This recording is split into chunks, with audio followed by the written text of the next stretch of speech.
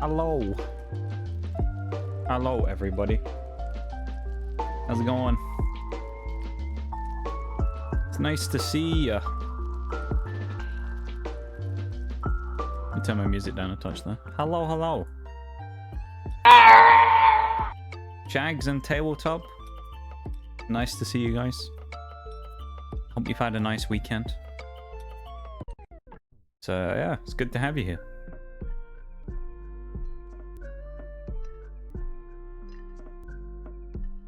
Early Yoda for the win, yeah.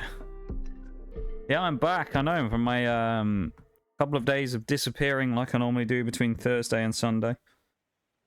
I am indeed back again from the void. Once more I have returned to the land of the internet.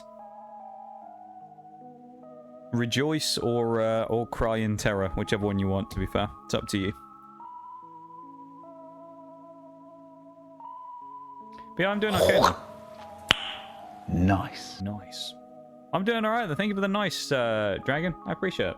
I'm doing pretty good, decent, I think. So it's an alright day. Nothing crazy, but nothing bad. So we're doing okay. We're doing okay. We're just vibing, you know. Looking forward to playing some Pokemon, as we do. And yeah, not too bad. Pokemon D&D game last night. I helped a farmer collect his Torchic eggs. They went in before the Torchics woke up, and chaos ensued. Uh-oh. That's not good. Hope you're doing great, mate. Welcome back. It's going alright. It's going alright. I'd say, you know, it's going alright. It's going alright. Not great, but not bad. You know, it is what it is. I still need to sort out that bike insurance and pay for it, but other than that, you know, things are decent. Hanging in there, trying to come up with birthday plans still. So it's really kind of just like the same as the rest of the week, to be honest. I still haven't really sorted any of that stuff out that I'm still trying to figure out. So, yeah. I've returned. Been a while. Yeah, welcome back in, Dragon. How you been? I hope you've been good. Still eating dragons, are you? To some degree, yes. We're actually beating them in the mental department this time. We're mentally torturing them via psychic type Pokemon this time instead. So we won the physical battle against the dragons, and now we're just winning the mental one as well, you know? That's how it works with these. We've got to ensue like fundamental winning in every department, so there you go. How dare the bike not pay for itself? Yeah.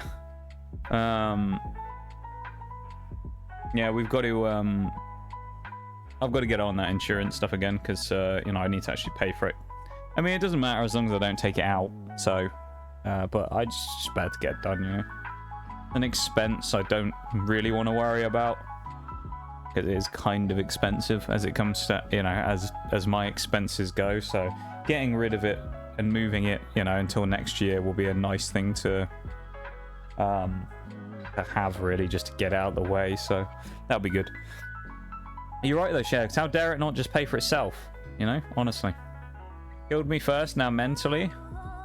Wait, how did I kill you? We never killed Dragonite. What do you mean? I don't remember that. What is this? Pokemon League. Which one is this from? Okay, well, I guess we'll keep it playing because it's already played 3 minutes, but there we go. How's Drowzee working for you? Oh, Drowzee evolved into Hypno now. We now have Hypno, who's been. He hasn't really done much, honestly. Kind of the team's kind of moved on a little bit without Hypno. So he hasn't really been used that much in the last time we played. It was a lot from a couple of other people though, so we'll go and introduce ourselves to the new members of the team and stuff in a minute. But things are fairly stable on the team right now, which is good. We also still have our flawless record alive. We still haven't lost to a boss trainer in this run, so we're still going for that elusive flawless without losing a single fight. Closest we've ever got is 1 fight dropped so far, so we're going for it still, and we're going to try and complete it. So, yeah. Welcome in, Maximum. How you doing as well? Hello, hello. Killed me with kindness. Still, I could never be accused of doing that to anyone. I'm too evil to do that. I'm too evil to kill someone by being nice. That's just the way it is, you know. I'm too evil, you know. Yeeted me from existence. That counts as killing. I mean, to be fair, though, it's kind of one of those things where logistically, like, I just delete all of the Pokemon anyway, other than, like, the shinies, just because I can't be asked to just go and put all of them in Pokemon Home, because they'll just sit there and never get used, you know? Just like, I just delete them all. It's just kind of the easiest way of doing it. You know? It's a way to kind of move on afterwards, you know? They had their... I kind of view it like this, you know? How, like, people... If in like sport or something like that, people can overstay their welcome. They wait until long before they retire instead of retiring when they're at the peak. That's how I view it. We let them go while they're at their peak rather than keep playing them on further and further and further until they've been done to death and nobody is interested in seeing them anymore. So you know, it's a nice changing of the guard to bring in the next one. The U-turn kid. You notice I said boss trainers. The U-turn kid doesn't matter. It's about whether we lose to the bosses or not. The random trainers, it doesn't matter. Because the thing is with the random trainers, because of the way that the open world works, is I could just randomly walk into a trainer who is 10 levels higher than me and I'd have no idea. So I don't really view that as losing a fight. Like, yeah, I lost to that kid, but like at the same time, his low kicks was, what? 5 levels higher than my entire team. And I only had 1 Pokemon that resisted it, which got killed in 2 hits anyway. So it's like, it's the boss trainers that matter for the flawlesses, not the others, you know? That's how I view it anyway. I'm sure someone will disagree, because somebody always does with these things, but unfortunately it's my stream, so mine's the ruling that we go with. So, you know. Unfortunate, really. Yeah. Not to be fair, you straight up killed me. I mean, it's only a Dragonite. That's all I'm gonna say. All right, there's better Pokemon out there than Dragonite. I actually, genuinely, as a general thing, I actually have like no affinity to Dragonite. To be honest, I know a lot of people really like it. I've never really been a huge fan of Dragonite, to be honest. I'm always just like, it's okay.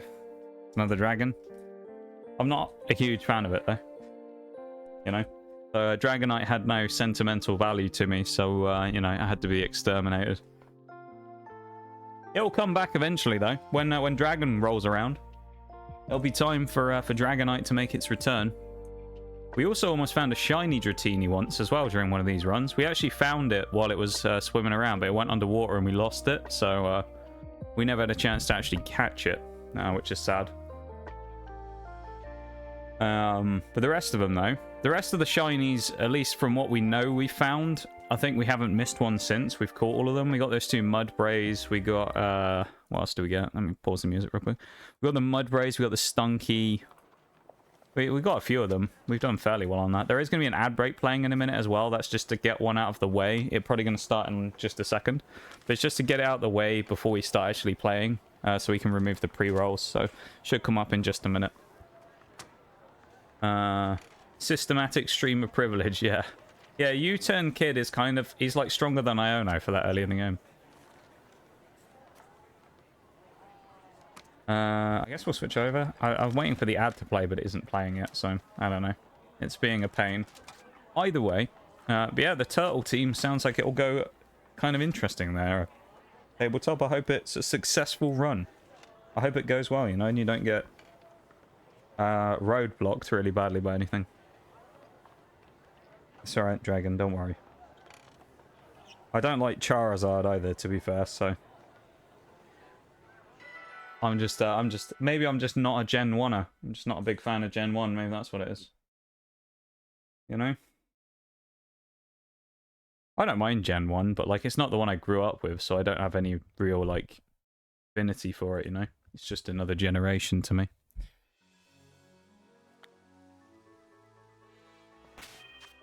Oh yeah, this is where we were. So we haven't got King's Rock yet, which is unfortunate. Okay, there's the break I was waiting for.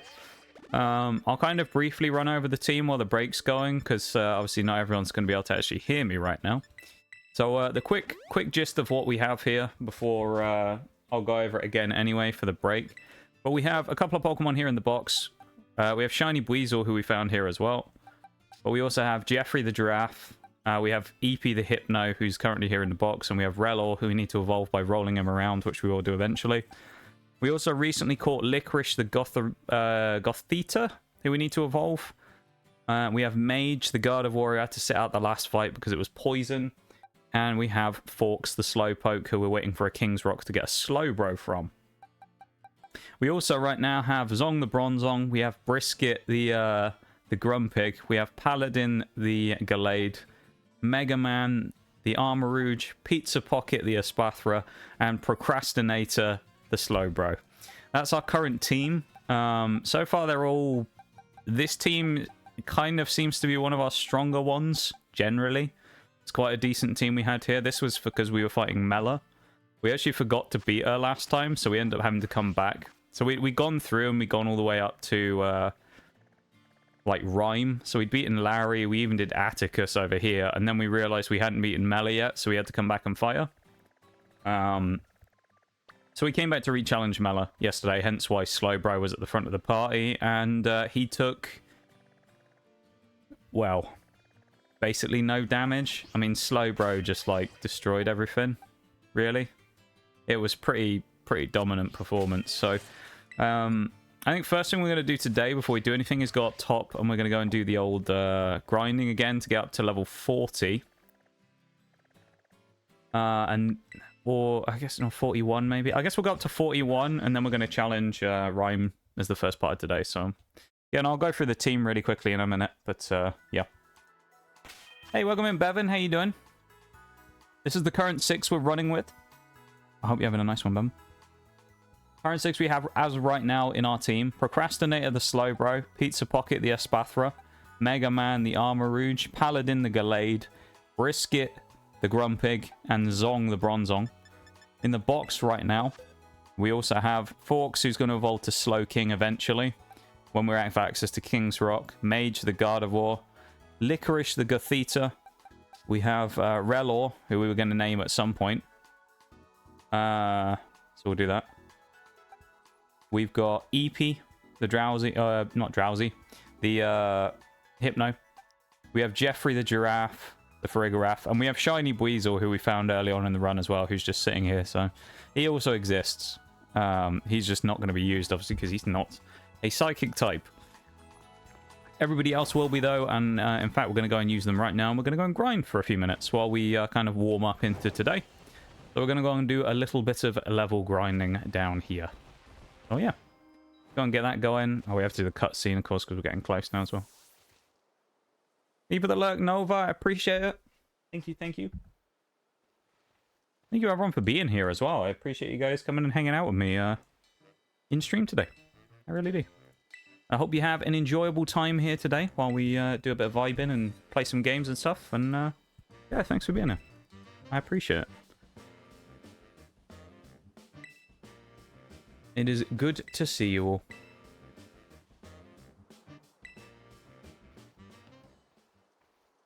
You tell if the Pokemon is shiny before you approach it. Yes. It depends what the Pokemon is, but yes. In terms of, like, literally in the overworld, they spawn as a shiny, so you can see, yes. Whether or not I know what the shiny looks like, different story. Some of them I do, some of them I don't. Some of them are very subtle, some of them not so much. So, like with that Weasel, you can already tell because you'll see he's yellow, or like Psyduck will be blue in the overworld versus yellow. So you can tell, yeah, from seeing them. You just kind of need to know what the shini's looking like that you're seeing. The other way of telling in the overworld, if you actually don't know if something's shiny, but you have a hunch, you know? Like, I don't really know, but I want to check. If you send the Pokemon out to auto battle, which you can do in this game, they refuse to battle against a shiny. It'll basically do the same thing like if they're exhausted and they don't have enough HP left to fight. They'll kind of just refuse and they'll run away. So if you have like one, the Magnemite is a good example in this game. That's kind of hard to tell because the difference between gold, shiny Magnemite and regular Magnemite is chrome silver to like chrome gold color, but the gold's quite subtle. So you can't really tell much of a difference between the two of them in the overworld. It's kind of one of those ones with Magnemite where you just have to rely on mostly the AI Pokemon not fighting them rather than knowing exactly what shiny Magnemite looks like. Some of them obviously are a lot more obvious though, so. Like, I mean, I'm trying to think of a good one here. Armarouge would be another bad example of one where it's just got an eye color change, so it would be hard to see. But obviously green Bronzong, you'd see that fairly clearly. So yeah, they just spawn in the world as their sprites, yeah. I think it's pretty cool that they do. I know a lot of people in this game have talked about how, if you compare it to Legends Arceus, in that game they used to do... what's it? They had a system where it would make a noise, like a shiny noise when you'd encountered the Pokemon. You know how you have in like regular games where it'll make like the shiny noise and have the effect? That would happen just in the overworld when a shiny spawned, if you were nearby. So that was kind of handy. A lot of people liked that feature where it would kind of tell you that a shiny had spawned. In this game, they don't do that, obviously, so you basically just have to rely on seeing it or getting lucky and encountering it just randomly. So there's no kind of safety net with it necessarily. It's kind of just you have to find them. I think it would have been cool if maybe there was a situation where the game could tell and it said something like I don't know, a special Pokemon has been spotted in this area or something, you know? Or a shiny Pokemon has been spotted in this area. I think that would have been a cool little feature. If it had somehow done something like that where it kind of pinged and went, yeah, there's a shiny here. I think that would have been cool. But it's not a problem for me, but I can understand why for some people it might be an issue. I know colorblind people have complained about the fact that obviously they can't tell the difference in a lot of cases between a regular and a shiny. So having some sort of sound cue would have been nice, but yeah. I mean, I don't know. It's good for those people, I suppose, if they did something like that, and I wouldn't be against it. I don't really know why you would. It'd be nice to have more of an advanced warning a shiny had spawned. But I suppose, for me, I don't necessarily struggle to identify most of them. There's an alert that it's a shiny after you encounter it. It basically just makes the sound, and there's like a gold sparkle that comes off of it when you first... Like when a normal Pokemon, you know, when it kind of does like... in the old games, you know, where it'd be like here, where like the text comes up and it'd be like, Wild Chansey appears. It would basically have like the shiny effect would happen then, so you'd see it. And then that would be it. There's no symbol on the name or anything though, no. You basically just see it immediately, or you don't know it's shiny in the first place. That's it. So you have to kind of be fairly switched on. Now, I'm going to switch off Slowbro in a second here as well, because this is just super annoying.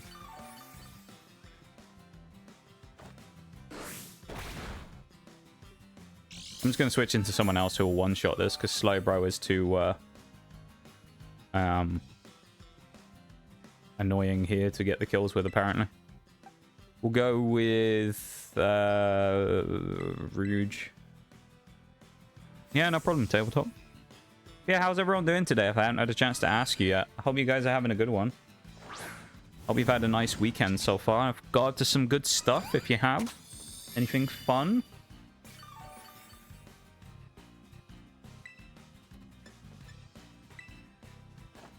I've just been working on stuff, as I always do.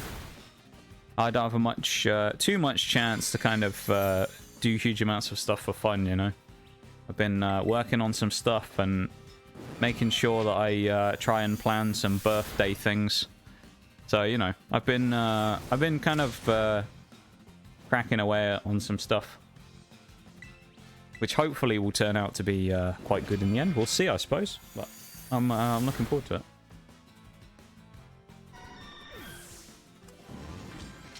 Crazy game night, eh?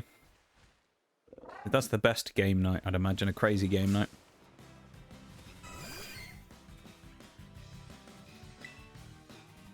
Oh god, I forgot Slowbro's out front.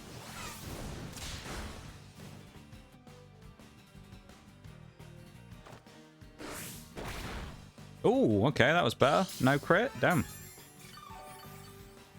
Yeah, crazy game night, I'd imagine, is better than, like, smooth game night, though, surely. If it's all too smooth and too, you know, too plain sailing, I feel like it's not quite the same as it. 6-day work stretch. Ugh. That's horrible. 6-day work stretch. What is it, like, is that 12 hours or something? 6, like, 8-hour, 12 hours in a row or something like that, I'm guessing. It's probably got to be an 8-hour, isn't it? Not a 12. Might be wrong. Could be a 12-hour shift. That's horrible. 6 in a row, though, is kind of gnarly. Do you at least get more time off afterwards, though? So it's like 6 on and then you do, like, a couple of days off? Or is it just like 6 days, you have, like, 2 days off and then you're back in again for another long shot? That's gnarly, though. Ugh. Starting Elden Ring again. Ah. Another game that I, you know, that became very popular that I had no interest in. I know, Elden Ring was like... Elden Ring, for me, was one of those times on Twitch that I actually kind of hated because everybody loved it and was constantly playing it, and I just honestly... see, I say this just to someone here, right? And I know, like, this is going to be a hot take, and everyone's going to be like, wow, this is a controversial opinion. I honestly don't give a fuck about Dark Souls. I really don't care for it at all. I just don't care about Dark Souls. The type of games don't interest me, and I'm just not really... They're not the type of games that I look at and go, wow, they look fun. They just don't look very interesting to me. Which is kind of a controversial thing, because I feel like Dark Souls is kind of like... Saying Dark Souls is bad is like saying to someone that Skyrim was a bad game. Where, like, everyone just kind of loses their mind when you say that normally. But, yeah, so, like, Elden Ring, when that came out, was one of the worst times on Twitch for me, because it was literally everyone just played Elden Ring constantly. And I was like, I have no interest in this whatsoever. I was like, okay, guess I'm just not going to watch anyone really for a while. It was awful, those few weeks. I really hated it when it was that period of time. It was so boring for me, because I just hated the game. Or I just had no interest in the game. I'm not going to level up Forks right now, because he'll just start trying to evolve, and I don't have an Everstone, and it's going to be really annoying. So we'll leave him for now. Let's do this. Welcome back, Bevan. How are you doing, dude? How's your studying and stuff been going for the last couple of days? 6 to 8 or 9 hours. A couple of days off, and then I work normally again. That's not too bad, I suppose. They're getting the kind of, you know, a little bit of extra time off rather than doing that. Because I know over there, obviously, it's kind of work, work, work. So I'm kind of... yeah, that's kind of wild, though, that 6 on is nasty, man. That's a horrible little group of things. No worries, Tabletop, of course. I appreciate you you're lurking away as well, and thanks for being here, as always. I hope you have a wonderful lurk. This is very slow. I thought Bronzong was going to do better here, but maybe not. Not controversial. Every person has the right to decide what games they like. Well, I feel like, you know, it's kind of just like one of those ones where Dark Souls people are very, like, aggressively Dark Souls people, to the point where, like, you can't have an opinion if it isn't Dark Souls is the greatest game of all time, because 90% of them will just, like, freak out beyond imagination on it. It's just kind of one of those ones where it's like a franchise of people that are so into the game, you can't not like it, because if you do, it's like you're gonna get fucking cancelled by people for that. So it's just one of those things. I really just don't... I've tried playing them, It's not one of those situations as well that I know a lot of people will do where they'll be like, you just suck at them. I've done fine in Dark Souls games before. They're alright. Like, you know, I can play them fairly well. I just don't really enjoy them. It's kind of a cool concept, but I just don't enjoy playing those types of games, you know? Yeah, I don't know. Some people just kind of like lose their mind when you say that you don't like them. But it's just not a game that I'm really that interested in. Or the franchise isn't one that I'm that interested in. So like Elden Ring was such a bad time for me on Twitch because everybody just played it constantly and I was so bored out of my mind it was unreal. You know? You can kind of like put yourself through it to support someone that you want to watch, but like I'd always just be playing something else in the background because I had no interest in the actual game.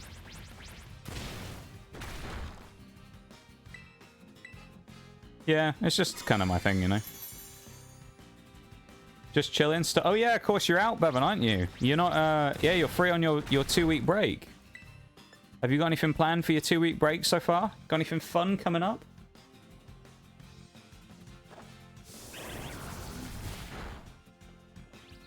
I hope you got some fun stuff planned. Ooh, level 41 on Bronzong. Right, we can switch Bronzong out now as well, and Grumpig. That's a nice thing here about not having to level up too much towards this sort of end part of the game.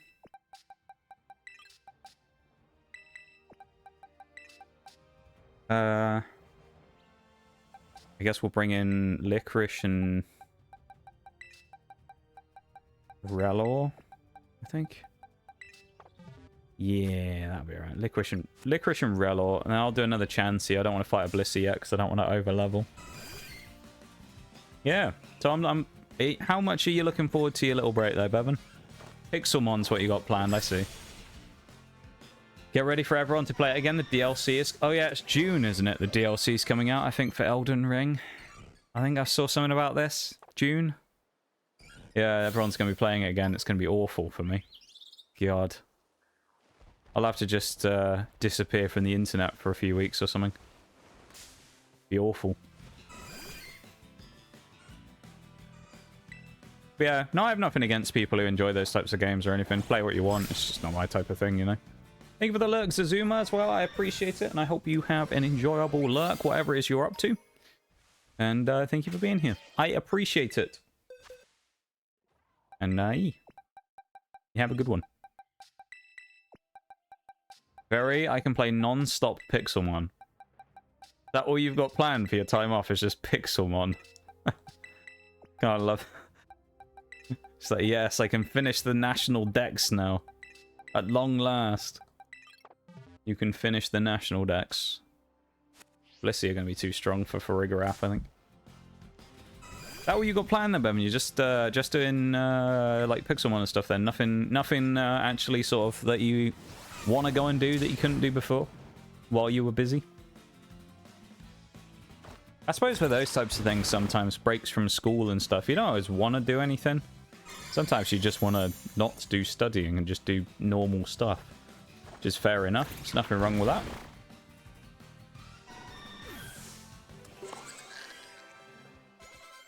Yeah, no, I'm glad you're on your break though. I hope it goes well, man.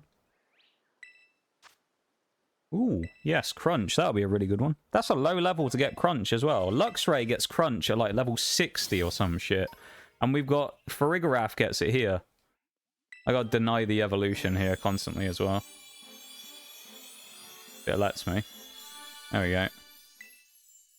Fork stopped evolving. Unfortunately, we're going to have to see that quite a few times because we can't get King's Rock yet, as far as I'm aware. So it's going to be a while before we can actually do anything with young Forks there.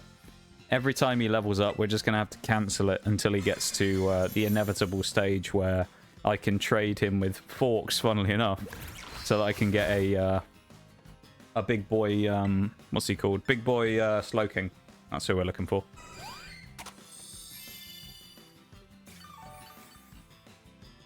Yeah, those breaks in school and stuff are kind of weird, actually, aren't they? Because, like, sometimes you just don't want to do anything.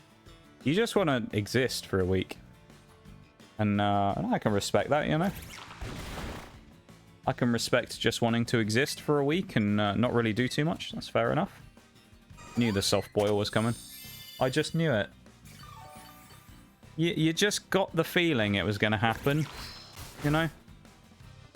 That you were just going to sit there and you're going to get bloody soft-boiled on again. That's the problem with these chances. Like, you just kind of know from sitting here that they're going to go for one of those annoying moves again.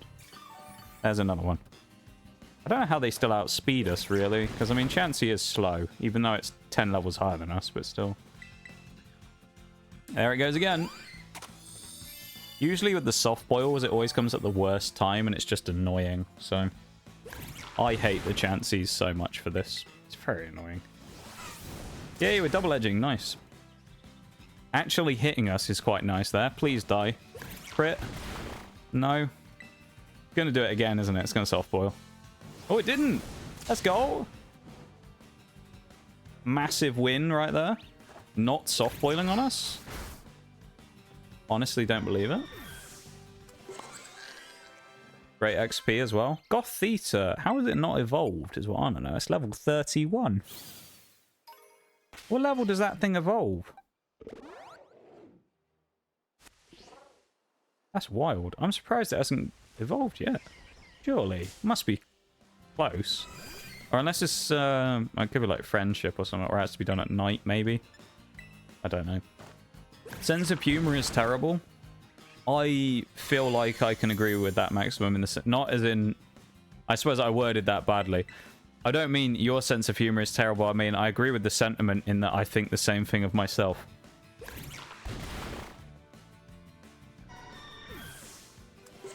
That's what I mean. I feel like I can say the same thing about myself. Oh, there we go. There's the evolution. Level 32 to all past stage 1 is kind of wild.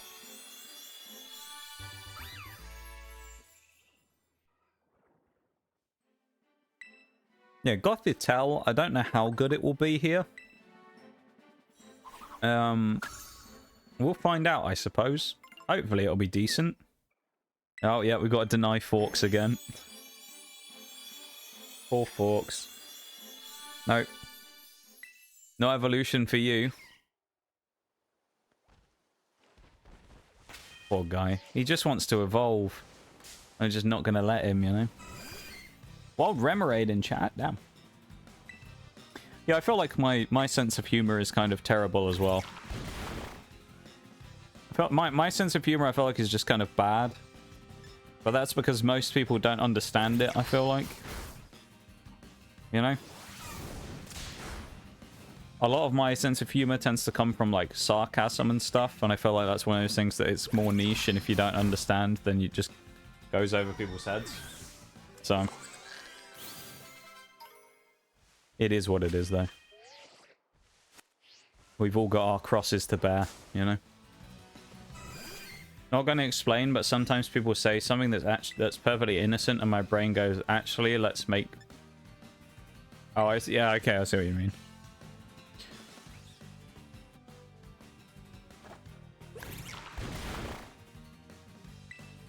I see what you mean. Average British humour. I mean, yeah, I'd say most people are pretty sarcastic over here, aren't they? Sometimes, like, I kind of rein it in a little bit. Because, like, sometimes my natural thing is just to say something that's really sarcastic. But if you didn't understand that I was kind of just, like, memeing and being sarcastic, people would probably get offended by it. You know?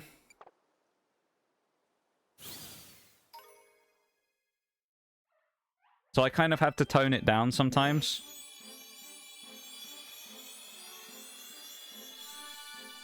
Because I know, like, people have come in before and they'll be like, what are you doing? And I'm just like, well, as it says we're doing Monotype Psychic in the title, I would have to assume perhaps that might be what we're doing. You know? And it's kind of like, my initial response is just be like, read the fucking title. But... I'm like, no, we can't just be brutal. I have to sark it up a bit to make it better. Combination of dark, dirty, and sarcasm mixed into this morbid sense of humor. Mine, I don't know what mine is really. Mine's just mostly sarcasm, I think. I don't know. I feel like mine's pretty clean humor generally. Every once in a while I'll make a dark joke or something, but I don't go too crazy with it, you know? And then kind of other stuff, it's just not really my wheelhouse, if you will.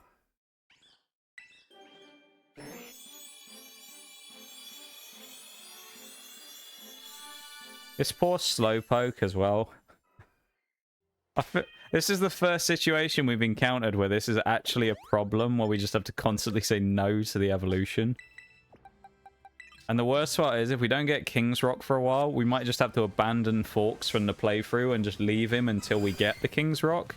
Because otherwise we're going to have to level him up about another 15 times and just constantly deny the evolution. It's going to be so annoying. Unless we can get a King's Rock somewhere else anyway, which I know you can buy them from the store. But yeah.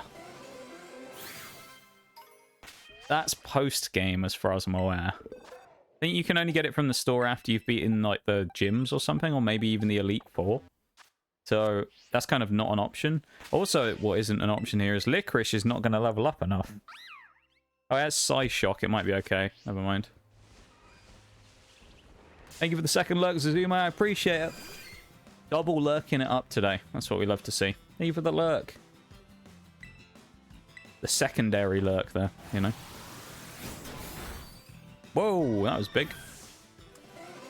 If anyone's wondering how, because I talk about this sometimes, if anyone's wondering how R6 went on Friday with Mirage as well, I started on my demotion game into Platinum 4, and I ended on my demotion game into Platinum 4. We won, I think, 2 games, lost 3. So, not our finest night. Certainly was one that I performed decently in, I would say, all in all. It was... I did alright. It was kind of one of those ones where I didn't really do anything crazy, but I did enough to kind of get us some good rounds and things. It just wasn't enough, really, as kind of the thing. You know? You know, it is... I guess, do you know what I mean? Like, I didn't play crazily good. I wasn't, like, dropping massive double-digits kills every game. I was going, like, you know, 7 and 5 or something. Doing enough. I was getting the kills, clutching up the rounds, but I just, you know, wasn't doing anything crazy. So, I ended on 0 elo into Plat 3, and then ended on, started and ended on the same spot, basically. Which sucks, but, like, it is what it is, I suppose. Still a chance to get promoted again pretty soon and get up to the higher echelons, which I think I will do. I'm fairly certain I can probably get up higher. So I'm confident I can get up into the higher ranks, into Emerald if I can. Getting into Emerald would actually be the highest rank I'd ever gotten into, because obviously when I used to play ranked fully, Emerald didn't exist. It was just Platinum straight into Diamond at that point, and then Champion had only just been brought in, which I think Champion at the time was top 1,000. And then now Champion is like top 5,000 or something, or 10,000, something like that. Stop soft boiling. But yeah, if I get into Emerald, that'd be kind of sick. I didn't really expect to ever get to Emerald either, so I'd be pretty happy with that. What is the top 1k now? I think it's still just Champion. They've just expanded the Champion rank to have more more space in it. If you wanted to create a new rank, the top 1k rank right now should be called Cheater, because that's what 90% of the people in that top 1k are. Because there's so many cheaters that the majority of the people in that very top percent are almost all cheaters, with a few real players mixed in. And fair play to the real players who are good enough to be up there with the cheaters, because goddamn. Like, genuinely half of the top rank at this point are, like, cheaters, so...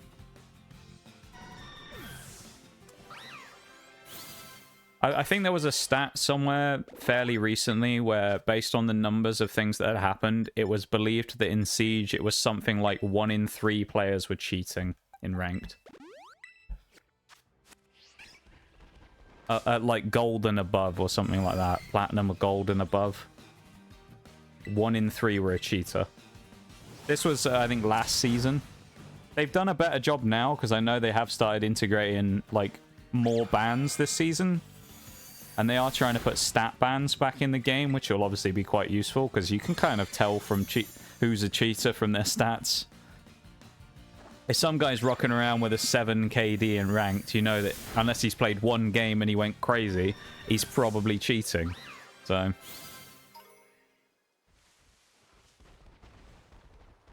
But yeah, so... Hopefully I can get to Emerald, though. It would be nice. I don't know if I will. But it would be a nice little thing to try and do, because it's been a long time. Since I moved over to PC as well, I haven't really got into those higher ranks, so... And the highest I got until before this season was actually Gold. Because usually I would kind of get into Gold, and then that was about it. I'd sort of have done... I'd be kind of done with ranked, and I wouldn't really want to play that much more. So I'd, like, get up there, and then just kind of go, don't really care anymore. But this time I kind of actually want to try and push and progress, and I've had a good season. I've played a lot better this month so far, I think, or last, however long it's been now that the season's been out, 2 months. Been playing a lot better than I have been more recently. So start of the season, arguably, if you look at it, I mean, well, Armarouge was going pretty wild for a while, and he kind of like went crazy in the games that they played without me. And then when I came into the 3-stack, I kind of went wild at the top of the lobbies. I was really going crazy in the start. Particularly on Buck on attack, I was going wild. And then Buck eventually switched over to Lion. I think I'm on like a 2 point something KD on Lion this season, which is actually really good. Hey, Gothita, nice. A 2 point summit is really good for me, to be fair. As a controller player on PC as well. I do enjoy playing Lion. It's kind of stupid because it's one of those situations where I complained about Lion quite a lot. Like, I remember even earlier this season, I think, it was one of those situations where I was like, why does everyone play Lion? You know? And kind of saying that he was super annoying. And now I've become a Lion player. It's just kind of the way those things work, isn't it? So now I've become a Lion player after complaining about Lion. So yeah, Lion's one of my top operators now on attack. I think my top 4 of the season so far is like Buck, Lion, Wamai, and Smoke. My top 4. I'm playing Capital a lot, to be fair, as well. But I've never really done quite as well on Capital. Whatever reason, and maybe it's the gun or something, I don't know, but I always seem to just do better on the others. Yeah. It's a nice little achievement, though, to think about, I guess. Pat myself on the back for that I'm doing decent in rank this season. Welcome back from the break, everybody. Oh, I didn't put anyone else on my team yet. So the next gym is kind of going to be make or break, I think, on the... Oh, it is normal psychic. That's really handy. But I think the next gym, this one here, is kind of like one of those make or break type ones for the run for Flawless, because it's kind of annoying. The gym itself is super annoying because of who it is with fighting. So Rhyme's team is doubles, and just the whole team's kind of just frustrating. I think Lumina Crash is actually a good shout here because of the special attack drop. That's probably not a bad idea. Gardevoir's okay here, and then Brisket, although he's kind of semi-physical, or at least he can be. I don't think he's a good option here as well. I actually think the best team here is probably what we have right now. Because I'm thinking, like, Armarouge is not crazy good here, but it has the option of Mystical Fire to drop special attack as well. Gallade has Night Slash, which is pretty handy. So that'll be quite good, although he's weak. So, I mean, that is a thing. But also, you got to remember that Ghosts mostly are going to be specially defensive. They're not going to be physical. Generally, the way it works is if something's special attacking, it tends to be special defensive as well. Means that they're frail on the physical side. If something's physically bulky, it tends to be on the physical attacking side as well. That's just kind of the general rule of thumb. So, like, Gallade here, actually a little bit of an anomaly. But if you look at it, I mean, like, actually Armarouge is as well. But like most of them will tend to kind of lean that way, where they'll have like the side that they're better on the attack of tends to be the side that they're better on defense as well. When that Pokemon eats a berry, it will regurgitate that berry at the end of the next turn and eat it one more time. I didn't know that was a thing. That's a cool ability. So we have Farigiraf, who also has Crunch, which is useful for this one, and it's part normal, so it can't be hit by ghost moves. Bronzong is just bulky generally. It also has Stomping Tantrum as a ground move. Gyro Ball, Extrasensory, Confuse Ray. It's just decent. Fairly bulky as well. Bronzong and Slowbro are kind of like a fairly decent combination of semi-tanky mons for us here. And then Lumina Crash here is basically...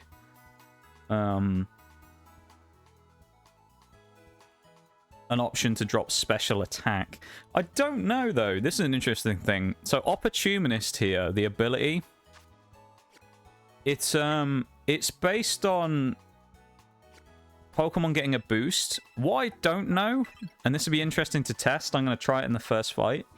If they get a boost from the gym, you know, like when the crowd get behind the team and go, oh, Rhyme's done really good this turn, and then they get an Omni boost, I don't know if that procs Opportunist or not, because the Pokemon technically will have received a stat boost.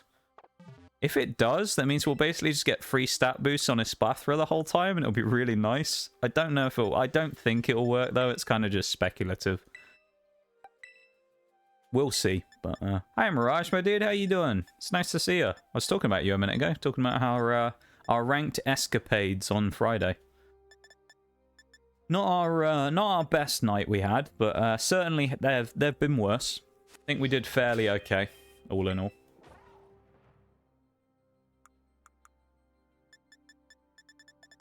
How you doing there, my dude?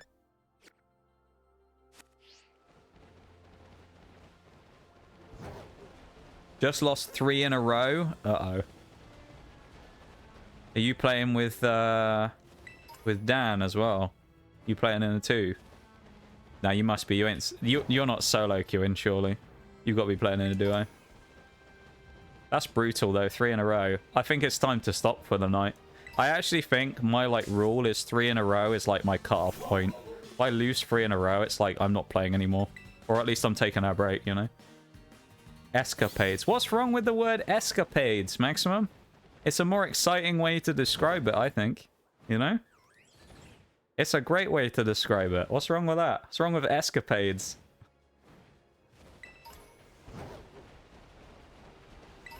It's a good word. I just wanted to get it in, you know? Just wanted to chuck it in there.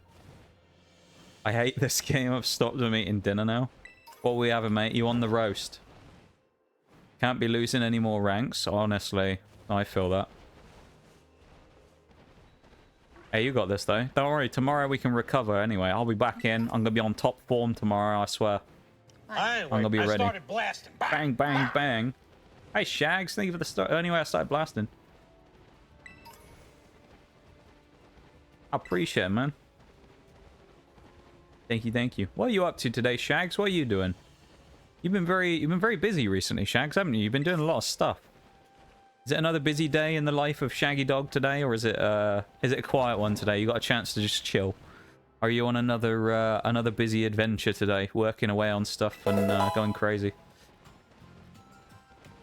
Oh, I'm spinning. I just am. We need to go and grab something here. I think there's a TM or something that's kind of useful. Sounds like a word you use to avoid getting grounded. Maybe. Escapades. It's a great word, though, and it just sounds... It's not about it, just sounds good. Pork chops tonight with mash, a broccoli, carrots, and a peppercorn... Oh, hello. Peppercorn sauce. Alright, okay. Okay. Okay. Please carry me. I'll try. I'll try. I feel like I haven't been in, like, a carrying mood for a while. You know? Like I was saying earlier, on Friday, it's like... I was kind of, like, solid, but not crazy good, you know? Like, on Friday, none of us were really doing super well. We were all just kind of doing okay, and I was doing pretty good. I was getting my kills and securing rounds where we needed to, but I wasn't, like, going insane. So I need to find that winning formula again, like I was earlier in the season. Get back on the 82% win rate smoke and go wild. Alright, you guys are going to be on 10 kill streaks all day. Hopefully, Shags. Hopefully I can emulate that TDM performance, yeah, and go crazy on the smoke. Funnily enough, actually, the first game we played on Friday was Oregon. And I was like... I thought back to that day. I was like, you know what? Yesterday I was good on smoke. I'll go on smoke today. It'll be alright. Jumped on him. I was going well in the TDMs we did before we played. I think I was doing okay with smoke. And I jumped in. And I was like, this is going to be atrocious, isn't it? I think I dropped like 3 or 4 kills in the first 2 rounds. I was going crazy with that shotgun. I was just murking people. It was unreal. It was, you know when you play a game sometimes and you have one of 2 things that happens? Everything goes against you, or everything falls perfectly into place for you to get lucky. It was one of those days for me where everything kind of fell into place in the first couple of rounds, you know? Like, you'd be sat on a corner and someone knows you're there, and they're about to do something with their gadget. So they whip the gadget out, and you just so happen to walk around the corner right as they don't have a gun in their hand anymore and they can't shoot you. And then you paint his head against the wall with a shotgun. And then you're like, oh, okay, well, I've tried me luck once, but I better be careful. And then some guy on Twitch throws smokes around the corner. You think, I'll be aggressive and see what happens, because they might not expect this. You walk into the smokes, through them, and to the other side, right as the guy walks through, not expecting you to be there. And then you blast them against the wall as well. And it was like one of those days where, like, every kind of little mini thing like that just kind of worked for me, initially. Where, like, I would just kind of be like, screw it, let's just be aggressive, and then if I die, I die. And I would aggress onto someone with a shotgun, and they just wouldn't be ready, and I'd catch them every time. And then that faded, because I had one round that was, quite frankly, awful. It was one of the... That same round, I got the initial 2 kills, and we were looking great, and then it went down to a 3v3, and I had such a whiff with the shotgun, it was unreal. Because there's a guy trapped in a room, and I threw a gas at him. I was like, yeah, he won't walk through that. And then I kind of started getting ready to turn away, and the fucker just sprinted through the door. And I was like, oh shit! And I like looked back, and I was like spamming my shotgun at him, trying to get him, and I missed like 3 shells, and he killed me. But it was one of those ones where it was like, he did the same thing to me that I've been doing to other people. And I was like, that's so stupid, why would you push? And I was like, they were probably thinking that when I did it to them earlier in the round. It's like, fuck. It was kind of embarrassing. It was one of those ones that, like, should have been super easy for me to get the kill on. But at the same time, I kind of couldn't help but be like, yeah, I kind of deserved that for what I did to them earlier in the round. You know? Hey, welcome in, Still. How's it going? I'm a little behind on chat, so I'm just going to read up quickly. Chilling in a bit, but for now I'm working. What are you working on, Shags? What are you doing? You working on something fun? I hope you are. Baby Doll Eyes a double hit Assault Vest stops us anyway. What are you working on though, Shags? Anything fun though? No messing about. I'm begging. Mate, I'm gonna be on it tomorrow. Don't worry, I'm gonna be on it. I'm gonna be ready. I'm gonna be sharp. I'm gonna get that razor's edge back. I'm gonna be ready, I'm telling you. I'm feeling it. Now I've said that, I'm probably gonna perform like absolute ass tomorrow. But I'm gonna just go in confidence, you know? Confidence is key. That's what you need. If there's one thing I've learned about playing R6 Siege over the last 9 years the game's been out now, playing with confidence just makes you unplayable. People just don't beat you when you play with confidence. Because if you look at it, right, here's a brilliant example of like how this type of thing works. You're winning 3-0, okay? Winning 3-0. You're like, okay, nice, we're easily winning this. Or enemy team's winning 3-0. Whichever one. Someone's winning 3-0. They need 1 round to put the game away and 4-0 you. It looks like a horrible situation. Or a great situation if you're on the other side of it. And all of a sudden you lose the first round and you go, it's alright. It's 3-1. And then they win the next round and you go, we still got a round in hand. It's 3-2. It's okay. And then it goes 3-3. And you're thinking, oh fuck. and then it goes 4-3, and you just fall apart in the last round, because it's like you've gone from like, yeah, easy, we're winning these, we're 3-0 up, this is going great, and then you just have your absolute world destroyed by this other team as they slowly come back from never having a chance of winning to utterly annihilating your entire team. And then it suddenly just breaks you, and it's like, it's the same way when you play on the reverse. If I play on Siege and I'm getting kills consistently, I'm just going to take whatever gunfights I want, because I'm not worried about losing to people. I'm just like, screw it, I'm just going to swing this guy because I can. You know? I'm like, I don't care, I'm just going to go after him. I'll take a free kill here. And like, someone will be sat on a corner going, oh, I peek this, be careful, I've got to be careful. And I'm just like, screw it, just run around the corner and just start shooting. I'm like, mate, I'll go if you ain't going to. Let me at him.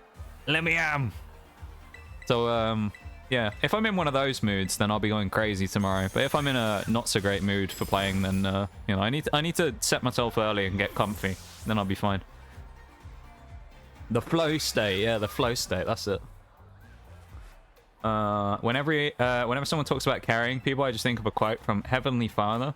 The Sigma male is being weighed down by the betas around him. That's a funny quote, I like that. Yeah, no, I don't know. I've had my fair share of being carried this season, though, I'll admit. That's the one thing I always do when it comes to stuff like that. Like, I'm not going to sit here and be like, yeah, I've been the best player at our team all season and I've carried everyone in every game. No. I've had some absolute stinkers this season where I, like, couldn't get close to dropping a kill. You know, where I just, for whatever reason, I just couldn't win a fight for the life of me. You know? But then at the same time, there's been times where, you know, when I have stepped up and I've done well, I've looked really good. So it's kind of just, as we say over here as a phrase, it's swings and roundabouts, really. Sometimes it works for you, sometimes it doesn't, you know? And that's just the way it is. It all kind of balances out. Mirage has had some not-so-great games at points. I've had some not-so-great games at points. Oh, yeah, it does work, Opportunist. Yeah, let's go. They boost and we get the boost as well. That's kind of gnarly. God damn. Blow their minds up with your psychic team. We will. We're going to do it. Don't worry. He's sledging up. MC Sledge. Yeah, we are. Going. Hope you're all doing awesome. It's going all right. It's going all right. I've still got to sort one thing out that's like a big source of kind of frustration for me at the minute, which is I've still got to pay for my bike insurance. But other than that, things going good. The only reason that's like a thing anyway is just because it's a big expense. It's like probably my like biggest expense, right? So kind of naturally it's one of those ones you just want to get out the way and then not worry about it for the next year. But I still need to figure out, you know, what I'm doing with it and set up my new deal and stuff with the people I'm going to change to and things. So that's a bit stressful at the minute, but other than that, it's fine. I'm doing good though. But yeah, it's going okay, I'd say. Going okay. I'm really far behind as well, so I am going to speed up, I promise. Not terribly fun, not terribly well played, but at least it'll be done quickly. Oh, is it like a... So you've actually got like a new thing then, Shags? That's pretty good, though. I know you were looking for a long time, so I'm glad you found something that you're able to make a little bit of cash on, you know? I'm glad, mate, I'm glad. Mental quicksand. That's a good way to describe it, yeah. Mental quicksand. It just... You just get ahead of people on the scoreboard and they just fall apart, you know? And then it works in the reverse as well. Sometimes you'll be cruising along and all of a sudden game goes against you and you're like, uh-oh, I'm in trouble. And then you just start getting rolled. And it's the same, you know, that's just the way it is. Yeah, motorcycle, yeah. When I say bike, I'm referring to motorcycles, yeah. I have to pay for a motorcycle insurance. Please be in that mood, I beg. I will try. I will try. When me and you are in that mood, Mirage, mate, we're unstoppable. We don't lose. That's why we won 7 on the bounce the other day or whatever it was. You know? We'll be in that mood. We're going to go crazy. Mentally deranged, yeah? Go bonkers, yeah? Go crazy, yeah? Mentally deranged, yeah? That's what we're going to do. Time for a break. Hang out to catch the last of daylight. See you soon. I'll see you guys soon. No worries, Shags, mate. You have a good lurk. I appreciate you being here as always. Thank you very much. And you have a wonderful break. And we will see you in a bit, okay? Take it easy, man.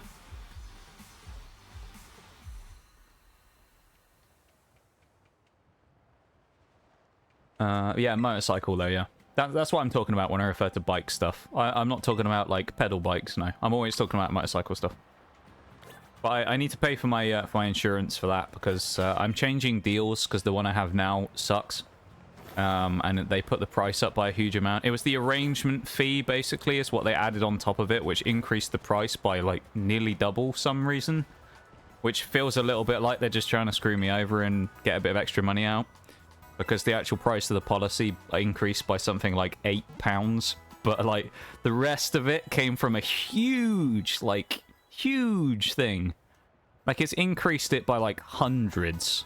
The arrangement fee. So, yeah, I don't know. I feel like they're just taking the piss there a little bit. And I've decided to move on and go to a different place because they're clearly a bunch of dicks. So, I've gone somewhere else. But I need to get my new deal sorted out, though, because currently I don't have one. So it means I can't actually take my bike out. Well, I have until, I think, the 29th or something. So I have 8 more days if I want to take my bike out. Then I need to get it serviced as well, because it's up for its yearly service. So I'll have to get that stuff done, and then I can start taking it out again. Should be nice. I'm going to avoid all siege-based media tomorrow, as that makes me overthink the game. That's a good idea. I like it. I like that. Just nice, clean and fresh.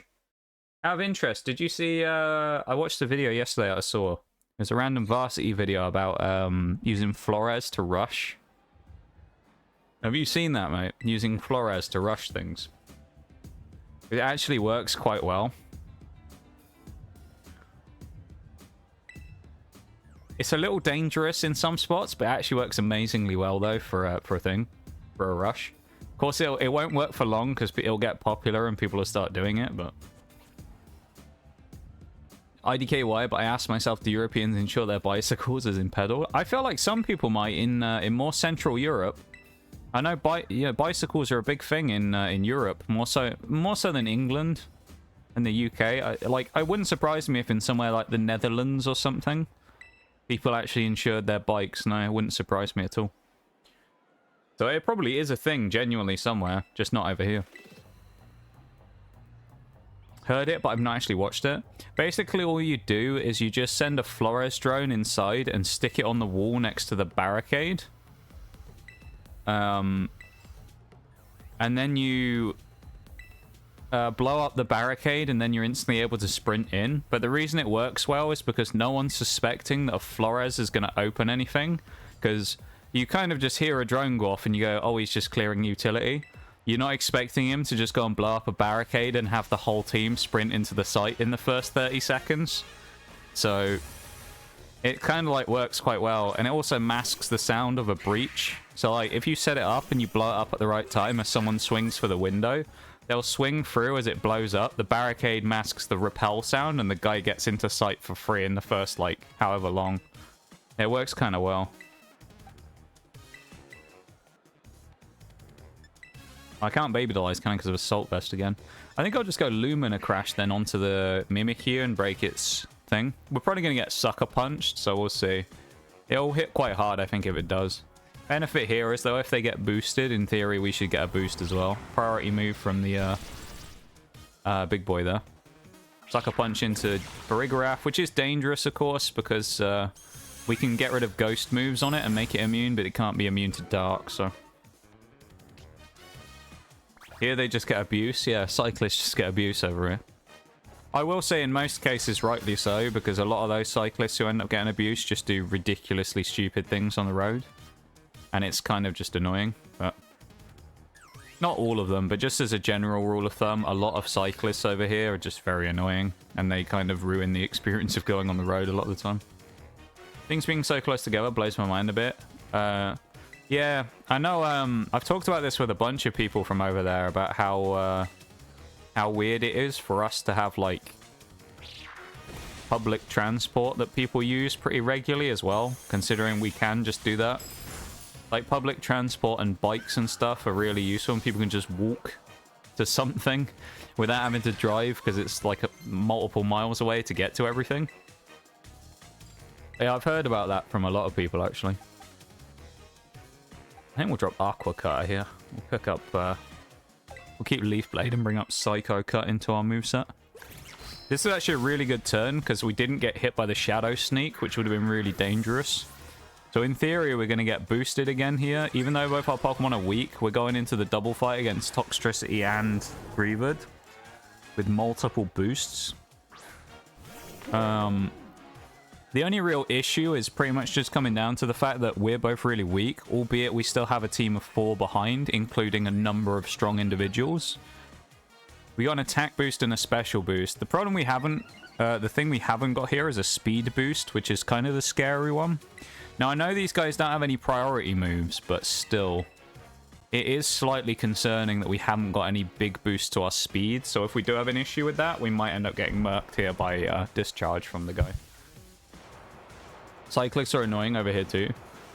So I don't have a problem with cyclists for the most part because, you know, I think it's good that people are on bikes and cycle around. But the problem I have with a lot of them is that they just kind of don't have any respect for other people on the road.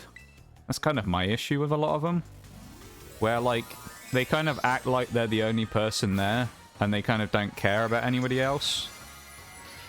And they won't even, like a lot of them will be in positions where they'll wait until there's a really nice stretch to overtake them, if you need to, where it'll be nice and straight, and they'll deliberately pull out really far away from the curb so you don't overtake them, and it's like, just get out of the fucking way and let me overtake you. Just move, like, just get out of the way. Or they'll just run red lights all the time and then complain about it. That's another thing they do over here. They're in denial most of the time about running red lights, where a lot of them will just run red lights constantly and then complain. They'll get hit by a car or something and then complain that they were doing something perfectly legally and they got hit by a car, and it's like, no, you just ran a red light.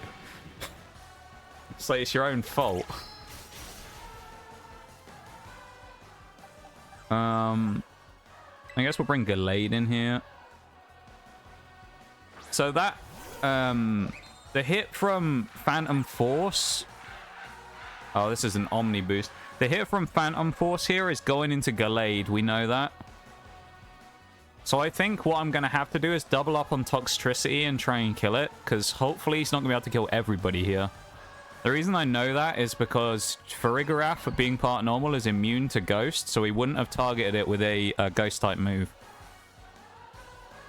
While this currently looks like a good situation for us still, this could turn very sour very quickly, so it's like, kind of don't get ahead of yourselves here, basically, when it comes to winning this, because there's a good chance that this could go bad.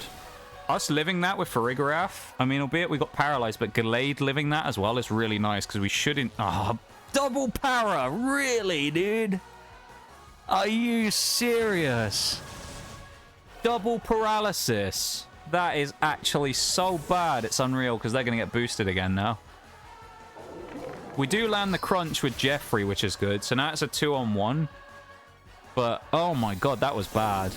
Us getting double paralyzed there. If Jeffrey had been paralyzed and hadn't attacked, I actually think we might have lost this right now. But currently, still with what we have the bulk to be able to outlive this thing, the Greavard. Now, I don't know who gets the boost here, though, because probably them. Yeah. Rhyme gets another boost. The only good thing is, because it's going to Phantom Force, it can only fight one person at once. It doesn't have a coverage move, which is helpful. So in theory, we should be fine here just to knock it out. Its speed has gone up, which makes Bronzong more dangerous as well now, because Gyro Ball will do even more damage. So in theory, Bronzong should just murk it here with a Gyro Ball. I might be wrong, though, but he should kill it with this. No, he didn't. Okay. Well, it's fine. We still have more than enough Pokemon anyway. We have Procrastinator coming in who should be able to live a hit, so... Building separate sidewalks or pavements for of the old world. But for the old world, I mean, we call them pavements as well. Some places it's better. I mean, the thing is over here is there's loads of cycle lanes where people are supposed to actually cycle. They just choose not to. And then they complain. Oh, okay, this is over then. Bronzong's going to get the Quick Claw. Nice.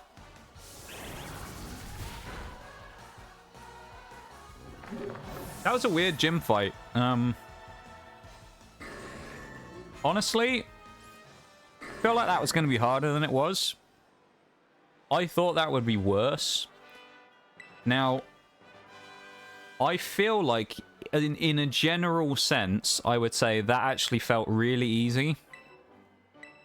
We got screwed over towards the end because of the discharge, getting the double power, which wasn't very helpful.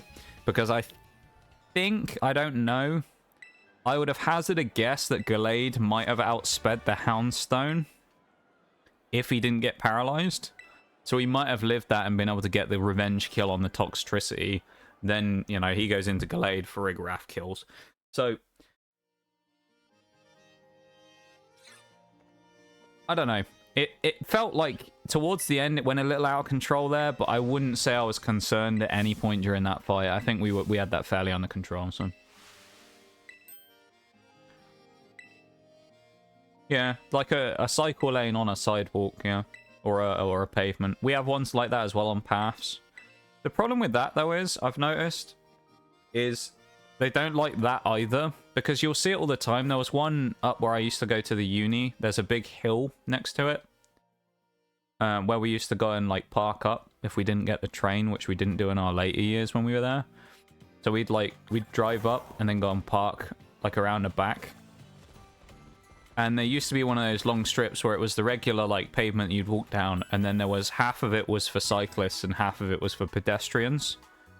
Guarantee you the cyclists were never on the bike side. They would sit on the side where the people were supposed to walk, and then there was this one bloke who would come down, and I remember him vividly.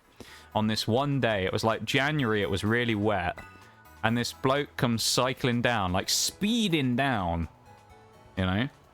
He was like screaming it down the hill, and all you could hear, we were on the right side, we were on the people side. He was coming right up behind us, and all you could hear was him just going ding ding ding ding ding ding ding ding ding ding ding ding ding on his bell. And then he came past because we moved into the other side to let him go past.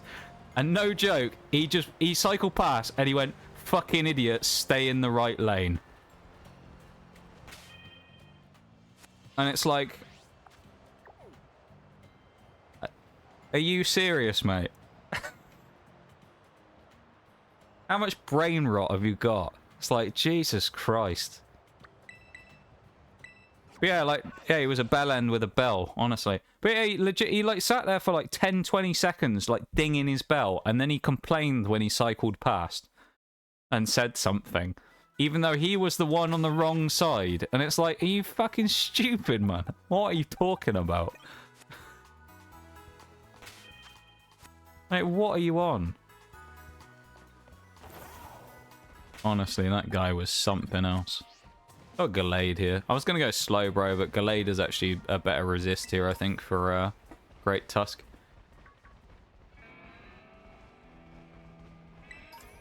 Brain is gone with that amount of rot. There was so much rot, there was nothing left, I think, yeah.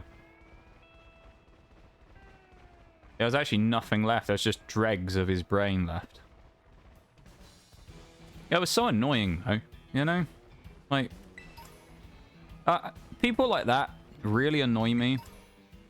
Because, like, they're never in the wrong. And it's like, clearly you were. Like, clearly you did the wrong thing. But everybody else is wrong. It's like, somehow I think most people wouldn't agree with that guy. You know? I just don't understand people like that.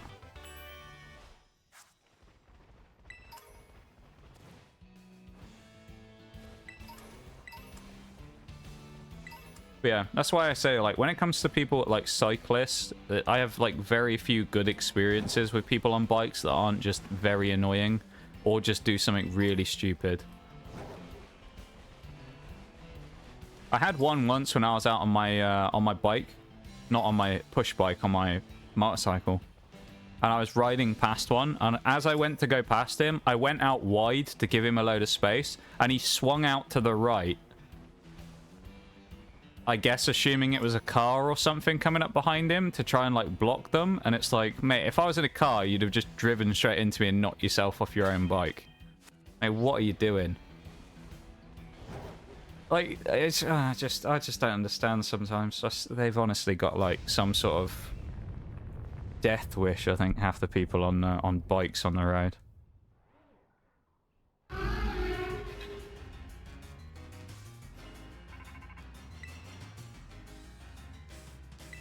In the US, cyclists are kind of viewed as elitist assholes, at least where I am. Yeah, same over here, to be honest. Most of them tend to be really, like, Not all of them. Don't get me wrong. I'm sure there's some great ones out there that are fine, but a lot of them tend to be like that, yeah. And they tend to be a little like they're entitled to everything. And, you know, it's very annoying. Damn, that did a lot of damage. Hopefully this knocks out. It doesn't. All right. Well, we're going to end up taking the knockout and Gallade, which is okay. I'll just switch Slowbro in a minute, I guess. Charflash, welcome in. Hello. How are you doing? I hope you are doing well. How's it going?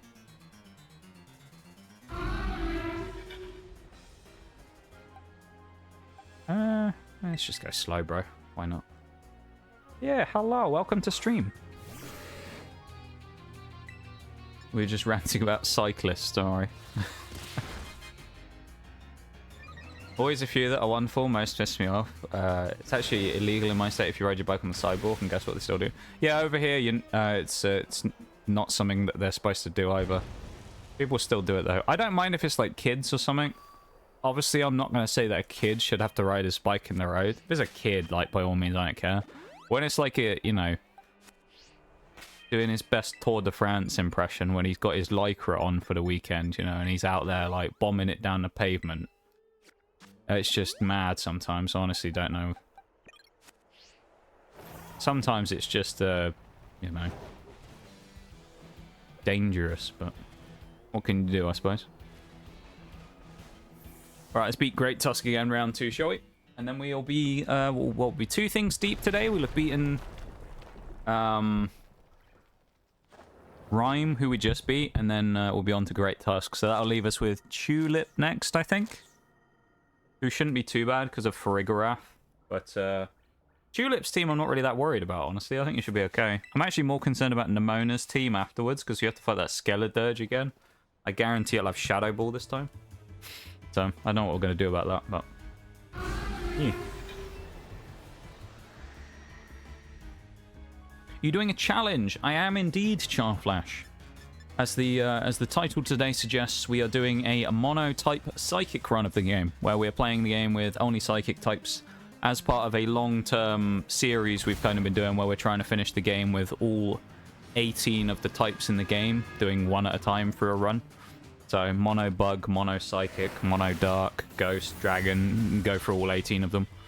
So yeah, we're doing Psychic today, which we've been doing for about a week or something now. I think we've been doing it a couple of times. So yeah, so it's part of a larger challenge indeed.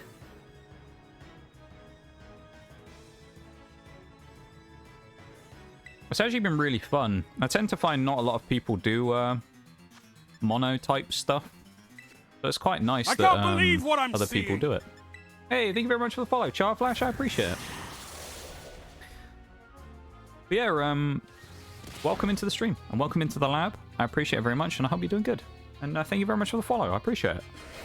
Feel free to lurk and chat and do all that stuff at your own discretion, of course.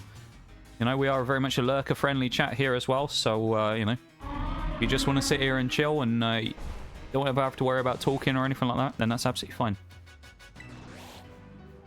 But by all means, if you want to jump into the conversation and stuff as well, then, you know, feel free. Yeah, I appreciate it. Thanks so much. I do have one other Pokemon challenge going on at the minute as well, which is on Tuesdays, which we're playing Brilliant Diamond Shining Pearl, where I'm trying to get a full national living dex. That one's a little earlier on in its overall arc, though. So that one's kind of one that we've started. We haven't done too much into yet. But that one's on Tuesdays. And then Thursday and Sunday I do the Monotype Scarlet and Violet ones, so... We'll see how far we can get today. I think we can get up to the point of, like, Elite Four. Probably. It kind of depends how the run goes. We can definitely get through quite a lot of stuff today. The real question will be, though, is how far we want to go. Because obviously Thursday will be another situation of us probably finishing the run. So I don't want to finish too early and leave myself tons to do. We'll try and figure that out as we go. But yeah. I hope everyone's having a good one today, though. Vibing with us so far. We've had a successful start to stream here, obviously. We've beaten Rhyme. Probably the most difficult gym leader for this run, I'd say, for us. I don't think there's really anyone else left in the game that I can think of who's super dangerous for us, at least type-wise. Because, I mean, what? We've got Fairy and Fighting for Team Star, and then the only Titan we have left now is Tatsugiri, who is... or Dondozo and Tatsugiri, who isn't great against us. So, yeah. That one might be alright. Slowbro will be quite good in that one, I think. And then, what else we got?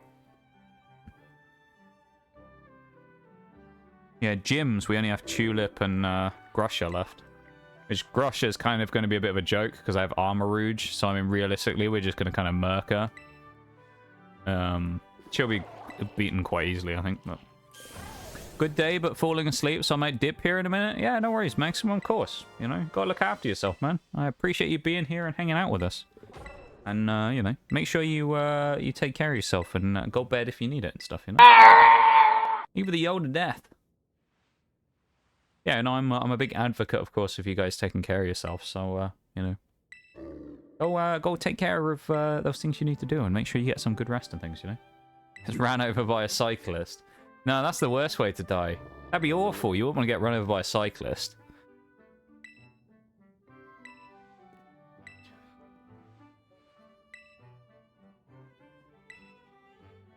That'd be even worse. What would you say your most challenging gym is in the Psychic run?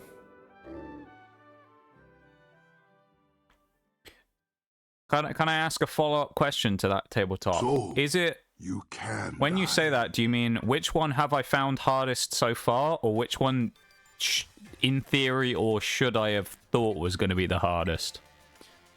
Which one was, or which one could have / should have been?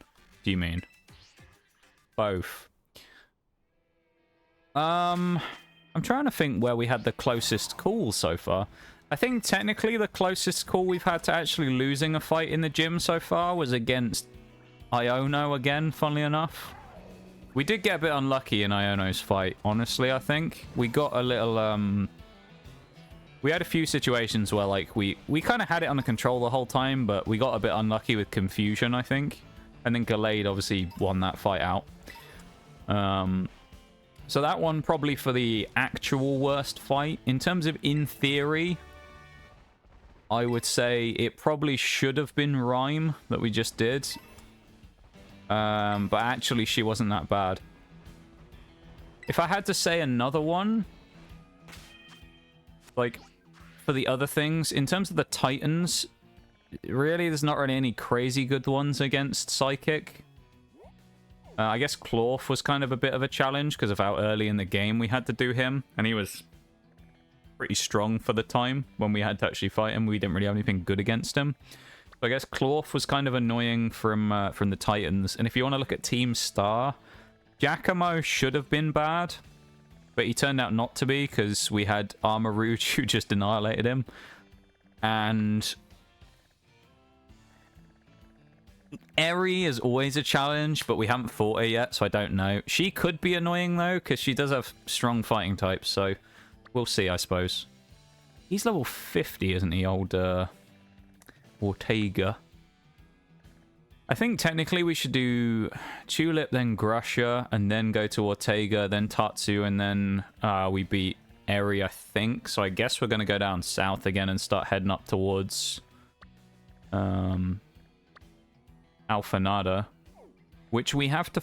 do we fight Nemona before or after? I think we do it first. We'll have to be careful, though. Yeah, so in Iono was the worst so far, but actually Rhyme should have been, probably. Or the other option is Katie actually should have been bad because of bug type, but we kind of got away with the fact that we had Armarouge, so we just blew through her. It wasn't a problem. Gonna do a Monotype Dragon run. I wish you luck with that, Charflash. I hope it goes very well. I haven't gotten around to doing the Dragon type run yet, actually, in the out of the 18 types, so it's untested territory for me. I haven't been into that the realm of the Dragon types yet, so I don't know what to expect for that one. But I hope it goes well. Good luck to you in the run, and yeah, I look forward to finding out how it goes. Be a nice little indicator of what it's going to be like for me, I think, as well. I'm very interested to do Dragon. Kind of hope Dragon's the last one. It'd be quite fun to finish on Dragon, I think, as a final flourish, you know. Always Iono. It feels like it's always her, but I think though, right, genuinely, I'll say this. I think Iono is probably the hardest gym in the game. Now, the reason I say that is pretty much just because of when you fight her, she's just kind of annoying. You know, she's high level for that kind of point in the game, level 25, and she has a Miss Magius, which realistically, unless you have something that's like a Stone Evo, it's probably going to be more powerful than just about anything you've got by that point, unless you've leveled up a ton. So that Miss Magius, if you aren't ready for it, is really gnarly, and I really hate fighting it because it's just strong. It has Hex, and they always try and set up paralysis with everything and then Hex you, so, you know. Yeah. Welcome in, Malouetta. How's it going? I like that emote. A little smiley. It's a very happy looking wave. How you doing? Welcome to stream. I hope you're doing good.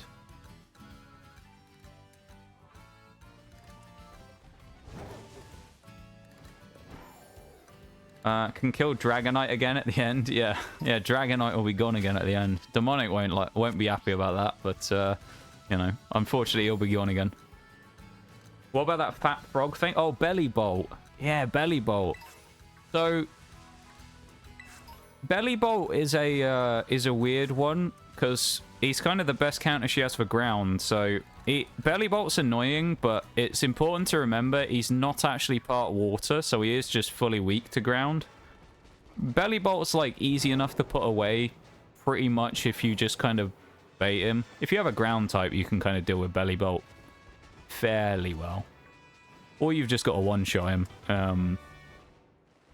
He is annoying though, admittedly. I think Belly Bolt is one of those annoying ones. We actually need a Medicham. Level 40? Yeah, screw it. We'll catch one when we're here. Let's grab a Medicham. I do like Belly Bolt, though. I actually, I used one in Mono Electric that we did before. He was one of those Pokemon that I thought actually he was he was Water Electric, so I'd be able to use him more. And then about 3/4 of the way through the run, because I'd never even bothered looking, I found out he was only Electric. And he kind of lost a bit of... He lost some points with me for that one, because I feel like he would have been better if he was Water Electric. So, I don't know. Belly Bolt's... He's kind of bulky, to be fair, at that point in the game, but... Yeah, I suppose it depends what type you have against him, really. Some types are going to do really well against Iono, some of them won't. Oh, Luxio isn't really a threat. That Wattrel can be kind of annoying, depending on... if it uses Uproar, I think it gets. Uproar is like a 3-turn move. It's like 80 base power or something. It's actually quite strong.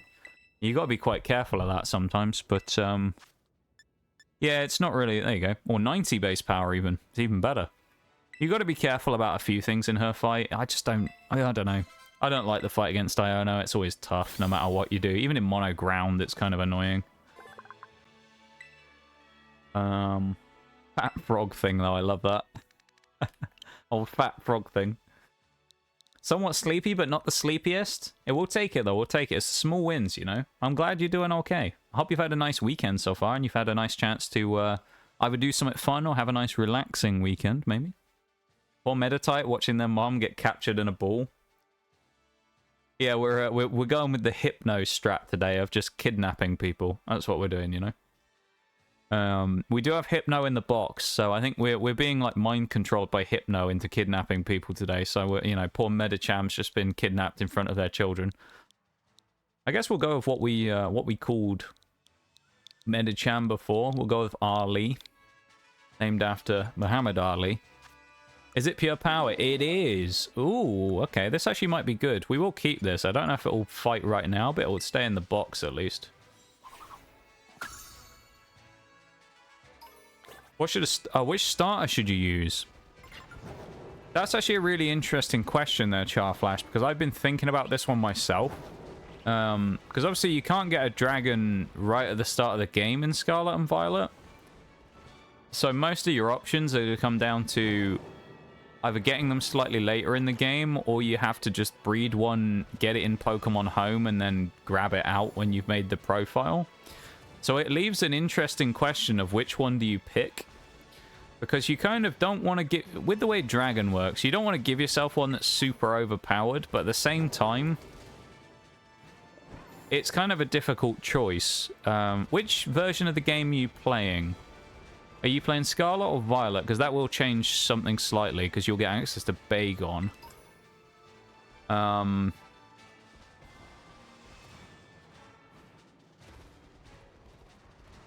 would say if you want to like use it as a kind of like full-on starter, yeah, using Pokemon Home, that's probably what I'll do when I do mine. I would say if you're playing Violet, I think Bagon is a good starting point because it's not too powerful. It kind of gives you a nice... If you really want to, you could get a couple out in the first couple of routes as well. Otherwise, you'll be stuck with one Pokemon for a while, I think. Goomy is probably a good choice as a starter as well. I'm always hesitant about saying Gibble because I feel like Gibble... Although they removed Dragon Rage, didn't they? So Gibble was actually not that great anymore. Gibble used to get Dragon Rage, I think, quite early, and it was really good. Yeah, Gibble's probably not bad. I mean, basically any of them, really. Any of the 3 stages, I think I'd use. Dratini, pretty decent as well. I think pretty much any of them are a good choice. I'd go Bagon, I think, though, if I was doing Violet. Just because it's the exclusive.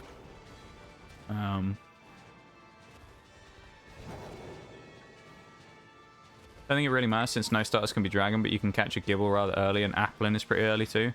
The only problem with Applin is it's super annoying to get because of how rare it is. I do really like Applin though, but it is really annoying to get them sometimes. I will say it's like Slack Off. It's one of those Pokemon that's unnecessarily rare, and it annoys me a little bit that they did that. Gibble can be found around the Bird Titans area at level 18 to 21. I guess it depends on the rule set that you use. So like for the run that I'm doing here, we have level caps as well. So in that case, I'd probably have to just Pokemon Home it, because like Gibble would already be... If I caught him at the minimum of 18 and then had hypothetically no fights before the time I get to anywhere, which obviously is impossible because you have to do some, I'd already be, what, 2nd gym level cap? I think, or I'd be over the level cap for the 2nd gym because it's level 17, I think. So, yeah, I suppose it depends on your rule sets. If you're running level caps like I do, then you probably will have to Pokemon Home it. If you're not, then... yeah, Gibble's probably a decent starting point. But it depends if you want to start the game with a level 18, of course, because you might find that's too strong. But it's, you know, that's the fun thing with Pokemon Challenge runs, is you can kind of do what you want, can't you? There's no method to the madness, you know? Just play for fun and figure out your own rules, you know? Eevee's unnecessarily rare. It took me ages to find one. Strangely, I've never had a problem finding Eevee. It's usually when you're trying to look for something, you never find it. Like, I had this issue before when I was doing Mono Rock, because we got to the mine and I tried to get a Larvitar. Legitimately, it took me an hour to find a Larvitar. And I checked all the spawns, went to all the spots where they usually are, and it took somewhere between 45 minutes to an hour to get one to appear. And Larvitar has something like a 10% spawn rate in the mines. It shouldn't even be that hard to find, but it took forever. It was such a pain. So, I mean, it's one of those really unfortunate ones, isn't it? Where sometimes you just get, like... terrible spawns, and it just doesn't work for you, and sometimes you get really good spawns. Doing level caps. Yeah, I mean, I guess if you're doing level caps, probably the best thing is Pokemon Home it, then. I think what I would do is I'd grab maybe 2 Pokemon, if not potentially 3, before the first gym. I think winning the first gym against that Teddiursa, even with a dragon, if you're using a level cap, is going to be almost impossible with one Pokemon. I could be wrong, but I think it'd be way too difficult. Because none of the dragons really are that strong in their first phases. They're all not that great before level 14, so I reckon if you went with like 2 or 3, you'd be fine there. I'm going to wait for this Toxtricity to move because we're going to try and make the giant jump over there, which I always try and do. What's that? Oh, it's Glimmet, of course. Larvitar spawns in the Gibble Cave too, around the bird. So when we did Mono Rock, I went in those caves quite a lot originally. I wasn't actually trying to find Larvitar, I was trying to find a Glimmet. But that was the main thing I wanted. I wanted to get a Glamora as soon as I could. And I spent ages in those caves as well. I don't think we've made it here. Well, not quite. But I spent ages in the caves around by Bombardier, and I couldn't find a Glimmet. I couldn't find a... that run was just unlucky. I couldn't find a Glimmet. I couldn't find a Larvitar. I was trying to find a... that same cave in a different run. I was trying to find a female Salandit for ages for Mono Poison as well. Because you can get them to spawn, I think, in those caves fairly early. It took forever to find a female one as well. That cave is just cursed for me. It just doesn't like me. So I ended up getting the Larvitar later on in the mines, which was easier to get. Use a Ledian. You always love Ledian, don't you, Bevan? I don't know what is your affinity for Ledian? Where does that come from, Bevan? Why do you like Ledian so much? Is there a reason you like Ledian so much? Or is it just because it's a meme?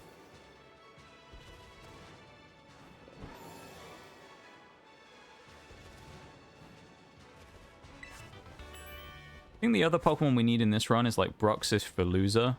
Honestly, I'm not going to bother with Bruxish, I don't think, because Veluza does the same thing anyway. And I think it's just better. So I'll probably go with a Veluza, and then... I don't think I'll bother catching Indeedee either, so I'll probably just only get a Veluza, and that'll be the last Pokemon we catch in this run now. Other than evolving Rellor into Rabsca. We'll probably do that at some point as well in the not-too-distant future. Speaking of things in the not-too-distant future, though, I think I am going to take a BRB in just a minute.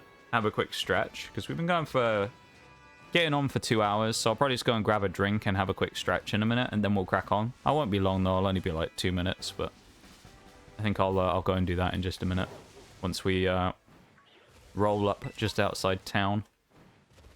I think 45 is the cap on this gym, so I don't know if I should necessarily level up beforehand. I probably should. I don't know if I want to. Do I want to waste a ham sandwich on it? Maybe I will. We'll figure it out. Ledian looks cool. I do like the design of Ledian. I just don't like it as a Pokemon, you know? It's just... I don't know. It's just not my mon. Did actually think Ledian looks cool as a kid. That's fair. I know now it's more of a meme thing where you just like Ledian because I always say he sucks, but... like... yeah, I mean, you know. Like whatever Pokemon you like at the end of the day. That's what I say. Ledian's just kind of a... I'm just not a big fan of it. Where's my lo-fi? Let me get the lo-fi back on. Oldale Town is the music currently playing. Yeah, I am just going to take a very quick break to go and grab a drink and have a quick stretch and things. I would suggest that you all do the same if you have the chance to. Have a quick stretch and a drink and do things like that if you need to. And yeah, I'll be back in like 1-2 minutes maybe, and we'll carry on and we'll go and get ready for the gym. So I'll be back in just a sec, okay? Yeah, I'll be everybody.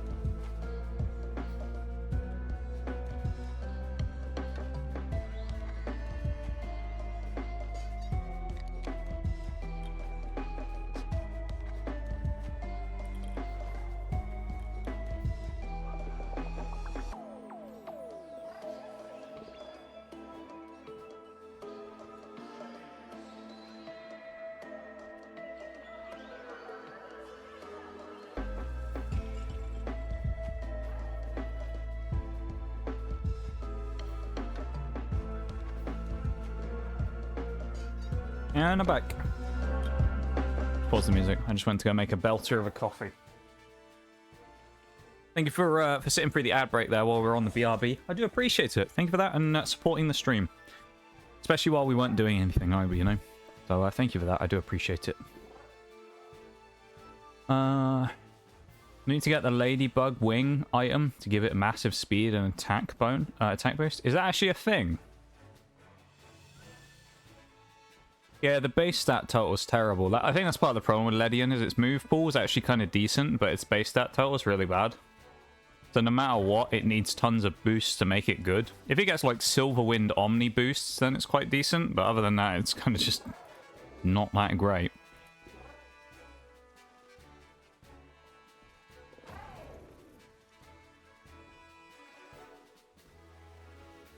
Right.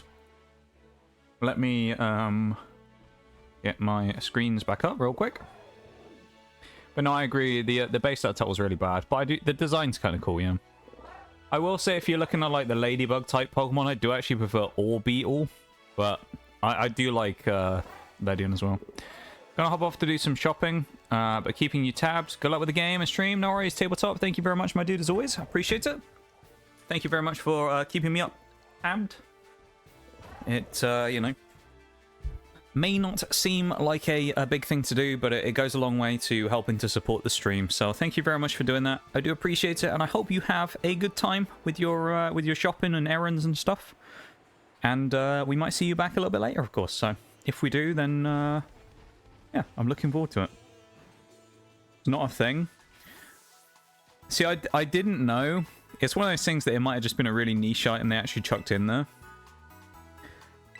It would have been cool if they'd done that, if they put like a specific item in for it. Kind of like Farfetch with the leak. Like, it would have been cool if there was an item specifically for Ledian to actually make it good.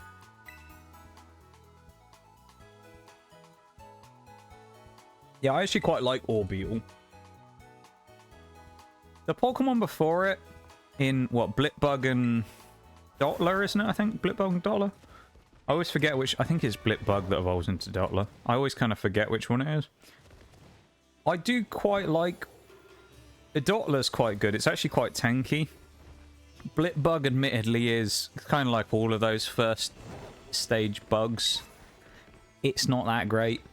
That's just kind of the nature of first stage bugs. They're all a bit crap. But that's just how it is, you know? So I don't mind that so much, but... yeah, Dottler's quite good, actually. I quite like it. And then Orbeetle. Dare I say Orbeetle's actually a little underrated? I think it's quite a good Pokemon. It's not competitive or anything like that, sure. But, like, as a Pokemon for playing the game with, chucking into a run, whether for fun or a Nuzlocke or something, I actually think you can do a lot worse than a... than an Orbeetle, actually, for Sword and Shield or something like that. I think it's a pretty decent Pokemon. It's by no means amazing, but it'll get the job done. I think it's decent. That's like I say, that's how I describe it. It's a good Pokemon. Blipbug's also visually unappealing. Yeah, Blipbug looks really weird. Dottler at least kind of looks cool. It looks like a sort of digital bug almost, which is kind of cool. It almost looks like it's... I don't know how to describe it. It looks a bit weird. It looks like someone's created it in a 3D generated program. Like, it looks almost like digital bug. And then you've got Orbeetle, which is actually really cool. The Orbeetle, what was it, Gigantamax they used to be? I thought that one was pretty cool as well. The old, the G-Max one. Do I run the risk here of... going with this team against her? I guess I could. Against Nimona. Have to run Bronzong up front, because it's Lycanroc. Pretty sure we fight her first before the gym. She also has Goodra at this point, who admittedly isn't that bad, because we have Dazzling Gleam now, but... we'll see what happens. Yeah, I'll be fine, maybe. Maybe? Yeah, I mean, what could go wrong? Only we lose the flawless chance of winning the run or something. That'd be pretty bad, actually, if we lost the flawless. It's kind of just one of those things where the way I determine the flawless is just, can we complete one entire run through the game without dropping a single fight to a boss? Which, as of right now, I don't think we've done that. We've gotten close. We've dropped one, I think, before. But usually I'm not playing it super, super seriously.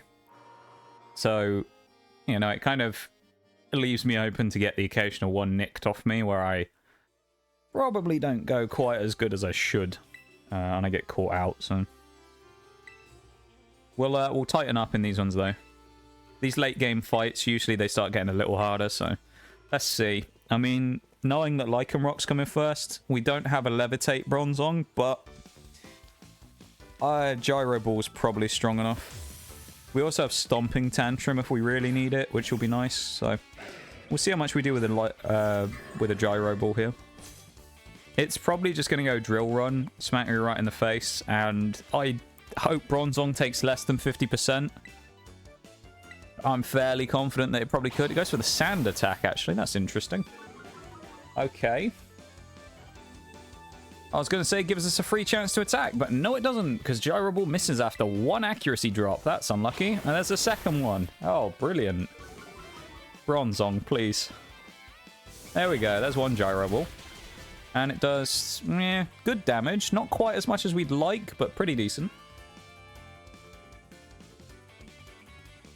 I don't know as well if Stomping Tantrum, so looking at its thing, if its previous move failed, I don't know if that also counts for if it misses. So if we missed the first time and then hit the second time, it does more damage. I don't know. So, we'll see. Okay, we can live one more of those at least. Oh, Bronzong!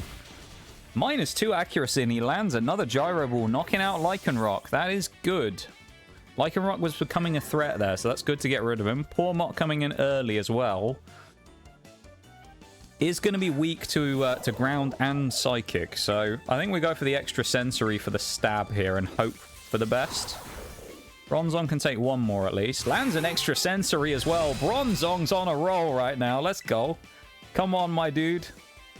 Paralysis coming in with the Thunder Wave as the rain starts hammering down around us. Bronzong needs to get through Paralysis and a double accuracy drop now through the extra sensory, which he beats the Paralysis, but does miss, unfortunately.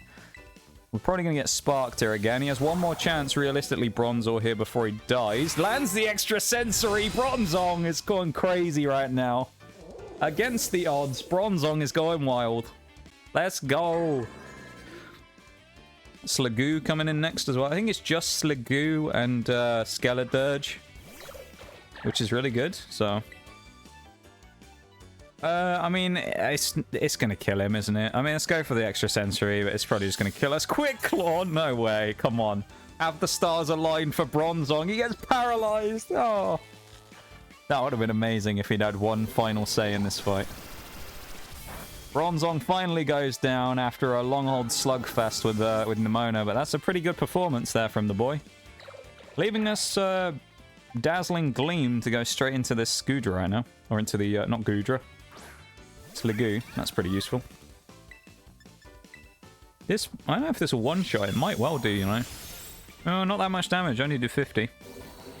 Nemona's a little bit of an asshole with a Lycanroc and Sand Attack. Honestly. She does the same with Rockruff, and like any of the AI trainers in this game that have moves like that, they tend to just spam it, and it's really annoying. I remember when I did BDSP recently as well. There's one really annoying fight in the Elite Four that shouldn't be anywhere near as bad as it is, but if you get unlucky, it turns into the most frustrating thing ever, which is Flint, the Fire-type Elite Four member. Because he has a Drift Blim that knows Minimize and has Baton Pass. Oh, if you get unlucky and you miss, and that thing starts setting up 1-2 Baton Passes... Oh, like, give me strength. It's the most annoying fight in the world. Because it happened to us, where I think we had Luxray out against it or something, and it had Baton Pass twice. And it took us like 10 turns to land a hit on it or something. It was really stupid. And if you're unlucky, it will set up a bunch of minimizes, and then it'll immediately Baton Pass into Infernape. So then you have his Infernape that sits there and just starts ruining you, and it's like, ugh. Bring in the never misses moves at that point. If you have them, of course, it would be a brilliant idea. But in our case, I don't think we had any of those. So we were just in such a rubbish situation for it that it was like... we were just completely stuck having to try and, like, brute force it and get lucky, which we did eventually. It just took some time. Rain here as well, I think, actually counts as a battle weather condition, so Slowbro's Surf will probably do more damage now. Snar will hit us hard. Slowbro eats it, though. This should be a kill, I think, with a special attack drops. Not so great, actually, but... come on, Slowbro. There he goes. I was more concerned about Skeledirge than anything else, but maybe I should have been more concerned about old Rockruff. Or Lycanroc. That was the most annoying Pokemon, though. Slowbro going in with a massive hit there. Unfortunately, we don't have Slowking yet, but that's just one of those things where I don't think we can actually... I think it's impossible for us to have Slowking at this point, basically. Where I'm fairly certain the only time I remember seeing King's Rock is... I think you can get one from somewhere, but I think it's after you... it's when you win the champion tournament at the end. The post-game, like, tournament. And then you have to do... other than that, you can buy one in the store in Levincia, I think it is. Well, I'm fairly certain you can only buy it after you've defeated over the last gym or the Elite Four. Speaking of, though, we'll go and have a look now, just in case. But I'm fairly certain we can't actually get one yet, so we can't have Slowking. Which is a bit of a loss, actually, because it would be quite nice to have both the Slows on the team.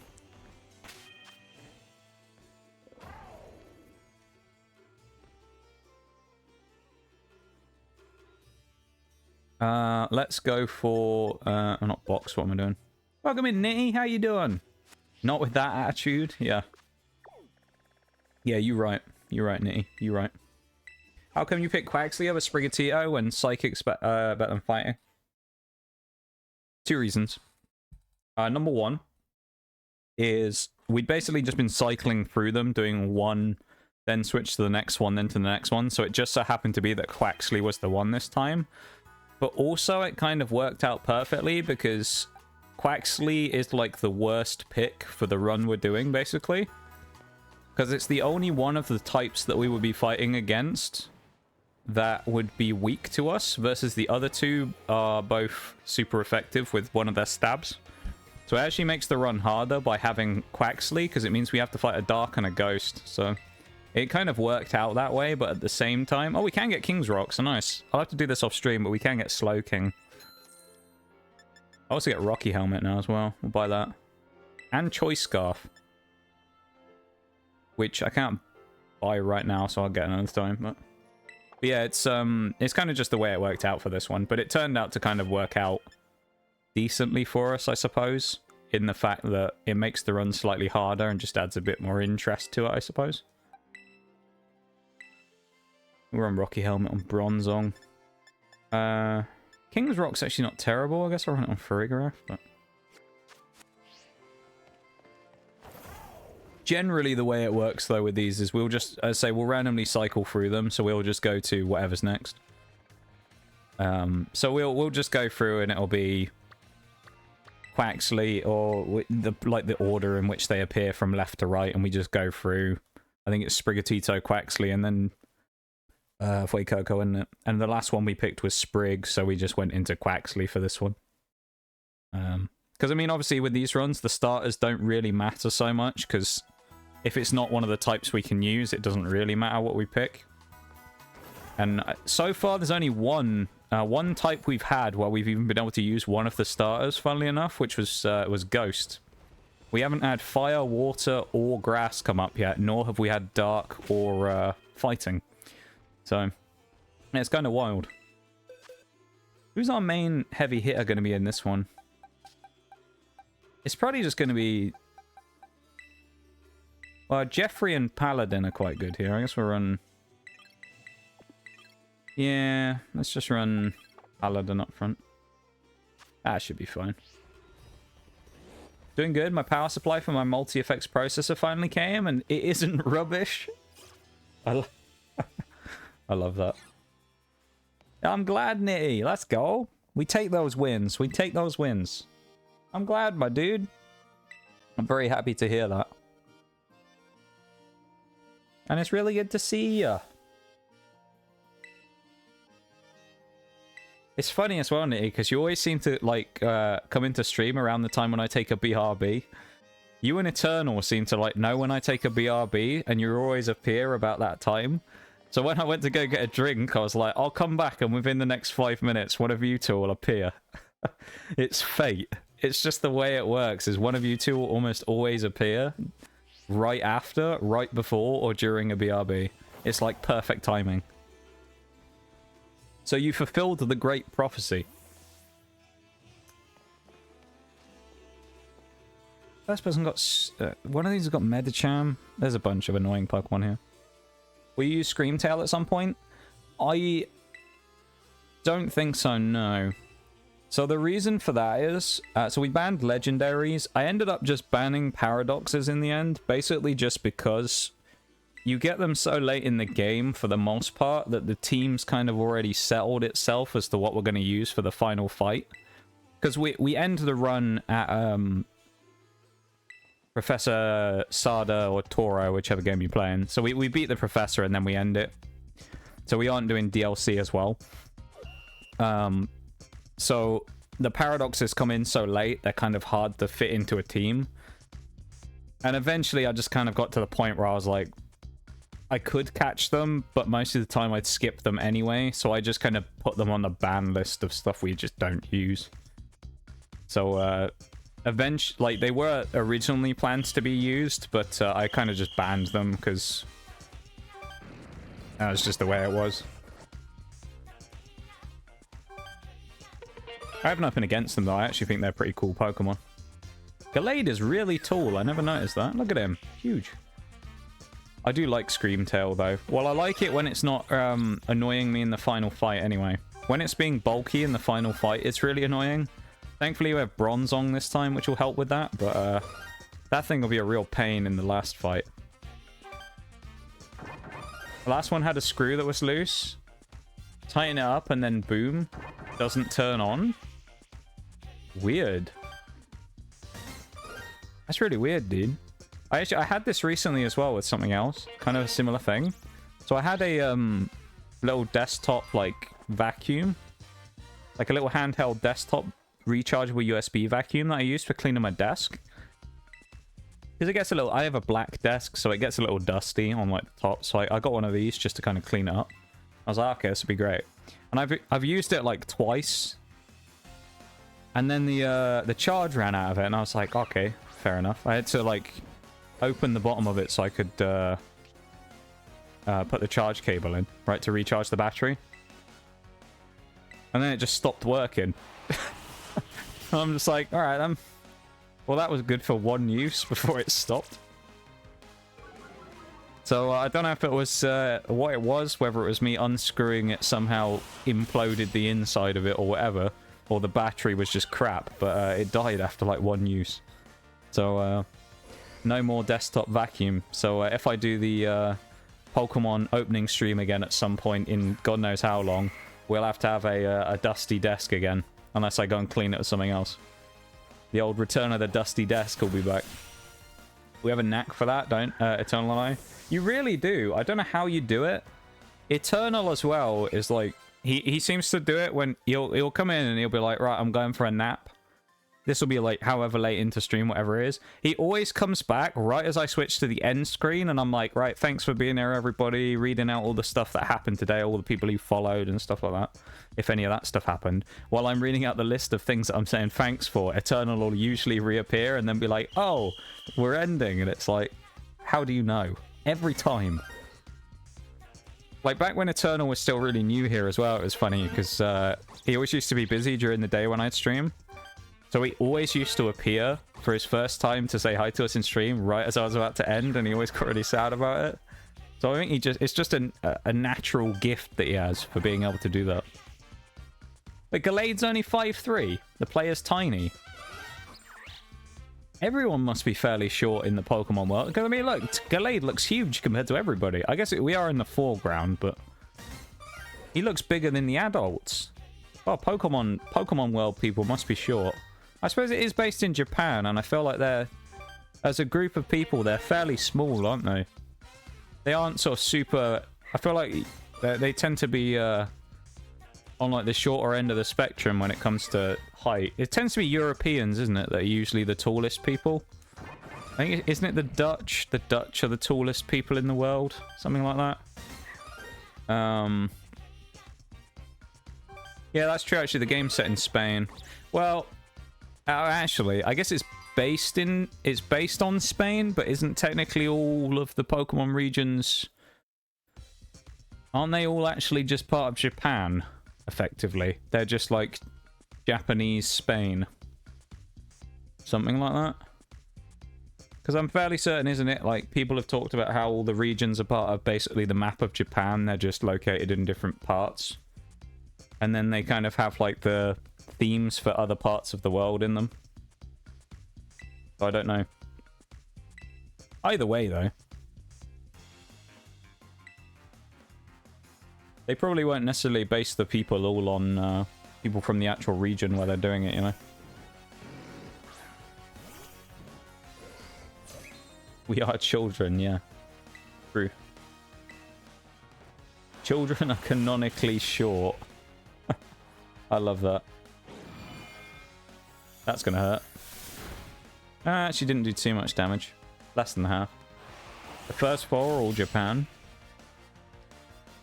Yeah, and then they kind of go to like influences, don't they? Where you have universe supposed to be based on, or at least influenced by the US. And then you have France for Gen 6. 7 is... Well, 7 is kind of like Hawaii, isn't it? But I guess you could probably put it to multiple places. Because there's a lot of places that are kind of like that type of islander lifestyle. So I guess it, not necessarily like that type of kind of Pacific Island type region. I guess what 8 is England, more Scotland than anything else, I think. And then... Or at least there's a lot of Scottish influences there. And then you've got Gen... Yeah, 9, I guess, is Spain. Anyone want to put a guess in for where Gen 10 will be based on? My money's Australia, but I might be wrong. I think Australia would be cool.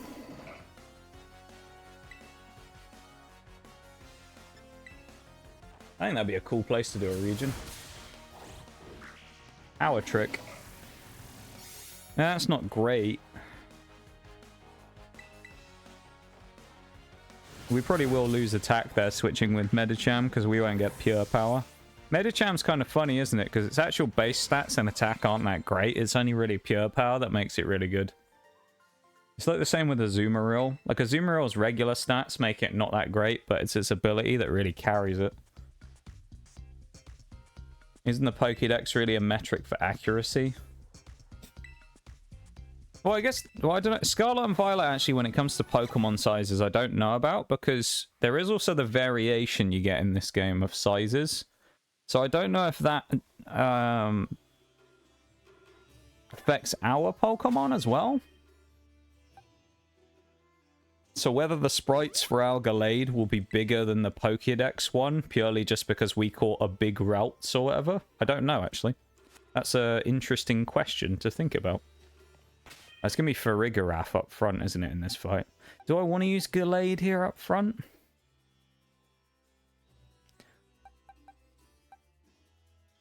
Yeah, I think I do. Or we can do the Battle of the Farigirafs. We'll do Battle of the Farigirafs, I think, actually. Yeah, Battle of the Farigirafs will be okay, I think. Considering Nemona speaks Spanish, I think it's probably supposed to be Spain, and the Pokéworld's just really small and looks like Japan. Maybe. I suppose the only ones who really know any of that stuff will be, like... Because Pokemon never talk about any of that stuff, really. They'll be the only ones who know if it's deliberately supposed to be... what it's supposed to be exactly like. But, yeah, either way, though. It doesn't really matter.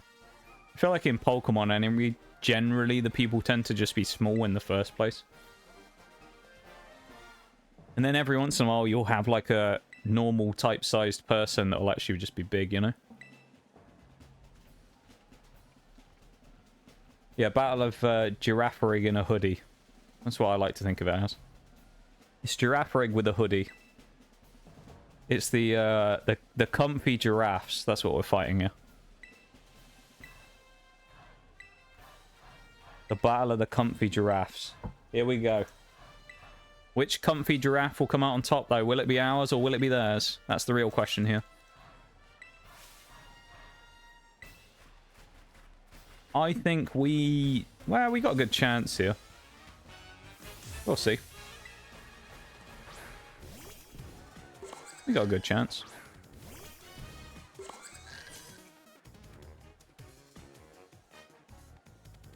I think that's probably level 44 as well. I think Ace is 45. Yeah, we're both 44. Just see who wins the speed tie. Them. That's not great. 70 damage. Just under half. How much are we doing? Probably about the same. Looks like it's not a speed tie either, so we are going to lose this fight then. That's fine. I suppose. Is it? Do I want to switch anyone in? Defense drop is nice. It's a shame we didn't get on our first one. I mean, I have Gallade as well as an option here, but I don't really want to switch anyone else in. I mean, I could bring in Bronzong and try and keep Farigiraf alive, but it's best just to take the chance that maybe it doesn't go for a move. It might go for screens. I doubt it, but you never know with the AI in this game, so I'm going to risk it. No, it did go for the crunch. It's a shame that's not a speed tie. I guess, I don't know what our nature is actually on Farigiraf, so we might be minus speed. We'll go with the Bronzong because it's just a safe pick here.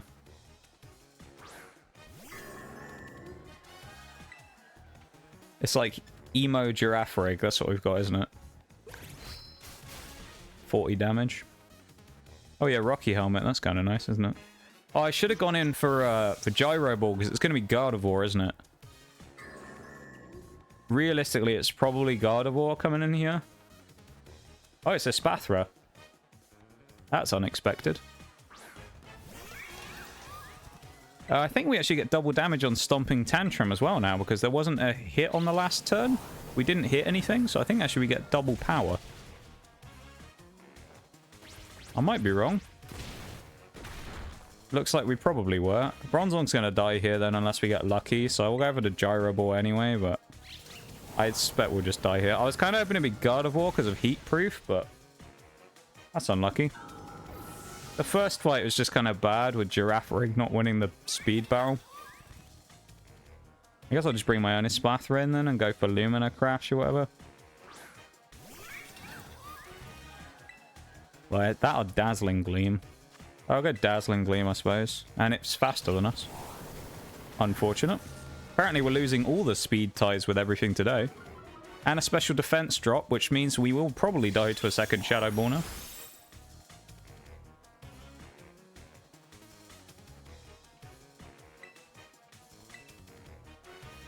Hopefully we live. Yep, we die because of that now. That's unfortunate. I feel like this is a lot of bad luck in this fight. We've still got to beat Gardevoir as well.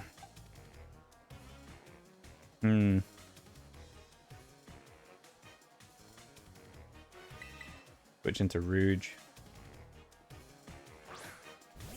I'll wait for the ads to finish before I do the next turn. But thank you to people for sitting through the ads, though. I do appreciate it. As the message above does say in the announcement, I do stream full time, so it does massively help out the stream and go towards upgrading things and stuff like that. So I appreciate people taking the time to sit through them and you know, support the stream for free. 20 seconds. Real question here is more going to be about like speeds, so I think I might go for a Flame Charge to try and knock off Espathra and gain a speed advantage against Gardevoir. I think this will kill Espathra from how much HP it has left. We need the speed on Armarouge to get faster than Gardevoir, otherwise we'll probably get nuked by it. So we do still have Slowbro though. I'm going to go for the Flame Charge. Us outspeeding there would have been really nice, but ouch. Special defense drop again as well. Welcome back officially for the ads, everybody. I appreciate you sitting through them and supporting the stream. Thank you, thank you. speed boost might be enough here to help us out a little. I don't know, though. See, this thing's part fairy, so... Fire and fairy is not the best combination in the world, but I think a mystical fire would be quite nice here. Just to drop special attack a touch. Not great damage, though.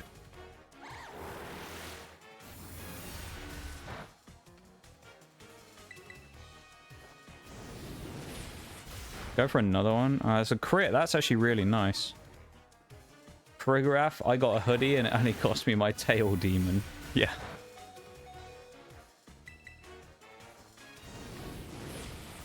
The tail demon. I like that. Okay, we're back in the game now with Armarouge running that one. I think it's probably got to be Mystical Fire here on Florges. Try and knock its special attack down one stage and then leave Slowbro and Gallade in the 1v2. Hopefully we outspeed here. Florges is surprisingly quick, I think, whenever I've fought against it in these runs before. Well, it's Pokemon that looks like it should be really slow, but is surprisingly fast sometimes. So we'll see. I fancy our chances, though, so we'll hope we outspeed it, basically. We get a nice Mystical Fire special attack drop. That'd be amazing, though. We do. Not a lot of damage, but the special attack drop is quite nice, just for bulk reasons. Shame we didn't have slightly more health there, because we actually might have lived that Moonblast if we had a bit more. But Armarouge doing its job really there, though. Problem here is that Procrastinator is probably our better chance of winning, purely because he resists, or he's at least neutral. Gallade, while it's the better offensive option, is really going to get hit hard by Moonblast, but we're going to have to get a big Night Slash in here. Hopefully a speed. Yeah, we do outspeed. We need to live one Moonblast and then we'll be okay, guaranteed. Slowbro probably wins from here anyway, but there you go. But the fight is secure. We get the speed with Gallade. Not quite as dangerous as it looked. That was slightly worrying for a minute there. The fight kind of really didn't go our way until Armarouge got that speed boost, so... Because before that, I mean, Bronzong didn't really get a chance to do much there, and then you had Farigiraf lost the 1v1, and yeah. It didn't quite go to plan. I thought that would have probably gone a little better. Unfortunately, we lost all of the speed battles against everything, basically, except the last fight there. So, yeah. Good though. Good that we got through it, but certainly not the cleanest in the world, but we got there. Also, apparently I've dropped a bunch of frames somewhere as well, because we have 500 dropped frames. Very strange. I'm not sure what that's about, but my internet must have been weird. Maybe it was on the BRB. I don't know. Florges should be a grass type, considering the lower half of its body is literally a flower stem. Yeah, interestingly, I've never understood Florges' typing. I always thought flower Pokemon, considering the line it was in, that was brought into, Grass Fairy would have made a lot of sense.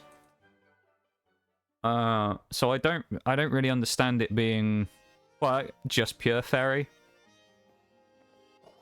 It's a weird typing for it. I always think it should be part Grass, and then I remember it's Fairy, usually midway through the fight against it. It's very annoying. And I'm done. Congratulations on being finished, Nova. Good stuff. Being productive. Everyone's being productive today. It's kind of wild, you know? Productivity is flowing during today's stream. That's what we love to see. A good bit of productivity going on.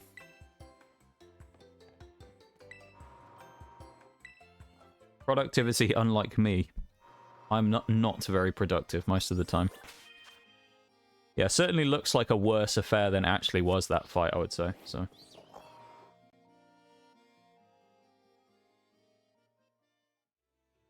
let's go and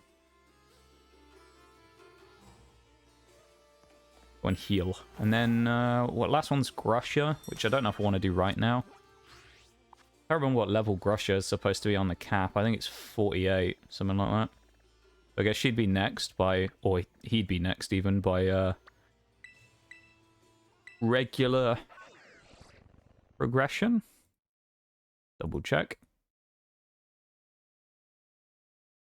I think it would be Grusha Yeah, 48. So only a couple of levels we'd have to grind there if we want to do that. And there's no fight before, so pretty easy to get in on as well. Scored 12 points over. That's goal. Good stuff. Good stuff. That's what we love to see.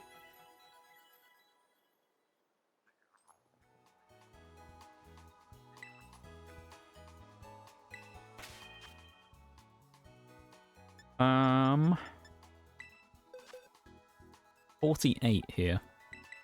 Let's keep you in. Espathra can stay in.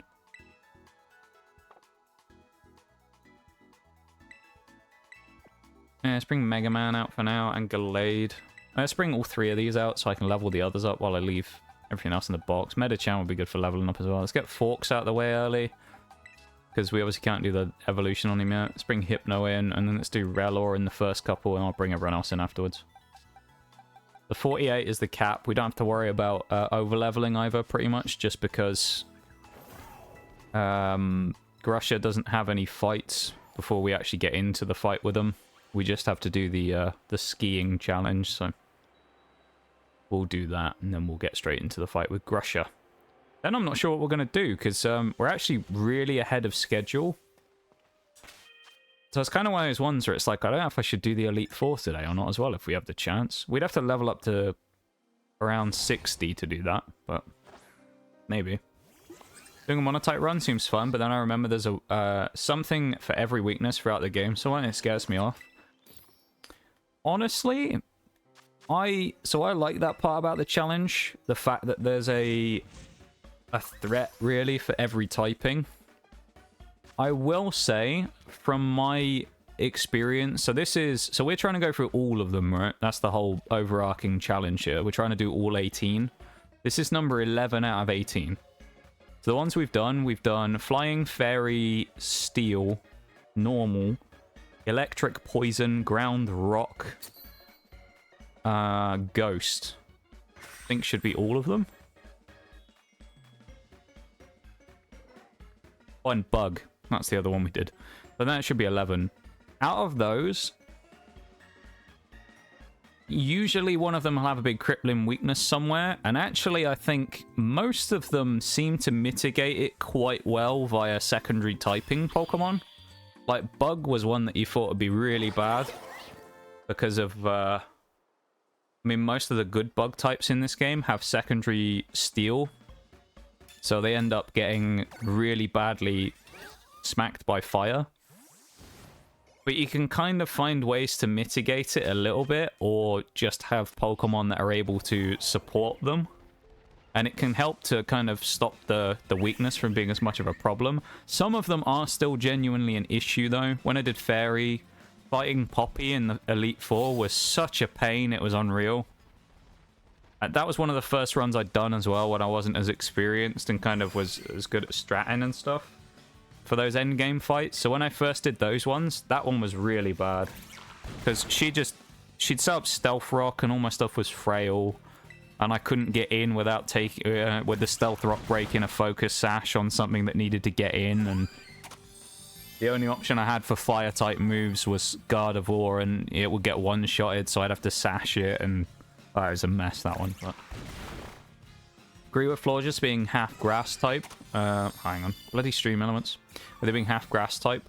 But I also see why it's a mono fairy. The bottom is wearing a flower dress, like a mermaid tail slip-on costume. That's an interesting observation. I don't think I've ever noticed before, Nitty. But you might be right, though. How's the game going? It's going pretty well. We're currently at...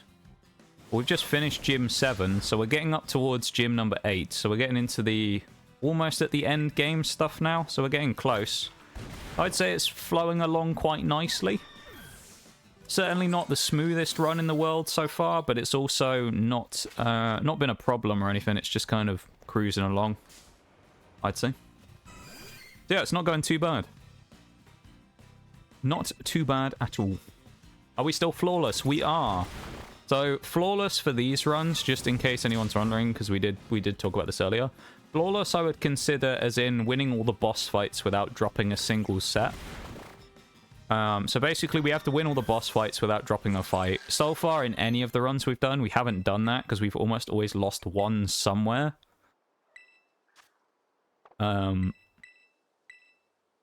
This run, we have not yet dropped a singular fight. So right now, we're still undefeated in the boss department. So we will see. Other random trainers I don't tend to count, because sometimes you can run into people that are way higher, like, scaling than they really should be at that point in the game. Like, and we'll use the example of the one from last stream, the kid on the beach with low kicks outside Levincia. He has, like, a level 24 low kicks and a rufflet, and they just instantly spam U-turn, and they just U-turn into each other the whole time. That fight is so annoying, and in our case of using psychic types, fighting a bug dark type that's spamming U-turn, oh my god. Like, that's one of those ones where it's like, that's the reason I don't kind of use those as like a flawless metric or not, just because they're really unpredictable, the fights against the regular trainers. And if you just happen to run into the wrong one going, let's do a bit of level grinding, they could suddenly be like 10 levels higher than you. So it's kind of a bit of a... I kind of view them as a bit of like a non-event thing when it comes to that. Like how some people do in the nuzlocke, where they'll say if you die while grinding, then it doesn't count as a death. It's kind of like that, I guess. Like, I wouldn't consider that a fail, like a non-flawless fight, because it's really the bosses we're going for, you know. Look, all those Chansey. Yeah, this is my my favorite grinding spot in the game, actually, for this as well. It's my best grinding spot, I would say. For these runs, it's really helpful. The only problem is if you have only special attackers, it's trash, because it's only Chansey and Blissey. But all you got to do is just make a ham sandwich up by the top here, and it will spawn, force spawn Chansey and Blissey, because they're the only two normal types that appear in this area. So you can just get tons of them to spawn and farm XP really quickly. So it's actually a really nice spot for doing it. Yeah, knock on wood. In theory, so far, with what I'm looking at, with what we have left, the fights we have left, the Pokemon we have, I'm not too concerned. Grusha, I don't think should really be a problem. Because really, her issue would be Frostmoth getting Tailwind up, which, if we can get Armarouge to be faster, we in theory should probably just blow through our whole team with Lava Plume, which we may end up going and getting a Choice Scarf for that as well, if we want to. So we'll just go and Choice Scarf it and go from there, if we really want to anyway. But so that's one thing with that. So that should be an easy enough fight. The final Titan in Dondozo Tatsugiri shouldn't really be a problem, because it's not very powerful. So that'll be fine. And we have a Fairy type, or at least we have a Fairy move. Eri from Team Star is always kind of concerning, because she's just good. She's just got a good team no matter what, and she's always just a bit of a pain no matter what, really, I find. She's not a run killer, but she's one of those, like, tough fights that's kind of, no matter what run you're doing, it's always kind of annoying. So she's not too concerning, and then the Elite Four kind of are a bit of a joke. I don't think the Elite Four will be much of a problem for this team, actually. If anyone's wondering as well, because I said we've done, this is the 11th run, what's the most successful type we've done so far? Like, what was the best? Shadow of a doubt, I have to say, Bug. Which probably is a big surprise for a lot of people, but I honestly think Bug has been the easiest one so far. Scizor, Heracross, Volcarona, and Frostmoth as a core. Insane. And then we had low kicks in the mix as well. So you got like 5 Pokemon, and then whatever the 6th one was usually a switched like pivot spot that we'd bring someone else for. We had a crazy good team. Oratress we had on that team as well, who was insane and actually won the run by using Explosion and Roaring Moon after a double curse, which was really funny. So, yeah, Bug surprisingly is the best one so far, I'd say. Knock, knock, knocking on my front door. I've locked myself out. I love it, Nee. Locked yourself out, mate. How could you do that? I don't think I've... I know this is one of those things that I should probably never say, because now I'll do it. I don't think I've actually locked myself out of anywhere properly before. Like, you know, you'll hear people will go and, like, get fuel at some sort of like a petrol or a gas station, and then they'll leave their keys in the car and then close it and auto locks. Never done anything like that. Albeit it would be almost impossible for me to do it because I don't have a car, I have a motorbike. But I don't know how I would end up locking the keys inside it there, unless I dropped them in the fuel tank or something. But there you go. Unless I just got them, or I just left them somewhere, but I can't start it without the key, so I don't know. I don't know. You can get your bobby pins out and go, yeah, lockpick. Yeah, poor. I feel bad for Slowpoke because he has to wait so long before he can become a slow king. And it's just, I feel bad just denying it constantly. Where he's like, "Can I evolve this time? Can I finally become a slow king?" And it's like, no. Can I finally become Slowbro? It's like, no, you have a higher purpose, my friend. You must stay to become royalty later on.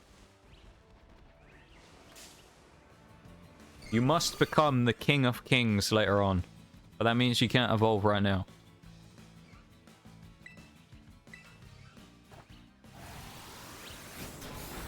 Oh, that was good. Soft boil. Really? Breh.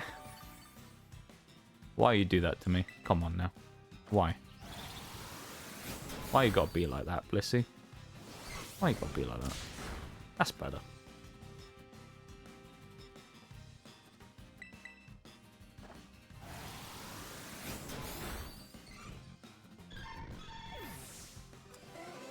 That was better than I thought it'd be.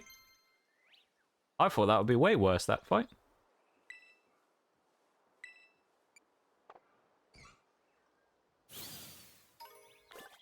Oh, Slowpoke again. Did you actually get locked out, Nitty? Are you actually making a joke about this? But did you actually genuinely get locked out of your house for a minute there? I'm assuming this is a bit, but part of me is thinking you actually did manage to lock yourself out.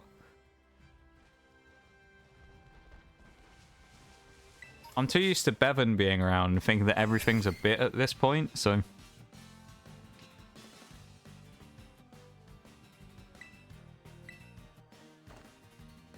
Oh, Zen Headbutt missed. Silly Chansey. Master, please, I want to evolve. No. Yeah, just refuse. You'll never evolve, Slowpoke. Not until you're ready to become the king. Slow King, actually, I mean, I honestly don't know if Slow King will make a huge difference to the team or not, but, it's a good... Slow King's good, he's just not crazy good. He's decent, though. Like, I don't think Slow King would be by any means a bad addition to the team, I just don't think he's going to be, like, some insane power hike, you know? Like, it's not like we're going to get Slow King and then all of a sudden it's like, we're saved, we have the best team in the world, because he's that goated, but Slow King is good. It's a good Pokemon. I like it. He has a role. He does quite well in his job. Double flinch in a row coming in there as well. Gives us a free Psychic. It will actually kill. Hypno. Good stuff from Hypno there. Take that. Level 47. Nasty plot. We don't need that. Never evolve until someone decides to do a trade. I do have a trade lined up at some point. I will need to talk to Forks about it, who we've named it after, because Slowpoke's his favourite Pokemon.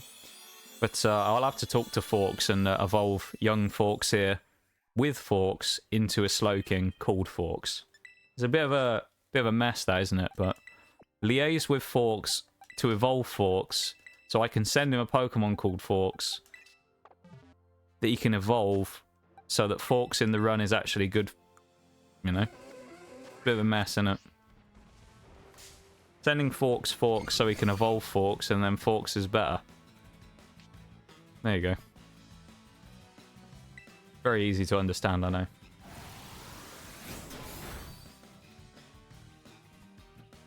But you actually did lock yourself out. Oh, Nitty. Well, I'm glad you were able to sort it out, though. That's good. Happened to me in far worse situations. Well, I'm glad you didn't fully, like, get put in a horrible situation there. Welcome back, Shags. How you doing, dude? How are you doing, Brainiacs? It's going all right, Shags. We're making good progress. Oh, Slowpoke's trying to evolve again. This poor Slowpoke. I do feel sorry for him. He just wants to be a Slowking so badly. I'm just, no. Or he wants to be Slowbro. He doesn't want to be Slowking. Every time, I'm just, no. You will never be Slowbro. Put Medicham in because it's lower damage. Or lower power. Do that. He'll evolve soon. Like, I'll let him evolve soon. It'll be okay. He'll be a Slowking soon, and then it all will be right in the world. You know? Slowpoke Purgatory is what that is. See, it would be so much easier if you could just get an Everstone, and then I could give it to him, and he wouldn't have to try and evolve constantly. But, you know. How are you doing, Shags, after your little flurry of work you were doing there? How did that go? I hope it went well. I was asking earlier, but I was kind of behind on chat, so I don't think I managed to ask before you'd already gone off to do it. But so what are you doing now then, Shags? You just doing like little mini pieces of stuff for now until you can get something more permanent, or have you got like a permanent thing now going on for work stuff? Because I know you were looking for a while with not a lot of success. So have you actually managed to find like something to do now for like more permanently? Yeah, the Slowpoke cage forced to become a king. Yes. Stuck forever in the Slowpoke's body. We're just drawing out the king, you know? He's becoming stronger over time.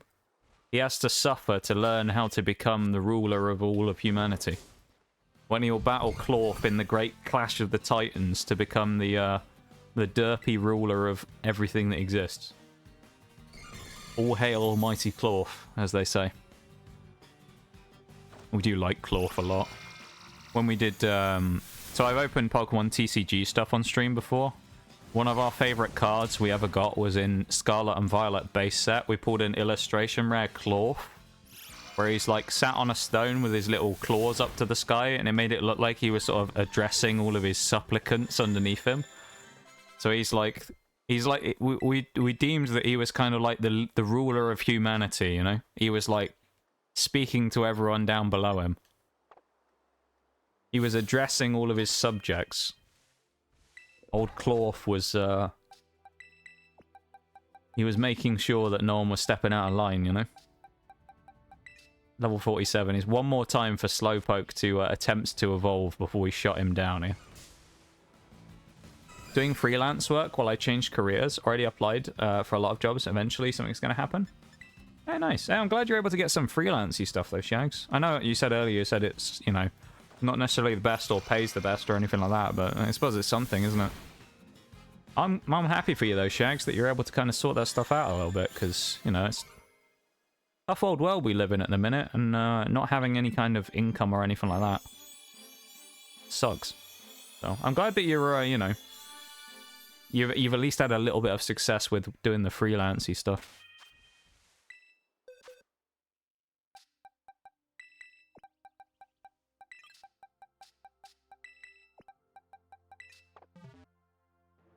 Claw F. Yeah, old Claw F. Claw of the F variety. Better than nothing? Absolutely. Yeah. Not optimal, but better than nothing, you know? Ain't easy. I feel that on a spiritual level, Shanks, you know? I can fully understand that. You know? Like, I mean, we've talked about this before, but, like, my income comes from stream, so, like, I understand that, of, like, how it, especially in the way that the world's changed over the last couple of years with prices and stuff increasing of everything, it's a lot harder to be able to do stuff now than it was, like, a few more years before. Is that a shiny? That's a very pale-looking Blissey right there. I think it is. Hey, we found a shiny Blissey. What are the chances of that? Let's go. We actually found a shiny Blissey. Is that the only difference? Is it's paler? I thought it had the green bits on it, like Chansey did, but I guess it's just paler pink. Oh, Blissey, come on. Oh, I didn't know that. That's actually kind of cool. I just saw it and it was one of those ones where I went, is it the light just shining on it differently or is it actually a shiny? That's really cool. I did say before, I'm sure I've said this in previous runs, that the chances of us finding a Chansey or a Blissey as a shiny is way higher than everyone else. Uh-oh. Oh, no, that's fine. It's Psychic. But just because the amount of them that we fight during these runs are like... I mean, how many Chanseys do we fight and Blissies do we fight in comparison to everything else? Loads more. Okay. Problem with this is I don't have any status moves, and I'm going to have to just keep balling it, basically, because I can't attack it, because I don't want to kill it by accident, like we did with Jirachi on Azelf. We're just going to keep Ultra Balling it, I think, until it just eventually goes in the ball. But yeah, this one looks different, so it's going to be pulled out, and it's going to be put in Purgatory of Slowpoke Hell with Slowpoke. We found a bunch. Is that the second shiny this run? Yeah, we've got Weasel. I think that... Is that 2 runs now back to back? We found double shinies, where we found Weasel and Blissey this time. Last time we found Mudbray and Stunky, I think, as well. We'll go for a Timer Ball. Okay. Yeah, Chansey, I think, is the only real distinguishable one, isn't it, really, as a shiny? Like, as you can see, this one's basically just pale pink. It's not really much different. That's really cool, though. Damn. Yeah, I mean, you're not wrong, Nitty, to be fair. We have murdered quite a lot of Chanseys over the time we've been doing it, but... Yeah, no, like, the original thing, though, we were talking about those Shags, like, your situation's pretty relatable, you know? Like, I can understand what it's like. It's a tough old place to be in when you don't have, like, a super reliable thing coming in. So I can understand that. It's nice to feel like you have something reliable, you know? So, yeah. Well, we aren't going to name it. We'll chuck it in the box. We'll have a look at its summary. Why not? Let's see. Oval Stone. Minus defense. Increase. Oh, it's a threatening attacking Blissey here. It does have Serene Grace, though. That's kind of cool.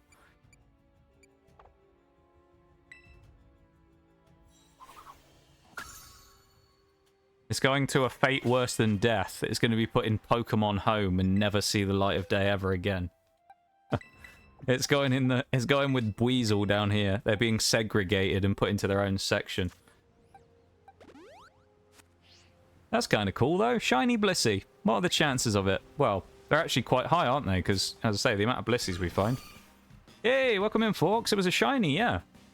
I was just farming the Blissies for the usual grinding, and I just turned around and I was like, wait a minute, that one's pale pink. And I sort of had that moment where I went, what does shiny Blissey look like? I don't know. I thought it had the green bits like Chansey did. And I thought, well, screw it, we'll go and see. And then, as it turns out, it was a shiny Blissey. So there you go. There's 2 shinies this run. Now we have Weasel and Blissey. 2 Bs. I didn't know Serene Grace was its regular ability, though, but that's kind of cool. How you doing there, my dude? How are you, Forks? Yeah, Blissey's going in its own personal hell. That's what happens in the boxes. They all get sent into the deepest pits of their nightmares. They have to suffer forever.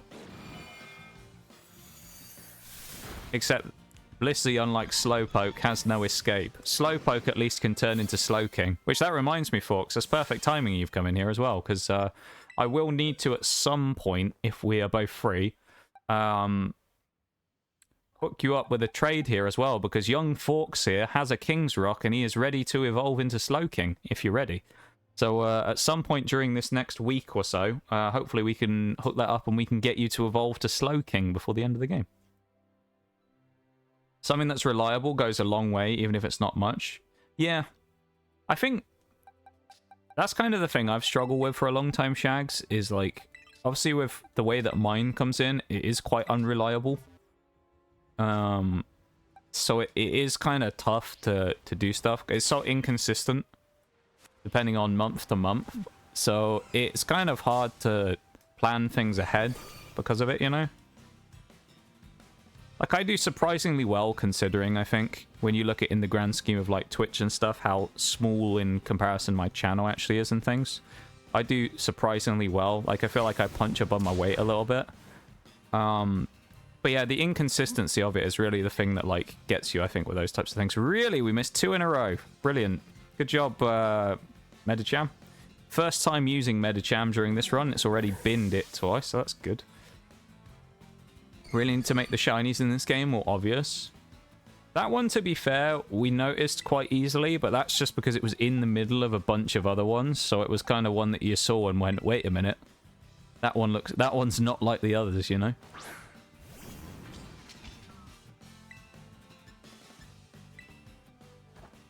We were talking about this earlier, how it would be interesting if they'd have implemented the Legends Arceus system of, you know, like the whole... The sound, if a shiny spawns nearby, would have helped with it. Or I also said about how if you'd have had, like, kind of... You know in Sinnoh where they have, like, the announcements when they pop up and it'll be like, oh, there's an abnormal amount of Pidgeys spawning on Route 115 or whatever. I think it would have been cool if it would pop up with a message and just... Kind of like you'd picked up an item where it would kind of stop you and just be like, oh... a special variant of something has spawned in the area. Go find it before it's gone.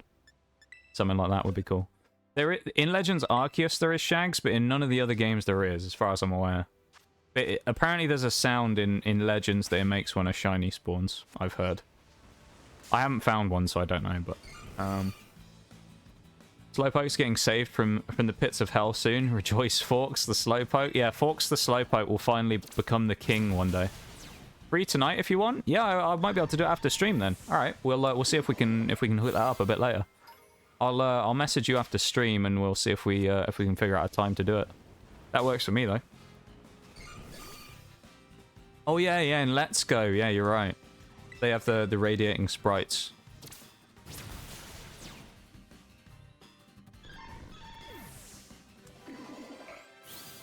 Accurate Purgatory. Slowpoke has a shot at getting out of Purgatory, but poor Blissey is just burdened by its sin, being a normal type. Blissey has walled one too many people in the competitive world, and now it's born to suffer forever in the purgatory of the box. Yeah, Medicham's what, that 4 in a row now? 3 in a row after missing the initial 2? But, yeah, it's kind of wild. Yeah, as I said though, Shags, like, I kind of understand, what you were saying. The consistency is nice. Losing the consistency makes things way more up in the air, and it's hard to kind of figure things out, you know? It's why, like I was saying before about, like, the bike insurance thing, why things like that are kind of so, kind of stressful of a time of year to get done. Because it's one of those things where, like, there's inconsistencies around it, so I just want to kind of get the payment done and just be done with it, but I can't necessarily do that immediately just because there's certain number of inconsistencies surrounding, like, money and stuff, so I don't know if I can just drop the money and do it immediately, or if I have to wait and things like that, you know? It's just kind of a pain, but... Hey, it is what it is at the end of the day. It's unfortunately the nature of the situation, so... You know. I live with it and roll with the punches, I guess. 48 on Medicham. And you know, I appreciate everyone who helps out with that type of stuff. Even just, you know, watching the stream and things goes a long way towards helping out with that. And I appreciate a massive amount, you know. No one ever has to sub or do anything like that. But, you know, those of you who do, it goes a long way and I appreciate a huge amount, you know. So, yeah, I appreciate you all very much. But just watching, of course, is more than enough, so... No one ever needs to feel obligated to do anything like that. Flamethrower! Finally, we have a strong move. Although we do have Lava Plume already, but... I think we'll drop Lava Plume for Flamethrower. Blissey must suffer for being pure normal, and clearly it should be Fairy too. Yeah, actually, that's a good point. I don't really know why Blissey isn't Fairy type either. It would be good if it was part Fairy. Don't really know why they never did that. Considering Wigglytuff is, I'm not entirely sure why it's not. There's another one. Let's fight the Blissey again. Kadabra in chat. Sharpest elbows in the world. Yeah. The Sacred Sword is just him slashing people with its elbow. Pretty loud too, even if flying on a Braviary. Okay, interesting. Right. Level 48, so we're ready to fight Grusha in a minute. I think I'll take a BRB before I go do the Grusha fight. But yeah, that was a successful little venture of doing some stuff there. As you can see here, if we look at these two, we have these two miscreants down here. We have young Weasel, and we have, strangely as well, they're both pale, like washed out colours. So we have light pink Blissey, who basically looks the same as the normal Blissey. I guess normally it would be more the same colour as that Slowpoke, so a bit more vibrant, versus this is more of a, like a light pink colour. And then you've got Weasel, who would normally be darker orange with a yellow ring around its neck as opposed to white. That's kind of cool. And everyone else here in the box, who we'll bring out in a minute for Grusha. But... Kill as a Monotype fighter? That's a scary thought. Gallade as a Monotype fighter. Alright. I'm going to take a quick BRB though, everybody, alright? I won't be long. I'll be very quick. I promise. Okay? But hold on to your... hold on to your excitement about all your theories of purgatory for young Blissey there, because I'm sure we'll continue this on when we get back. But I'll be back in just a minute, okay though? I'm going to have a quick drink. Or, not quick drink, a quick stretch and things, and then we'll be back to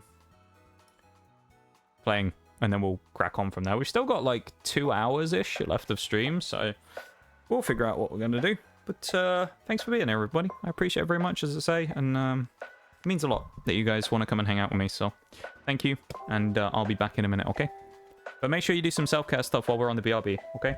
I'll be back in a sec.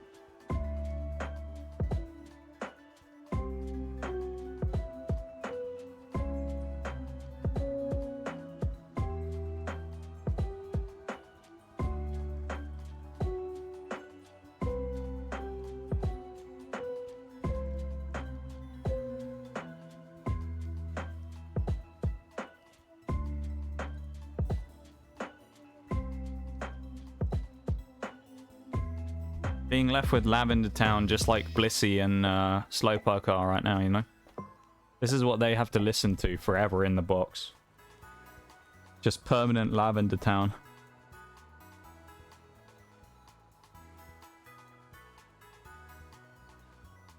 Welcome back from the quick BRB there, everybody. I'll have a quick drink and a little... Well, I've already stretched, so I'll have a quick drink. Finish off my apple tango that I have here right now. I'll finish off me tango. Thank you for the welcome bags, everybody. I do appreciate it. And of course, again, just to thank you for being here. I appreciate it a lot, you know?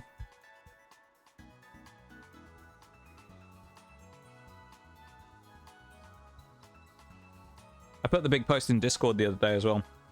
I know this kind of applies to, like, some of you rather than all of you.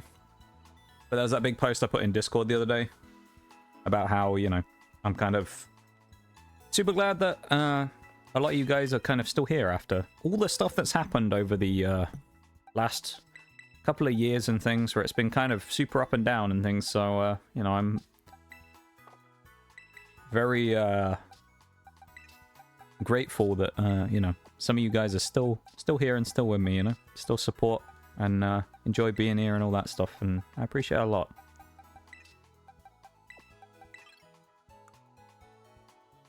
Because you probably get every reason to have left, so I appreciate it a lot, you know.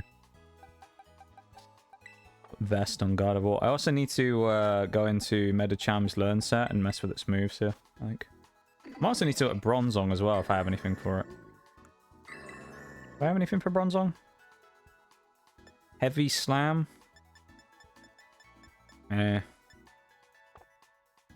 Not really. Force Palms. Elemental Punches is good here, actually. Fire Punch is nice for Steel, but we also have a counter for that already. Grass. Dark would be an issue, but we have Fighting on it with Force Palm. And then we'll take Force Palm over Psych Up. And then we'll drop Hour Trick. And take... I almost want to take Detect, but...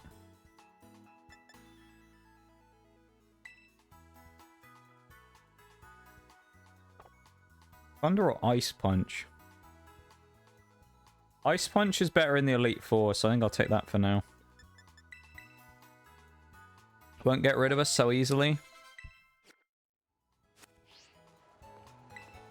I appreciate it, Shags, mate, you know. I appreciate it, man. That's pretty damn cool, you know.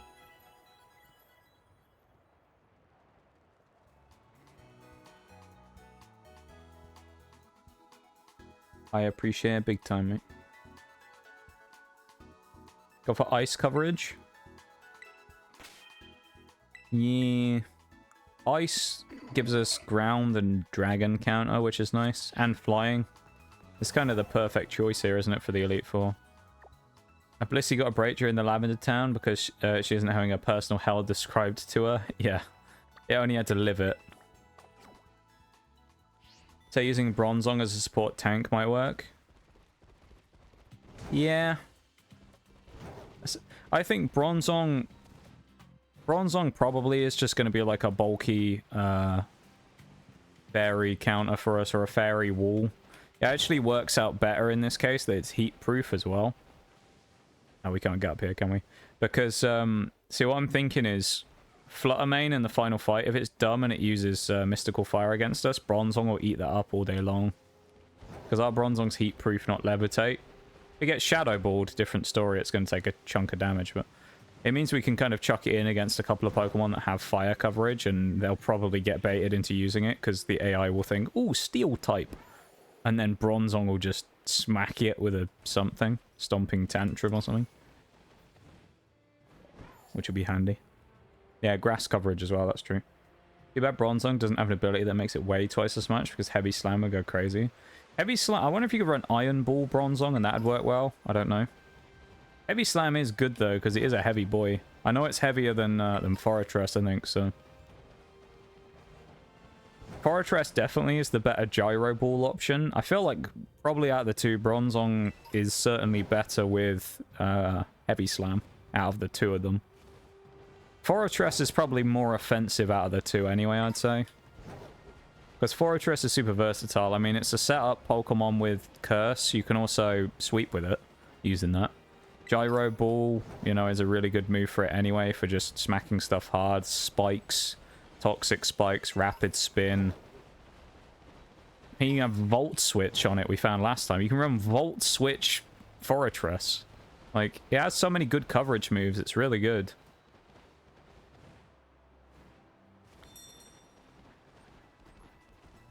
This should give us the fast travel here now. There you go. Can't get rid of us. Too many graves to be dug.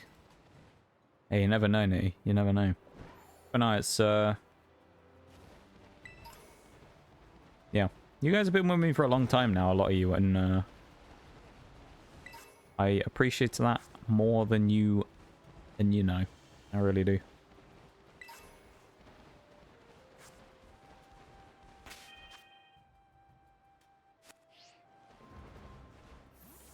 Heavy Slam with Bronzong and Gyro Ball with Fortress or Steelix. Yeah, that's a good shout, actually. It's unfortunate that we can't get Steelix in this game, because it would have been kind of cool to run. I don't know if Steelix is in the DLC or not, actually. It might be. If it is, I do actually have Jerry the Steelix, who survived BDSP's hardcore Nuzlocke. Old Jerry is in the box in Pokemon Home, so... Couple of Pokemon survived there. Your Milotic is actually in there as well, folks. That and Shello there. All three of them are sat in the box.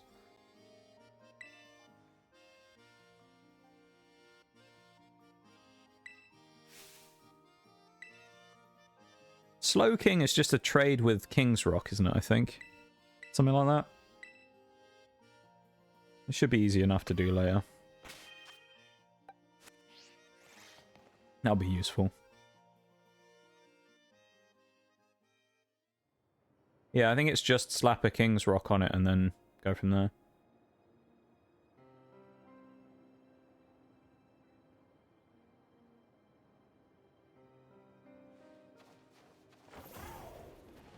Alright. Onwards to the gym challenge, I suppose.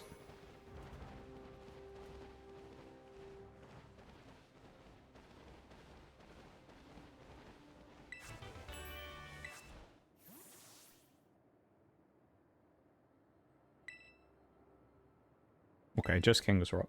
But like, I can remember some Pokemon are weird like that, where you have to trade it with itself, you know? I can't remember if it was one of those or not, where you had to trade it with itself to get it to go or not, so... Part of me was thinking I had to trade it with another Slowpoke.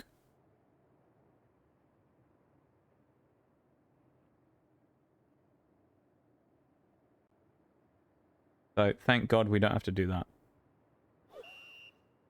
Well, like... Are we ready? Going for a world record right here. I don't even know. It's almost exactly the same time every time we do it. Look at the speed.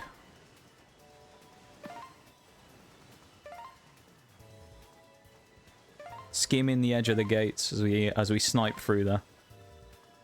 If anyone's wondering as well, because I know I talked about it last stream, I was talking about planning for the birthday stream in like a week and a half or whatever it is now.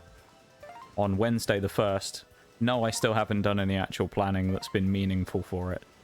I haven't decided on what I'm doing yet, no. Just in case, because I know I was talking about this the other day and people were asking about this. And I said I was going to try and come up with a plan over the weekend. I still haven't done that, no. Still haven't come up with an actual plan for what we're doing. So I honestly, at this point, I have no idea what we're doing. It's not going to be anything special, though, probably. It's just going to be a long stream, I suspect, with maybe something in there that will be interesting to liven things up a bit, you know?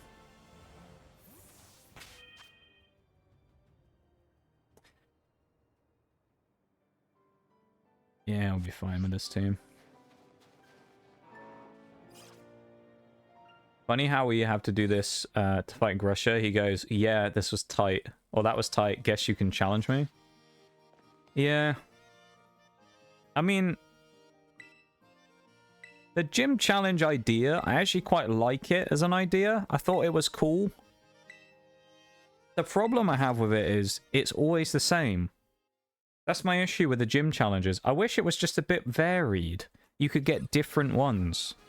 Like, it was a different route for this each time. Like I've said about with Iono, if Clavel spawned in different random spots, it would make it so much more interesting because it kills the replayability of it. And I get that someone's probably going to go, well, the normal gyms aren't replayable either. And it's like, yeah, but there's more to the puzzles than that, so you don't necessarily remember them every time. Some of them, you need to actually think a little when you do some of the puzzles in some of the games. These ones are just kind of like... super easy to memorize because they're very basic. It just makes it very easy. Grusha as well, one of the special illustration rare cards we pulled from a box of Paldea Evolved as well. I don't know why I always talk about opening Pokemon TCG stuff. I think it's just like, I keep talking about opening Pokemon TCG stuff because that's what I want to do. but I can't have it, you know? It's like when you have those things. It's like you just want to be doing it instead. You kind of like think about it because like, yeah, that'll be good. But I can't do it, you know? I don't have any boxes to open, but I'm like, yes, Pokemon. So it's a crying shame. Give it time, though. Give it time. Because please tell me we outspeed. We do, that's good. I will be able to get that box completely for free soon, actually. If I decide to pull the trigger on that, I will actually be able to get a booster box completely for free, so that would be cool. Welcome in, Drago. How's it going? Hello, hello. Long time since I've been here. I appreciate you taking the time to pop in. How you doing? Welcome into you.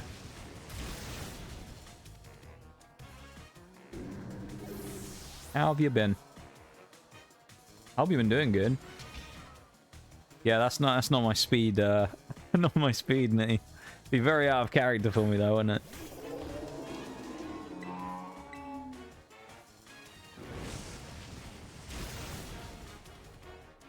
Oh, that didn't do a lot of damage. Hello.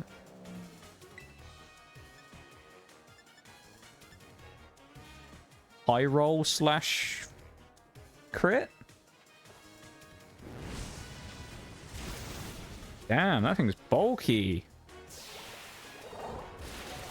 Okay, well, we lived with a good roll there. Defense fell. Well, I'm actually going to go for a kind of smart thing here and go for the flame charge to get the +1 speed here, because I think Altaria might outspeed us. Doing good. Caught myself a shiny Lapras that is huge. Hey, oh, that's really cool. We got shiny actually, like 20 minutes ago. We were randomly, we were leveling up and we found a shiny Blissey. The shiny luck is going good today. I'm glad you found a Lapras. Was that a shiny you were hunting for, or was it just one you randomly found? I've also forgot to ask my question today as well to people who've come in, but as we're doing Monotype Psychic, does anyone have a favorite Psychic type Pokemon?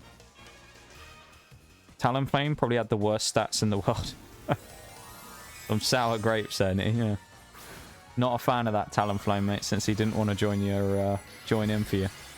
Unbelievable, mate. Unbelievable.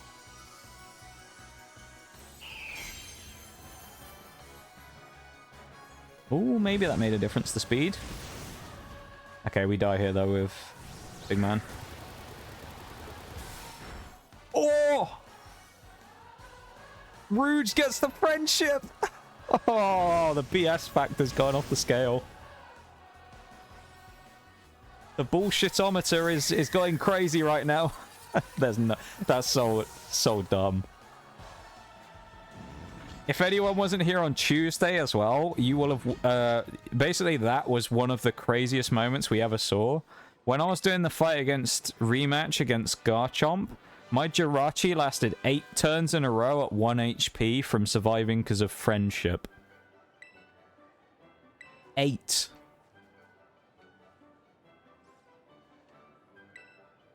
That's how crazy it lived again and again and again and again. I can't remember who it was, but there's someone there we was talking about at the time when it happened. It was wild. Random, I was actually trying to go for a shiny Beldum. I also got a shiny Belgium, a shiny Beldum in the same time. Hey, nice. Congratulations on the shinies. That's very good to see.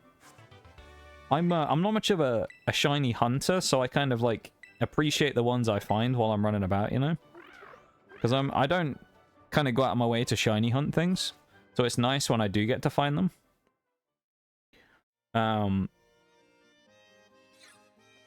Yeah, it's just like a nice surprise when I kind of appear and I'm like, oh, that's a different looking Pokemon. That is weird color. Like, let's have a look at it. And then, of course, it turns out to be a shiny. Which during these runs on stream, we found now... what have we found on stream? We found Dratini, who we missed. Mudbray twice, so that's 2. Stunky, Weasel, Blissey, that's 6. At least 6. And then off stream, there was 2 more, which were in the previous runs, which was a Skiddo and a Pormo. Who unfortunately I forgot to remove from the box before I deleted the save file. That was in the original run as well. That was when I was level grinding. I found a shiny Porma and a shiny Skiddo in the original run of Scarlet Violet's the maiden voyage of the Monotype run in Mono Flying. I found those. I should have just gone to the Pokemon Center, shouldn't I, and got that heal done for free, but oh well, I suppose. Well, that's the regular gym challenge done, I guess. So it leaves us in a bit of a weird spot because we've got like nearly 2 hours left. I don't really know where, like, what I want to go for. We need to beat Ortega.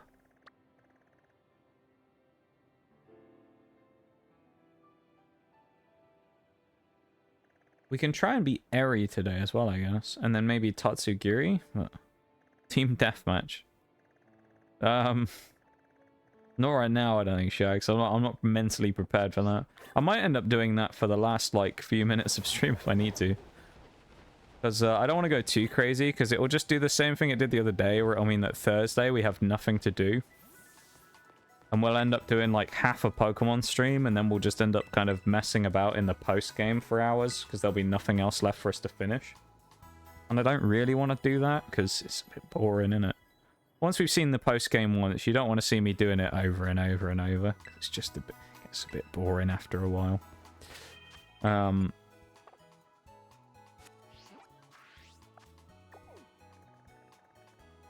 Ortega's 50. So I guess we could do grinding up to level 50. Fight Ortega.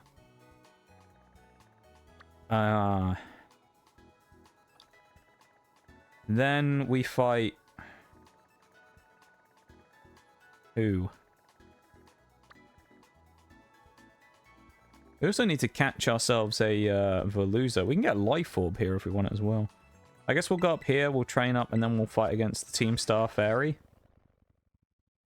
Who we don't have the best team against, admittedly. We do have Bronzong, who's quite good for that. Not against Azumarill, though. That's the only thing. Azumarill's kind of the annoying one here, so I guess Azumarill will probably have to fight Paladin so I can Leaf Blade it. I'll be really weak to it, though, is the only problem. Otherwise, I don't really have much to fight that thing.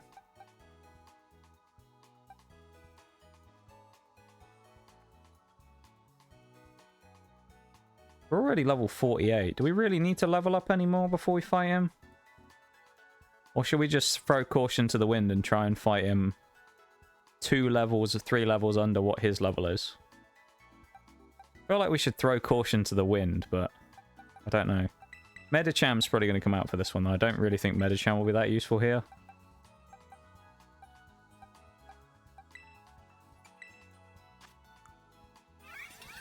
Espathra, maybe, actually. Might be decent here. I think we'll probably do the Heavy Slam switch here as well.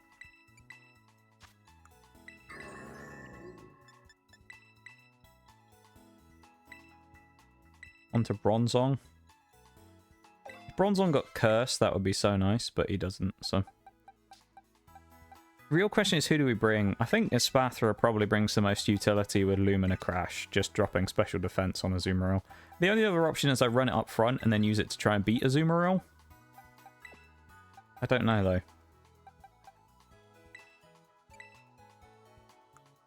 That or I ran Medicham with Thunder Punch just specifically for Azumarill, but... I don't know. I mean, I could do that. Thunder Punch Medicham. I think probably Pizza Pocket is a lot safer, though. Yeah, let's just do this. Let's run with this team. I think we'll be okay here.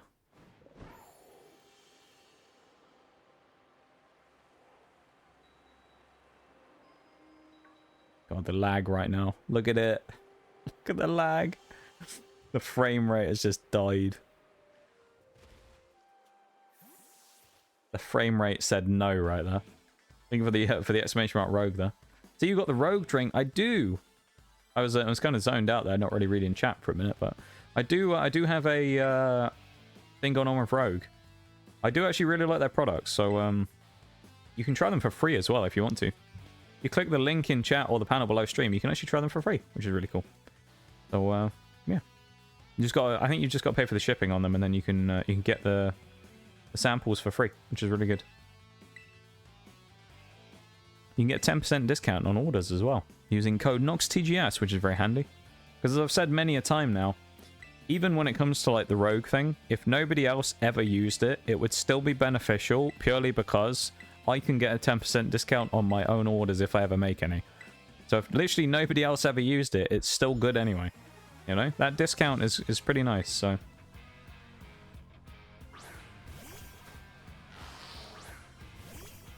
But it is there, of course, if anyone wants to use it or try it. It is there, of course. And I really like their stuff. Personal flavors that I would recommend. I really like the Blue Raz and I like the Rocket Pop as well. They're my two top flavors, I think, that I've tried. I've tried most of them at this point, to be fair. Oh yeah, I forgot about Opportunist. That's quite nice. That nasty plot for free, though. Oh, that's a gnarly... That ability is really not very nice. That's a horrible ability to fight against. This thing having the ability to boost itself based on other people's stat increases? Like, Espathra is actually kind of crazy. Or any Pokemon with its ability anyway is kind of wild.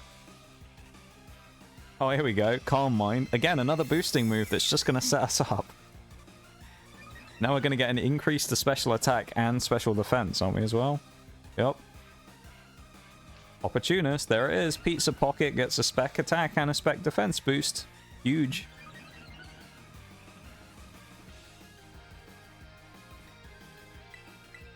Uh-oh. Uh-oh for the poor Hatterim there. Absolutely walloped. Not much to say there. Poor Hatterim really just kind of mugged off there quite badly.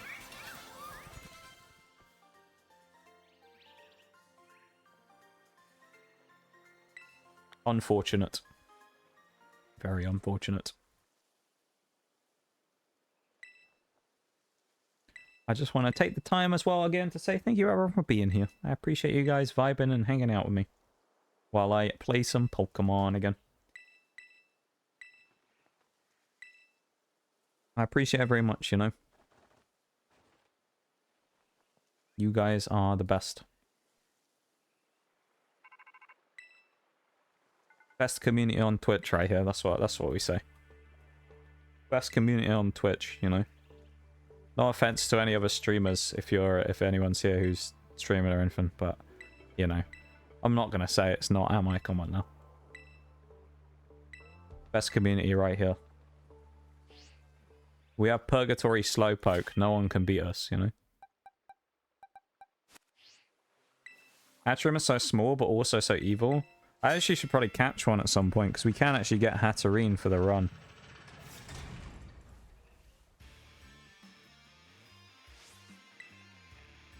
Hatterene would be a decent mon to catch for it, I think. No, you're the best. No, Nee. You are. You are the best. Speaking of, actually, you know what? I've just realised something. There's something that I feel like I need to do here right now, Nee. Give me 2 seconds.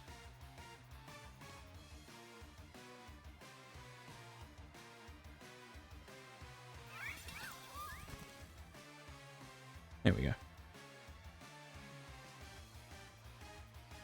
There we go. Oh, I did it.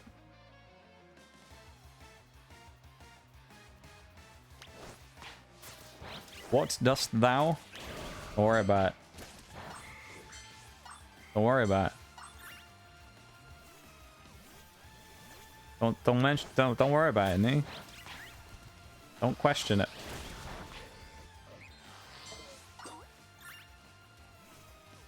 You love that emote, don't you? I'm worrying about it. Have you not noticed? You may need to refresh. Do you actually not know what I've done?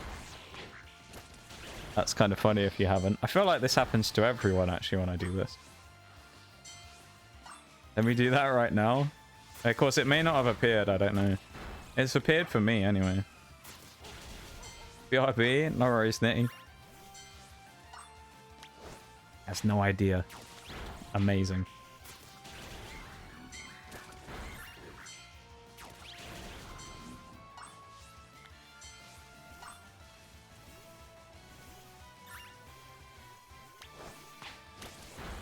Welcome back, Nitty. What do you mean, no? Did you not get the Pokemon? No, you don't? You did not? What do you mean, no, I did not?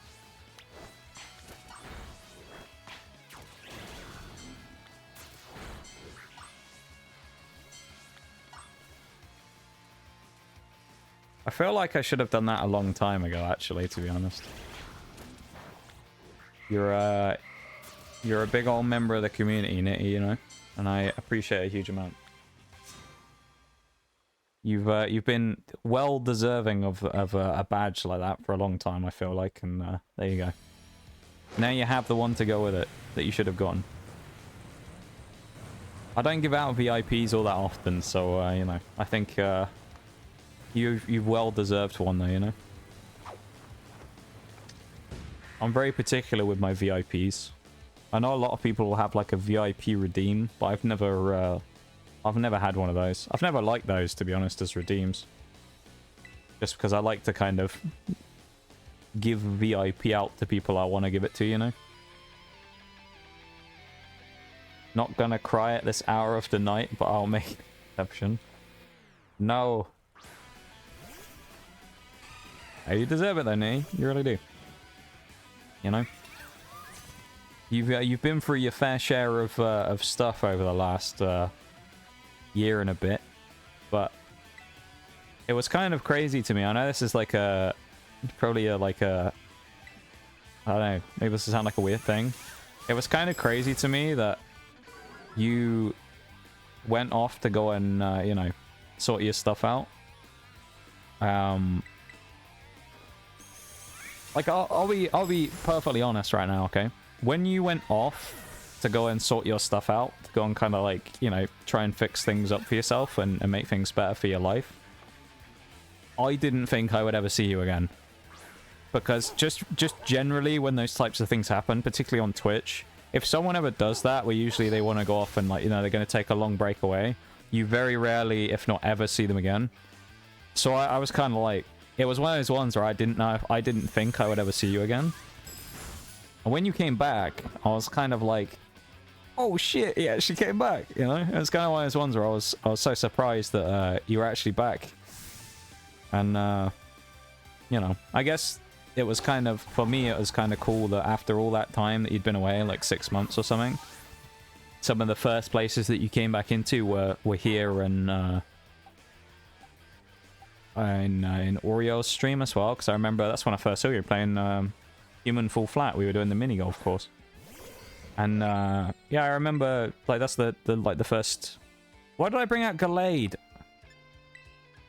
That's so dumb. Oh no, that's such a misplay. That was the wrong. I was chatting and not thinking about what I was doing. That was annoying. That's so dumb. I just gave a free sack there. I should have brought out Bronzong. I don't know why, but for all of a sudden I just thought that Darkspawn was Psychic, not Fairy. But yeah, I don't know. It's like, I guess I never kind of expected to ever see you again after you went off for your break. So when you came back and you kind of started coming and hanging out again, I was kind of blown away by it. Because, I mean, you were someone who at the time as well, Nitty, you were a massive part of this community. And I know in a few other places as well and things, so... It was kind of a... While you... It was like a bit of... I remember I talked about this with a number of people, how it was kind of like a bittersweet moment, really.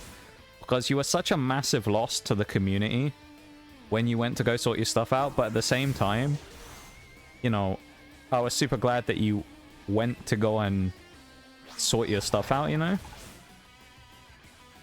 So it's kind of like the it's like it's like the bittersweet moment, because like I was so glad that you were kind of able to go and try and fix some stuff for yourself, but at the same time, it sucked that you were such a big part of things and we didn't get to hang out with you anymore. But then when you came back, obviously, it was a pretty big deal, and you know, I'm glad that we get to hang out with you as much as we do these days. So you're a big part of the community, Nitty, and I hope you know that. You deserve that badge. Not that it really means much, albeit it's just a VIP on Twitch, right? It's not a crazy thing, and I wish I could do so much more for so many people, but Yeah, you deserve that. Okay, so Bronzong is not actually that great here for this because Steel, not what's it called? Heavy Slam doesn't really do very much damage. I thought it would have been better, but I guess we're hitting someone who's way heavier than us, so I should probably just use thingy instead, extra sensory. Pretty much Bronzong just needs to deal damage. That's huge at snapping out that early though. Come on, Zong. That's better. Big extra sensory. Yeah, no, it's a long time coming and very much deserved there, though, Nitty. So, yeah, I should have given that to you a long time ago.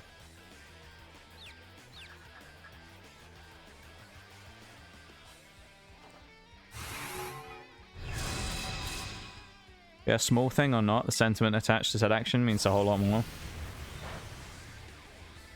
I suppose, yeah. I guess. I don't know, I think it's just because it's one of those things that it doesn't seem like a lot. So I guess it's hard to view that perspective, but I understand where you're coming from there.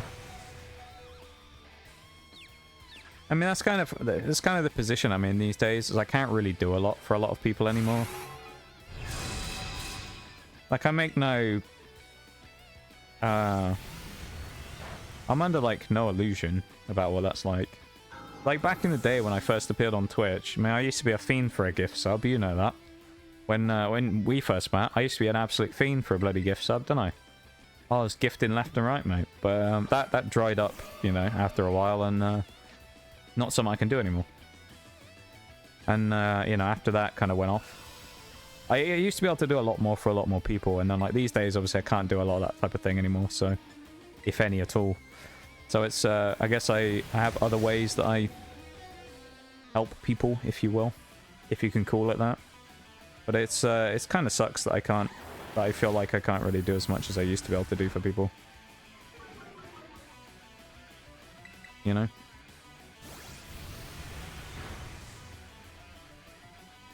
It just kind of is the nature of things, but, you know. There's so many cool people out there that I wish I could support on Twitch. I just can't, so. It sucks, but there's nothing I can really do about it, so. And even something like that, you know, like giving out a VIP badge is just like a small thing. But I wish I could do, I don't know. I don't know how that would work, but I wish I could do something better than just give you a VIP in it, you know?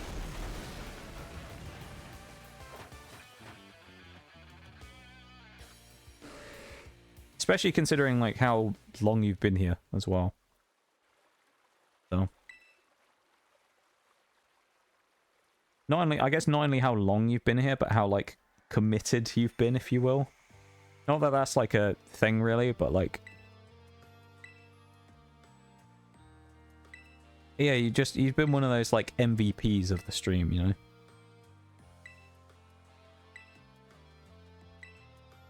For a long time, you were around during the period when I was thinking about quitting as well. So, you know, you kind of came back a little bit around that time when I was in the real downslope. So, you know, it was kind of a bit of a sign that there was still something out there, you know. When young Nitty came back. When I say that, like, a lot of you guys were just as big a part of, or, like, were a massive reason why I didn't jack it all in. That's kind of what I mean. A lot of you individually had, like, different reasons why. You know? A lot of people left during that time, and that's okay, you know? People move on and people go do other things, or people go off people, but... The people who stayed... for all that time period, which was... I'm not gonna, like, make up something about it. It was terrible, right? Like, that time period was ass for, like, 6 months. It was, like, the worst period of the stream's history. Everything was just terrible, and I wasn't in a great place and stuff, you know, so... the fact that, like... a number of you are still here through that. You were here before, and you kind of came through it and are here afterwards. Is really crazy to me. And, yeah. I kind of talked about it before. where you guys are like the rock solid foundation of the community. And the community generally right now compared to, say, this time last year, I feel like is in a significantly healthier place.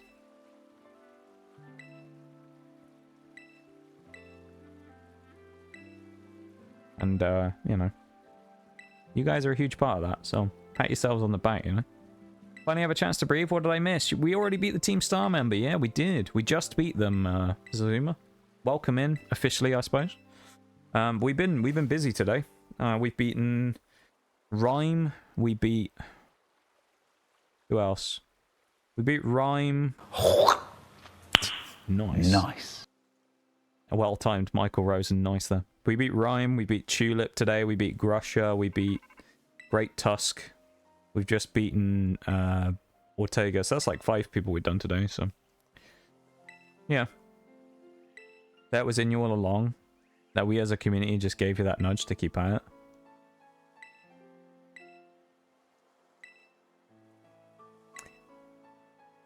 Honestly, Nitty, I don't think so. I don't think it was.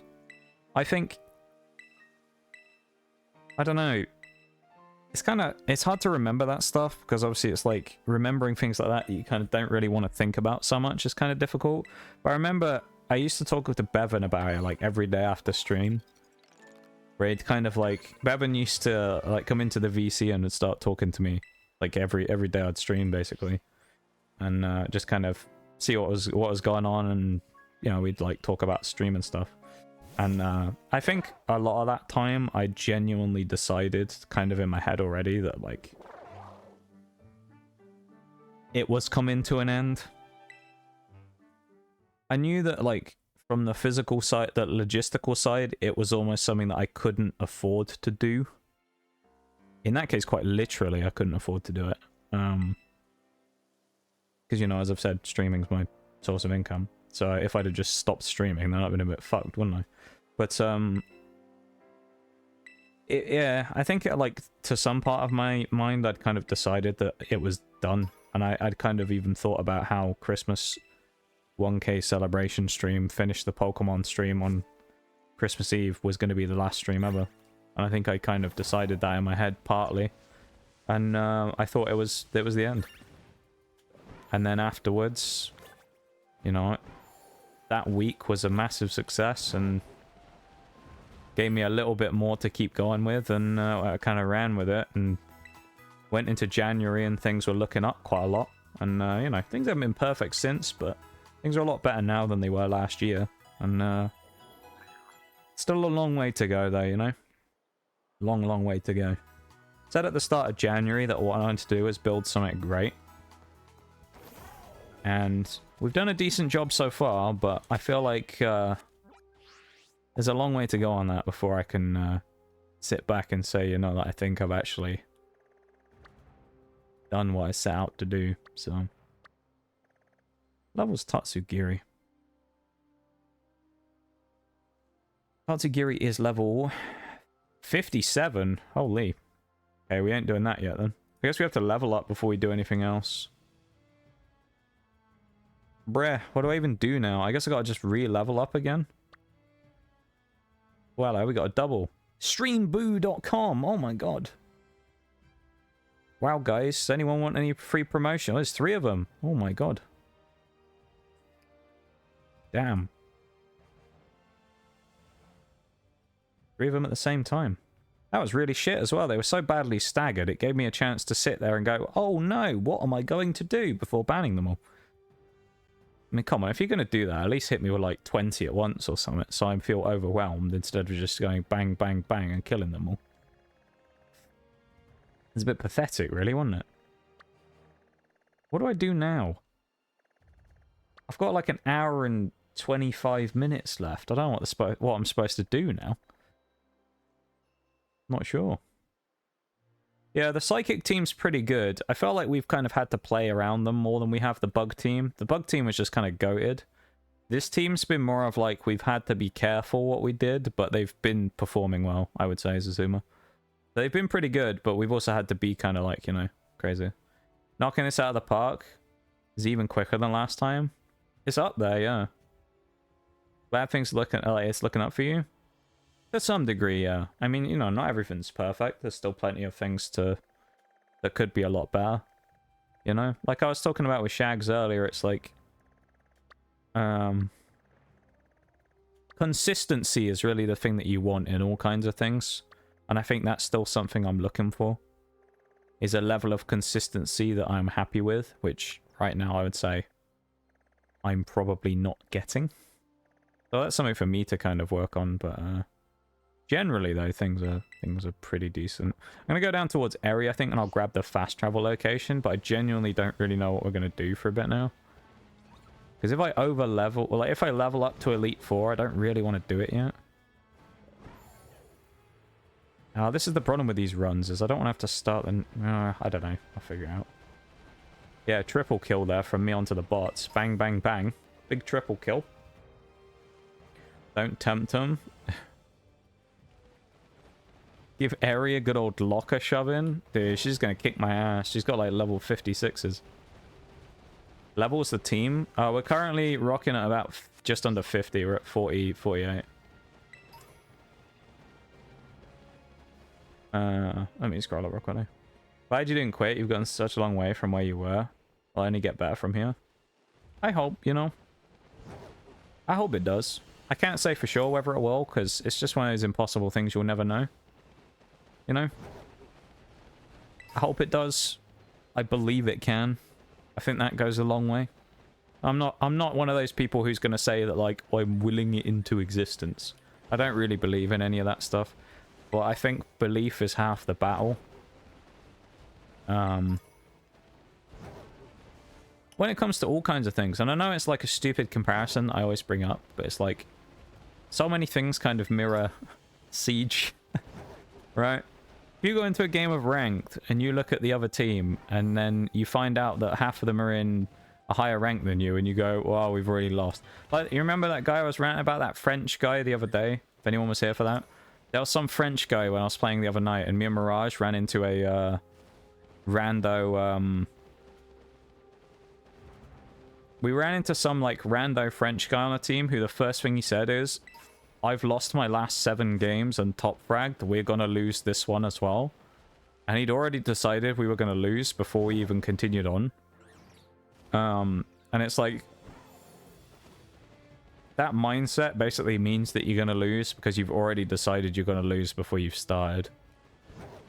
Even if we know they've got a really goated team, it's like, it's the optimism of not knowing that you're going to do it, so you don't really have any reason to not perform, you know?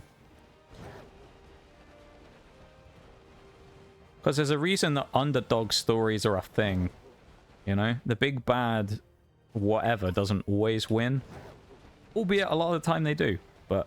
sometimes, with a bit of magic on the right day at the right time, people pull off some pretty crazy things, and you know, you just gotta keep that in mind. And I guess it's something I always try and keep in mind with this as well, you know. When do I with stream and all that kind of stuff? I mean, look at YouTube, right? Here's a thing to talk about when it comes to YouTube. Little did I ever think, right? We'll fight this random guy because I'm gonna be talking about this for a minute. But little did I ever think that when I started that YouTube channel... now, albeit I post VODs and I post shorts, I don't make actual, like, full-on content, which is where the thing comes from here. But if anyone saw this, if you saw it on Twitter, I'm pretty sure you did, Nitty. Hey, congrats on getting Gen 3 done, Bevan, as well. Let's go. Huge, my dude. Good stuff. On to Gen 4 now. Gen 4 shouldn't be too bad, actually. You should be alright on that. I think Gen 4 is quite an easy generation to do. Yeah, what was I saying? Yeah, Twitter the other day. When I made that YouTube channel and I started posting VODs and then made some R6 shorts and things and started posting them up there, they're literally not even good, right? Don't get me wrong.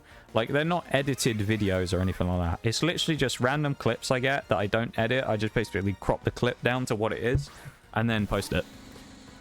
There's no crazy editing or anything like that goes into it. It's literally just the base clip, basically, that I end up reposting. But people like them because some of them will be new angles and things that people have never used before. And it's kind of like a functional version of showing people spots they might not have considered, as opposed to, you know, making some massive video where I get in there and I'm like, hey guys, today we're going to be showing you the top 10, 15 best angles in Rainbow Six Siege. It's literally just me using it, you know? Instead of some hypothetical dude being like, if this person is in this specific situation that will never happen, then like, this might be good. And you know inevitably that like, no one's ever going to use it and it's never going to work properly anyway. I just post those random clips, and I posted a screenshot of this on Twitter the other day. That YouTube channel has done 150,000 views. 150k.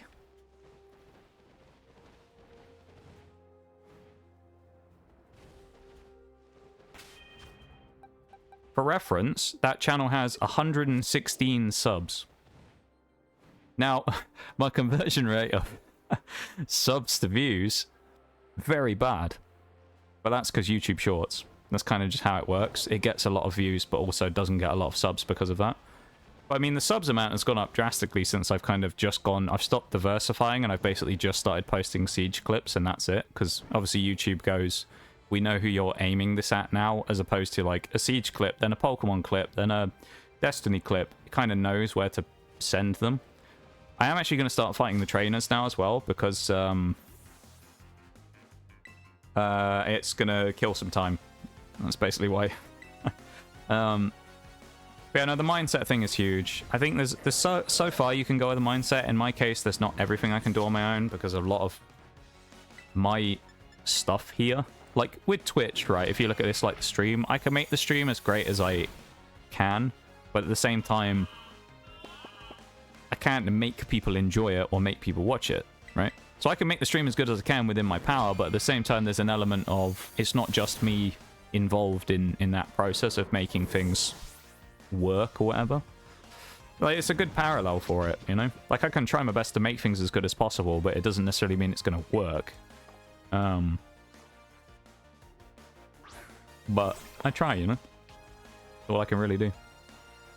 Shot not taken is a shot missed. Don't be a droid. I like that. Let's go into Gallade. But yeah, 150,000 it has now, that channel.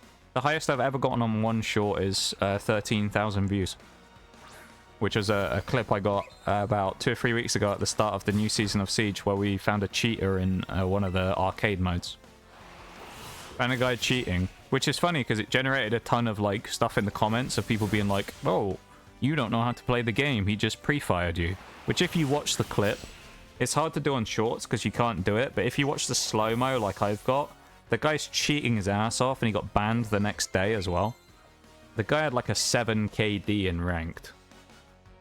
So like the actual dude himself was like mega cheating, and he was mega cheating in like a game mode that's basically people use to warm up in. It wasn't even like a game mode where people play in for rank or anything like that. It's just a game mode for fun, and the guy was like cheating his ass off in it. So that one did really well. I had a streak of about a week where I broke 10,000 on, I think, 3 or 4 in a row, or 3 or 4 within a week. I'd never broken 10,000 views before. The best one I ever did before that got 9.5k and stopped short. And then I broke the cheater one, I think, broke 13k, and then after that, the subsequent ones all broke, or got close to 10,000. I think I had like a 9.7 and maybe 2 or 3 that hit 10k, which is insane. It's sort of fallen off since, but that's just the way it is really with that type of stuff. But, you know, I never really, like, thought I would ever do that. And again, that's kind of one of those things where I can influence that to a degree, but at the same time, you know, it has an element of people need to see the stuff and watch it, etc. But, you know, I never thought a long time ago that I'd have a YouTube channel that did 150,000 views. Maybe like 15. Not 150,000, you know? Like, sure, like, would I like it to do better on the subs front? Sure, but like at the same time, I post shorts, I don't make long-form content. Subs are farmed easily in long-form content, not in shorts, you know? That's where you get your subs from, is from making consistent, good quality content that people want to watch, not YouTube shorts. So, from that side of things, I'm basically, like, piling up the views while also putting in the lower effort on it, because they're easily grabbable views, I suppose. Dr. Hypothetical, yeah. Didn't really get involved in Twitch before because of my hectic time zone. I'm mostly stuck with YouTube. Now with Tabletop Hazards, I'm getting more and more involved in Twitch. Finally learned how to do highlights. I've never really done much with the highlights and things. I tend to find that not many people use them very much. And from my experience of the ones that I've got on the channel, very rarely do people watch them, I think, because no one really... People don't even know it exists sometimes. So while I highlight things every once in a while, I tend not to use it very much because of that, really. Oh, that's handy, getting free Intimidate off. But yeah, I don't know. I don't know. It's just kind of wild to me, though, that even be as far as I am now. Which I guess it kind of depends on the day. Sometimes I look at it and I go, damn. Done a pretty good job getting to where I am now. And then sometimes I look at it and I go, damn, you could have done so much better. You know? Kind of depends on the day, but...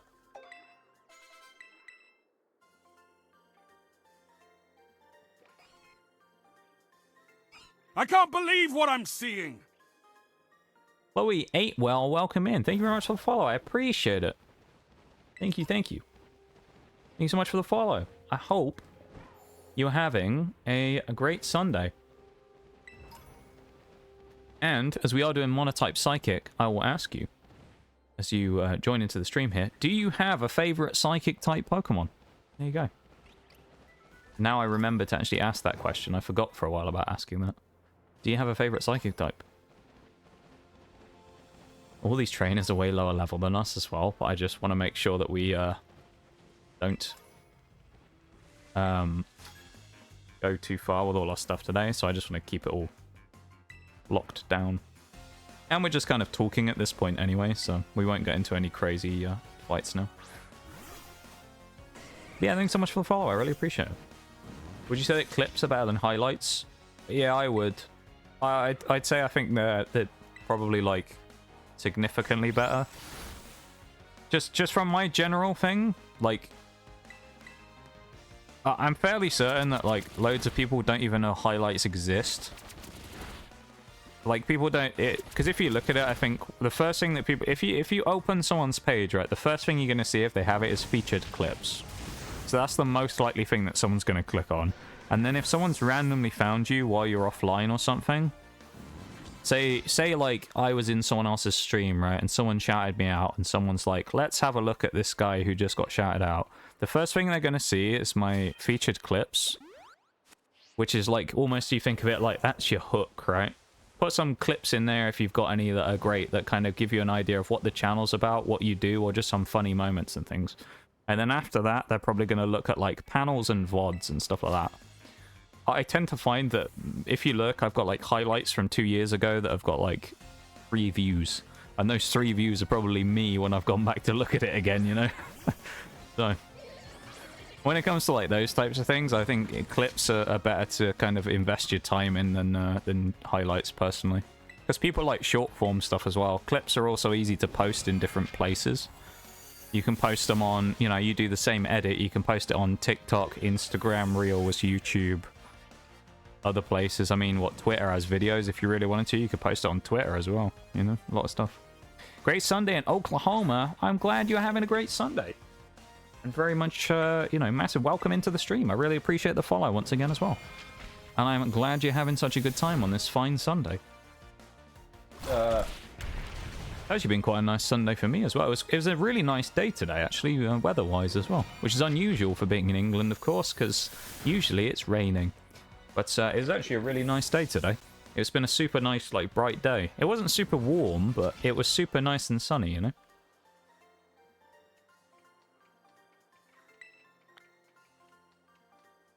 Believe I've stayed past my designated bedtime. I'll have to head off, but I hope you have an awesome rest of the stream. See you when I see you, mate. No worries, Nitty, of course, my dude. I appreciate you very much for hanging out with us and vibing. And, you know, doing what you do. I appreciate it a huge amount, and I hope that you have a wonderful rest of the night. Okay? Take it easy, man. Where you live in the UK? So I'm usually not specific, other than saying that I am from the southwest region. But the country's not that big, so I tend not to be too specific about where I'm actually from. Just in case, you know. But, yeah.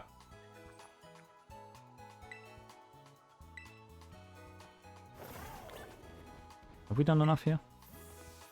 But I do tend to live in like a sunnier part of the country, I suppose, by that logic. Being from that kind of area. How ironic it's raining where I am. Well, there you go, we've traded weathers, you know. We've swapped weather for the day. It's actually been a nice week, to be honest. I think it's been raining a little bit here and there, but it's actually been quite a nice week generally. Which has been quite nice. It's not enough sun over here most of the time, so it's really nice when there is some good sun, you know.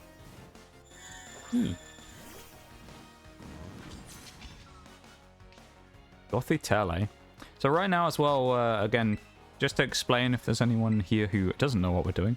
We're doing Monotype Psychic, so we're basically trying to play through the game using only Psychic-type Pokemon as part of a grander scheme to complete one Monotype run for one of every type in the game. So Psychic only, Bug only, Dark only, Dragon only. Go through all 18 of them to kind of complete the game 18 times once with each of the types. This one's Psychic only that we're doing right now. And we're kind of just vibing with it. Right now, we're kind of at a point where we're just fighting trainers and stuff for a while, gaining a little bit of XP, and just kind of chilling for a bit, you know? We're not going too hard right now on the old challenges. But as of right now, we're currently undefeated. We haven't lost a single fight to any of the gym trainers or anyone like that. Any of the boss battles or anything we have to do. So we're looking good. Yeah. It's looking fairly good right now for that side of things. Plants needed it, so it's good. Hey, that's good though. I mean, rain has its uses, although it's a bit kind of crap sometimes, you know, to have rain constantly. It, you know, it has its uses every now and then. What, you got a lurk again? No worries, Azuma, of course. You have a good lurk. I appreciate you being here, and thanks for hanging out with us. You take it easy, yeah? Enjoy your lurk.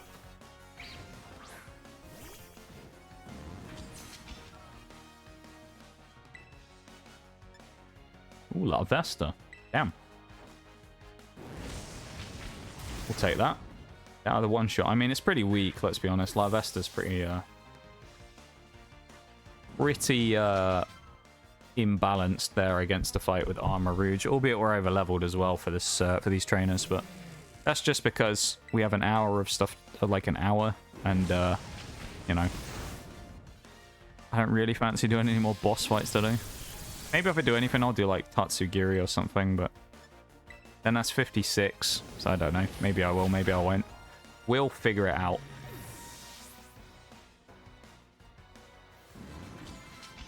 We do have level caps in place in this run as well, hence why I'm talking about not over-leveling and stuff.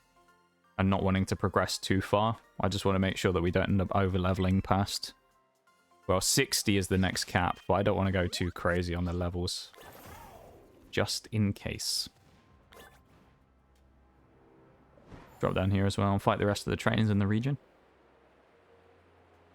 Yeah. Thank you everyone for being here, you know, and hanging out with me. I appreciate it very much. There's how many streamers does Twitch reckon there is every day that go on the platform? But there's that many people streaming every day, and the fact that we all ended up here in this same spot at the same time is pretty damn cool.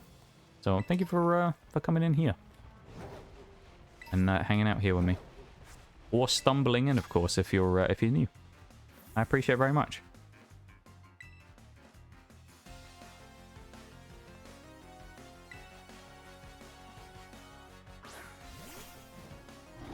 Oh, Grimmsnarl, nice. That thing's dark as well, so I can't use Psychic on it. It's also part Fairy, so it's not great against me, but we'll kind of deal with it with a Flamethrower fairly okay, I think, here. We'll probably take a big hit from a Dark Pulse, that'll hurt. That's a big old hit. We could have done without taking a big old stonking hit like that, but at the same time, what can you do, really, you know? Ain't much we could do about that. Sometimes you just get hit with a big old shot like that. And there ain't really much you can do, you know? I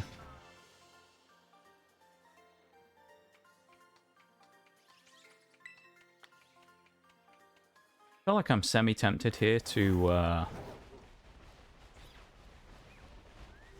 just do my leveling up to 60 and then...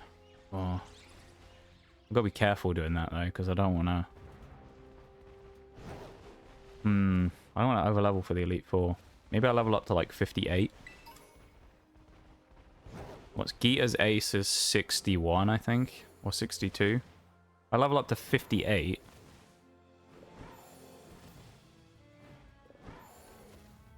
Then I do the fights against... I do the fight against Tatsugiri. That'll leave me... if I did Airy as well, that'll leave me with what? Elite Four... Arven, Penny, Clavel, and all that stuff, and then the final fight, which I don't know how hard that's going to be. Could do that. Means I'm going to have to level up little Slowpoke again before I get Slowking. It's going to be like level 60 before he evolves. It's going to be kind of funny. I don't know if I want to do that or not, though, or shall I just wait?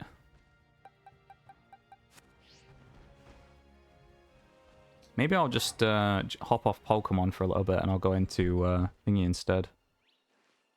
I know Shag's memed about doing a TDM on Siege for a bit, but maybe I will go and do that for a few minutes. It's a good time-killing thing. I think I might do that, because I just don't want to... I don't want to over, like, play this today and go crazy from there, you know?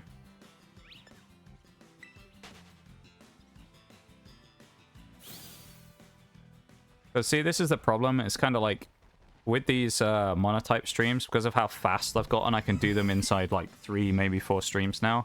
The pacing of them's all kind of wonky because we can grind up levels so quickly and stuff like that. So if I end up going too quickly and then we get the wrong type, so let's say we got Dragon next, I now have a ton of prep to do from getting the Dragon types ready to do the run that I would have to do by switching games and messing about with putting stuff in Pokemon Home and doing all that stuff, which I don't really want to have to do on stream because it just takes forever and it's really boring to see me switch between a million boxes time after time.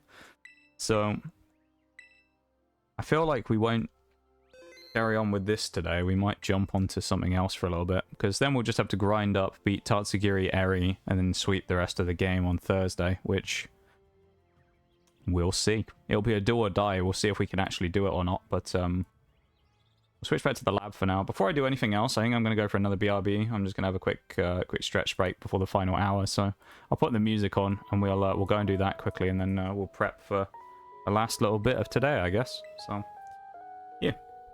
All right. I will be back in a few minutes, okay?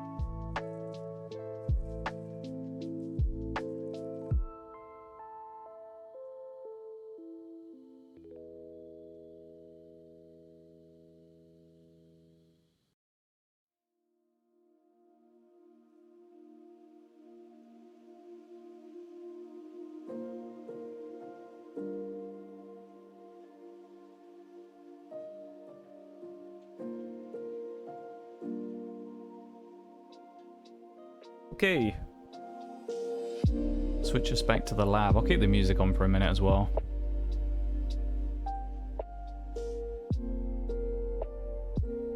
Yeah, I feel like Monotype Psychic, we've been too fast during the run. So we're now at a point where it's like we kind of have to slow ourselves down artificially by kind of just calling it a day on that for right now. So we don't go too crazy. So I have to just hold my horses on that for a little bit and, you know, do something else for a bit. So I think we'll do that. I think we'll jump over and we'll do something else for a little bit. Plenty of things we can do, of course. I think I already know what I'm going to do, just because, you know, that's my kind of go-to thing. So we'll go and do that. So we're going to switch over from Pokemon for now for a little bit. Yeah.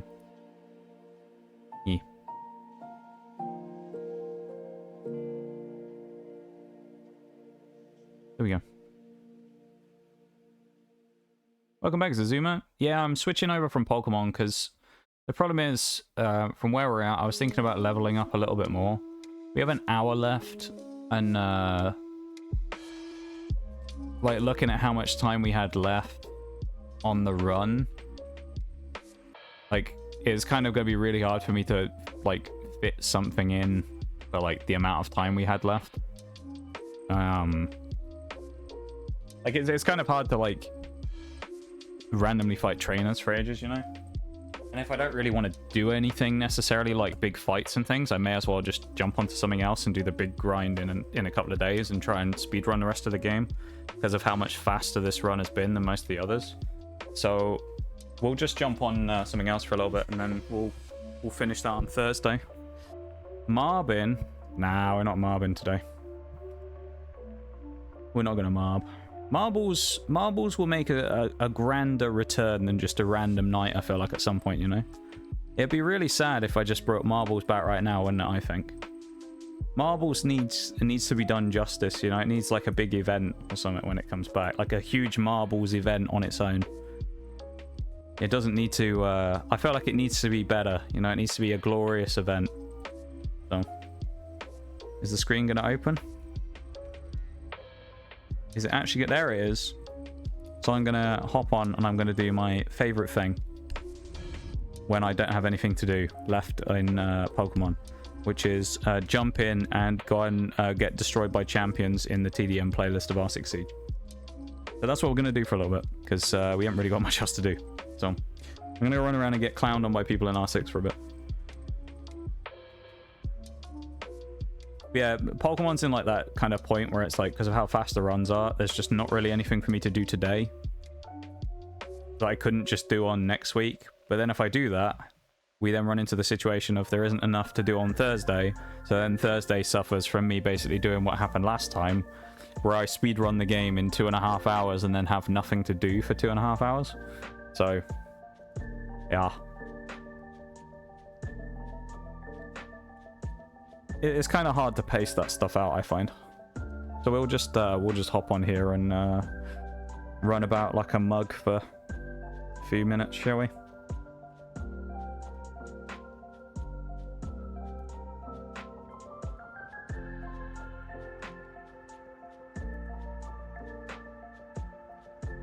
I think that's what we'll do to end off today. For the last little under an hour, something like that. Hopefully we'll actually be able to find some people. I mean, I did this the other day and I found a bunch of people. You'd think on the weekend I might be able to find some people, so hopefully we'll find some lobbies that won't be too sweaty either. Yeah, today's been a pretty decent day, I think, hasn't it? All in all. Been alright.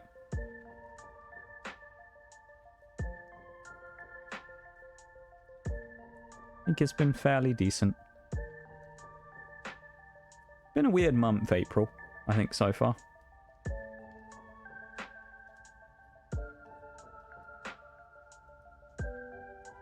Weird old month.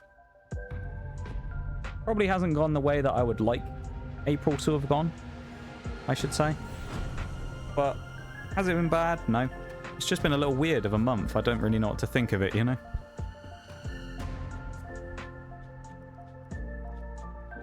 I don't really know how I want to go with. I guess I'll jump on the Buck, because that's sort of someone I've been doing decently with. I mean, I switched on to Lion, and I have good stats this season, but I don't really... I always do badly with Lion for some reason in TDM. I don't know why. Like, I do hilariously poorly with it. So many ashes in this lobby as well. It's 4 people. Who's going to be the sweater then? Which of these ashes is going to be the Emerald player who's sweating? Eliminate as many hostiles as It's in Nighthaven as well, so it's not exactly a great map. Both for this type of thing, also, or for me to play, because I don't like it.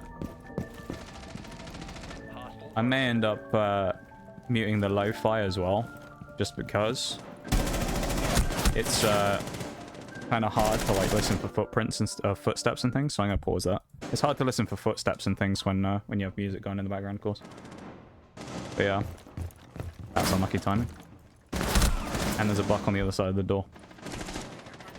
We're in free-for-all at the minute, so everyone's fighting each other. Usually that doesn't work out all that well here, because as you can see, the maps are very small, so you basically spawn, walk through one doorway, and you immediately die. So, as we're finding here, the spawns of TDM not being so favorable to me here in the early part of this.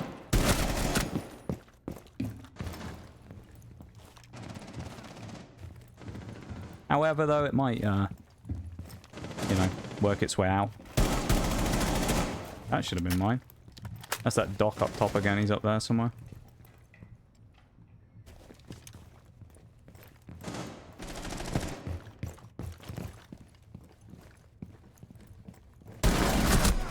Heard him round to my right as well.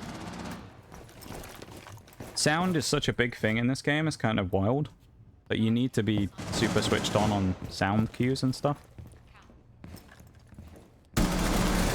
Like there, that was a bit kind of a crappy gunfight, but actually I could hear the Ash from a mile away. Because I knew she was there. Makes it way easier for me to fight her if I already know she's there, rather than blindly walking into a room like this and not knowing if there's going to be someone here or not. Even though it's only sound and it doesn't show me where they are, it gives me an indication, and that's kind of all I need in some cases.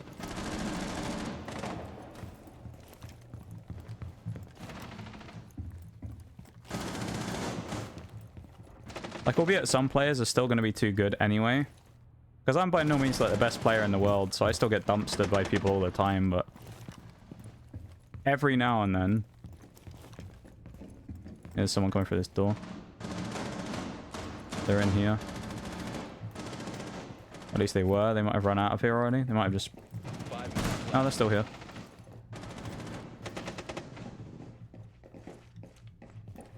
They've run out.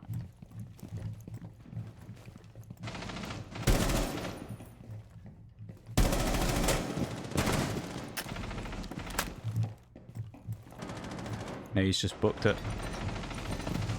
Zero wanted no part of that. There you go, he came back for the flank. That was a bad reaction gunfight there. Terrible reactions from both me and the Ash there to miss most of those shots before landing it. Okay. There's a situation of me not hearing the person right there. They were slow walking, which obviously is going to reduce the frequency and or noise of their footsteps, so it does make it harder to find them like that. And zero again.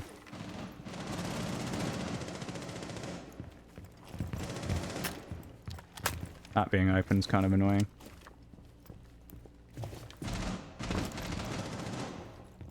I'm going to switch off a Buck actually onto the sledge instead. Try a different gun. Someone there, we just saw them. They're behind that wall somewhere. I don't know if they know I'm here, so they might have just walked up already. They've gone up there. Sounds like they've gone above me and then that way. Rather than behind me. Someone above, you can hear it from the echoed footsteps.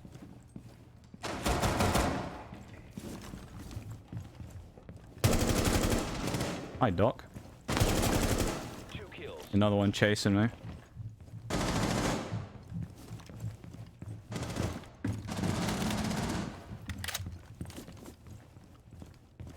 You could hear them. There was someone coming in from there.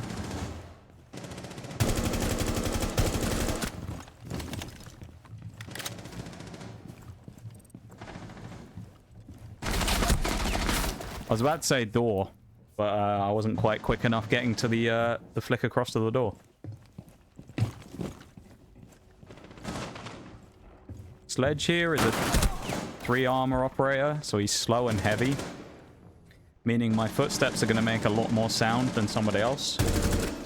So it does mean that if I sprint like that, I'm particularly susceptible to people knowing where I'm coming from. Heard that, Ash. It's also one of those things where it's important to listen for things like reloading. That's a good shot from that guy. If you hear someone's reloading, obviously you know you can take a fight with them for free without dying. Versus taking a fight with someone who's watching ready for you. You'd rather take a fight against someone who isn't ready than you would take against someone who is, wouldn't you?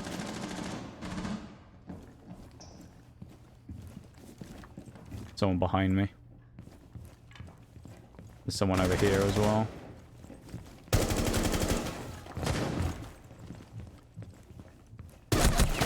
I didn't know if she was going to repeat the door or go through the hole, so...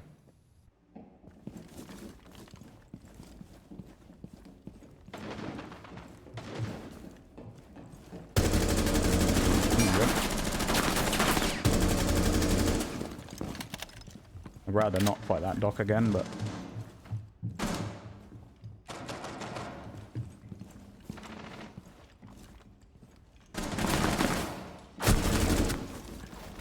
Doc's gonna come over here at some point, I know he is. There he is. And he lost. I thought he was gonna push me actually when I was fighting the other guy, the Zero, but he never did.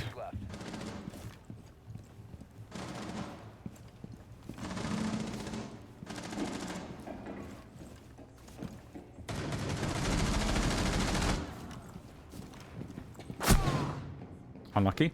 There was actually someone up there on the rafters as well, so I think I would have died to either one of them. That's a horrible respawn.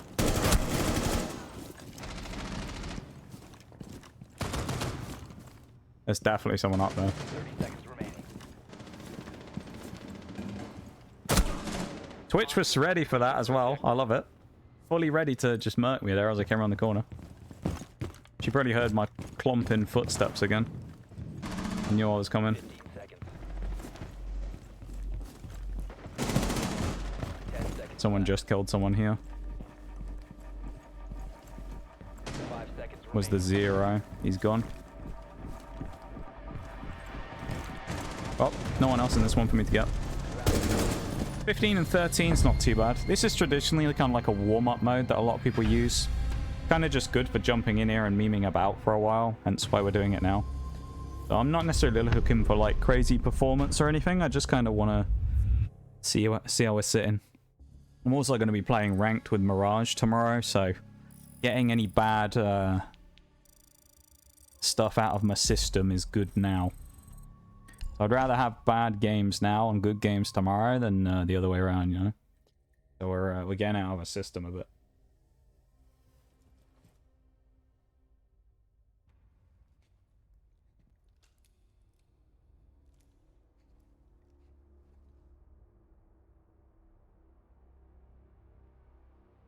Need good games tomorrow? We do.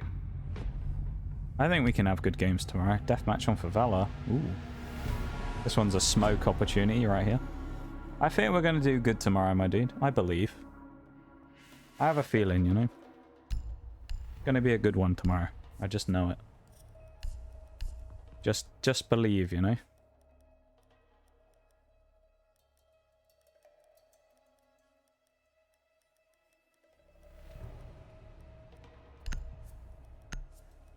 Getting the old pink on there. Valentine's Day skin. The love gun, as it's been called before. You're on the clock. Eliminate hostiles. One sledge, you can go first.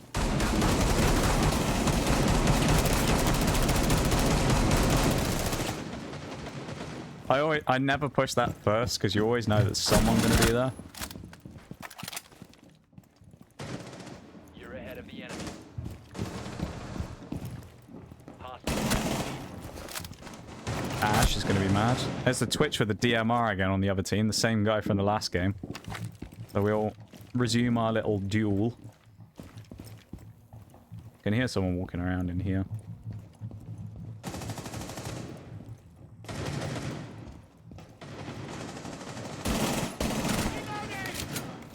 Maybe they were above and then they obviously dropped down, I think. Twitch is down the end of that corridor. I don't really want that fight.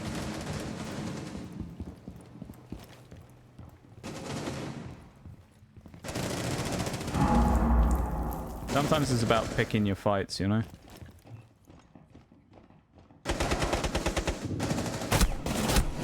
Good to see you now, then. That's kind of on me being not so good there.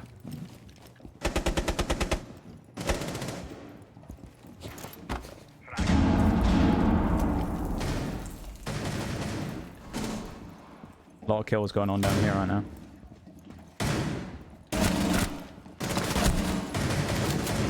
Underneath me. Oh, I didn't quite get the third on the dock after the reload. I needed to re-engage there. Probably switch to the shotgun instead.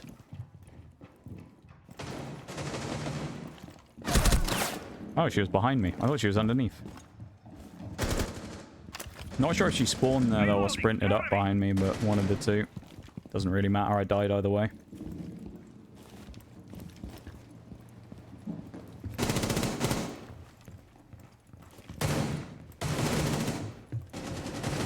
Ash just died to Blackbeard. The one coming through this door, I think.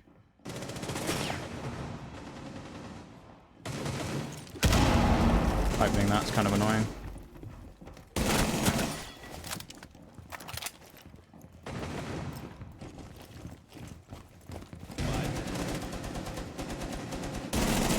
That was a bad shot from me. Okay. That Twitch is apparently... Is 17-3 that guy's going. Damn. He wasn't doing that well in the last game. 17-3, eh? Hmm.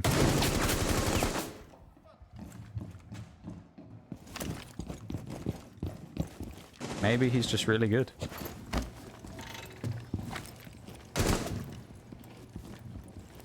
Sledge, mate. Pick somewhere and go there.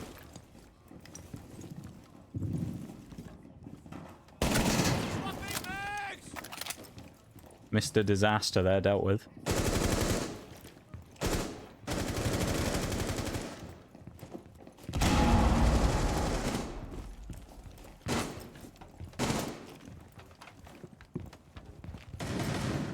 They're pushing from this side. Oh, a nice flick onto that guy there on the Blackbeard.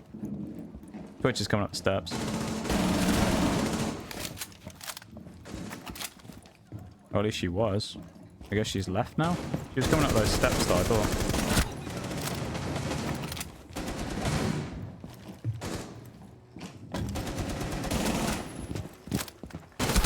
Should have got ready for the knife there. That's unfortunate. It's actually not going too badly. Unlucky spawn for Blue Op YouTube though. Not unlucky for me though.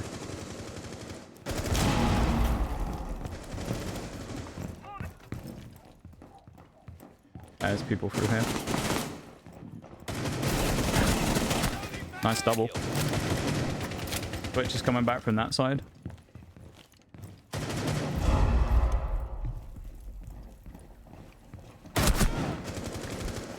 That Twitch knows a little too much, and I swear, like, the Twitch just seems to... It's always those ones where they're not even, like... I don't even have to describe it. The pre-fires are a little too good, you know?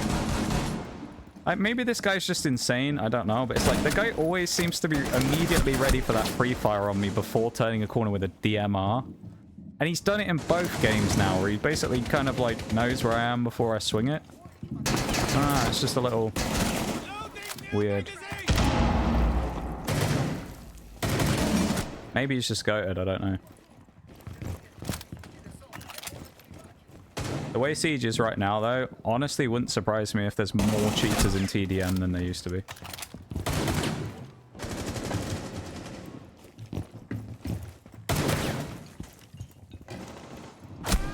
You have 2 minutes. 27-10 he's going. Name blew up YouTube. I might look him up on R6 Tracker after this game, actually, and see. I just want to see what his profile looks like. I'm kind of interested. He might be a champ or something, but... I don't know. We'll see.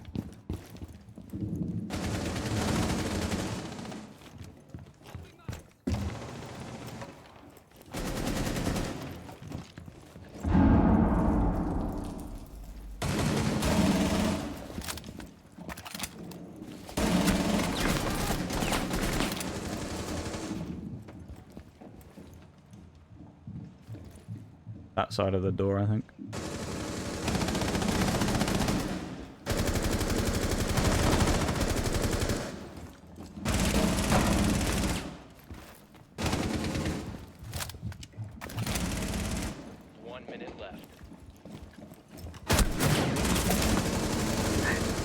It's on 14 deaths now.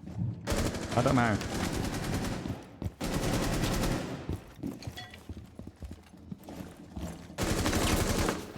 Maybe this Twitch is just crazy. No. Kind of wild though. This guy's like fully legit. He's kind of going crazy. I mean, 16 deaths suggests he isn't sus, but his kills are fucking wild though. If he's that quick on the draw, that it makes it look like he's cheating, and like fair play to him, I guess. But like he's so quick on snapping onto targets and stuff. It's kind of crazy. Most of the enemy team aren't that great. That one Twitch though is kind of wild. You have 5 seconds.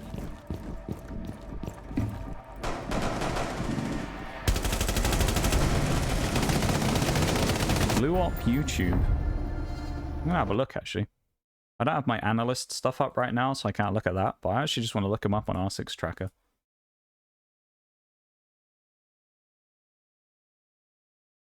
Blew up YouTube.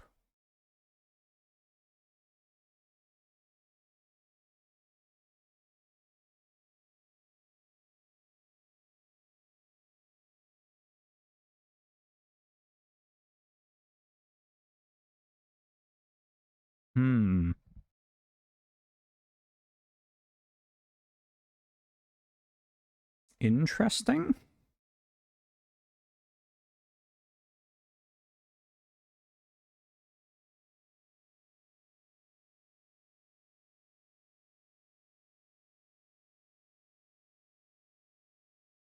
His profile's kind of weird. So he's level, what is he? Level 39, level 24. Low level account. I mean, maybe he's just like someone. He's got like really high stats for a level 24, so he ain't a legit new player, I don't think. He might be like it makes me wonder if that might be like a Smurf account for someone for YouTube clips or something, hence the name. It seems like a Smurf anyway. The way it looked in R6 Tracker, he's level 24 and he's got like a 2.5 KD. So the guy's probably a champ smurfing on another account or something.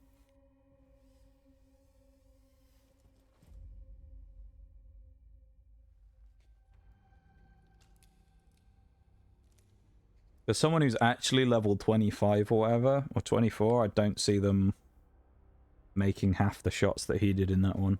If they aren't, if they're actually a new player. I know people can be kind of goated, but like even the game sense and shit from a level 24 there was too good. Whereas like positioning was, I mean, I kind of, like I said, he was basically getting me around the corner before I've even like thought about swinging it myself. So I don't know. Doesn't look overly sus, but he looks like a Smurf though, if nothing else. So I don't know. Wouldn't surprise me, because again, Smurfs these days, there's quite a lot of them. Or like ranked accounts and stuff. Maybe someone who's going to make a ranked series on YouTube, I don't know.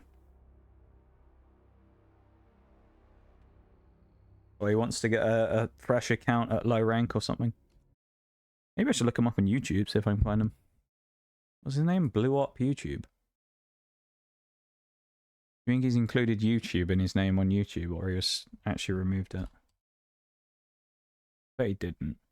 I bet he's got YouTube in his name. Blew up YouTube.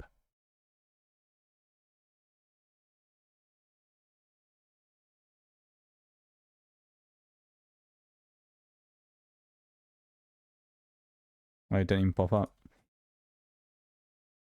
Damn.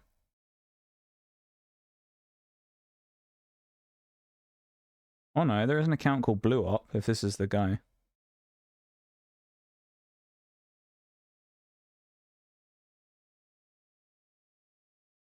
Is this the guy? Let me mute this real quick.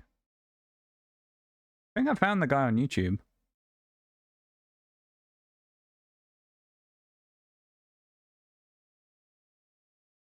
Oh, okay, never mind. Okay, he's a cheater.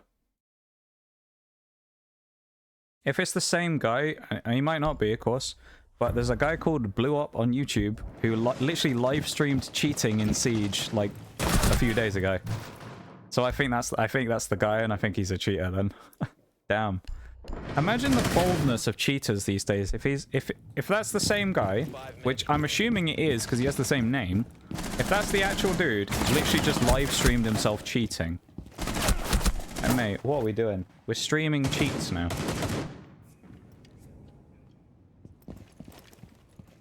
It's not even like he's tried to cover it up either. The stream VOD is literally just called Cheating in R6. He's obviously not that good though, but he has walls then. From what I saw, he literally had walls up on screen. If you want to do it, and you want to find out for yourself and not just kind of take my word for it, search up Blew Up on YouTube. He's got like 1.3k. One of his most recent things, he made a bunch of like Warzone videos or something. And then his most recent thing is a clip. It's like a picture of Jaeger for the thumbnail. And it's literally called Live Stream Cheating in R6. Literally look him up. I'll post this link in the chat if you want in a minute. I'm not saying go and shit on the guy, you know? Like, don't go and give the guy any hate, but like, fuck me, the cheaters have got bold these days. He's literally streaming it. Guy's literally streaming cheating in Siege. Thankfully, he can't play ranked, but that's not the first person I've seen actively cheating on stream this season, though. I've seen 2 people who've live streamed or made videos about cheating in Siege. It's wild.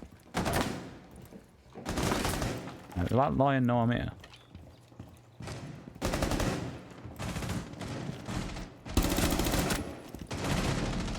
Clip the IQ, that. Oh, it's him again.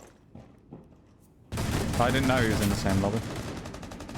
He had to cheat to attract viewers. Apparently, he has like 1,200 views on YouTube. Probably because people just want to go see what a cheater's like.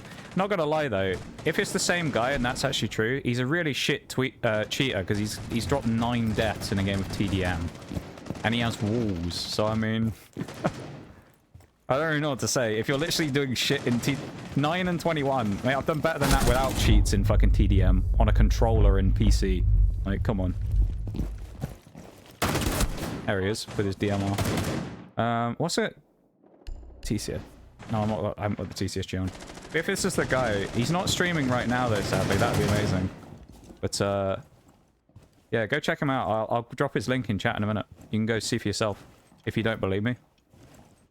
Because I know it's one of those things where everyone's like, oh, it's easy to throw an accusation of someone cheating. Go watch his own stream. Now you suck, dude. Fucking hell. He's really bad. They had walls on me, and knew I was there, and he still fucking lost. That Legion and dead to rights as well.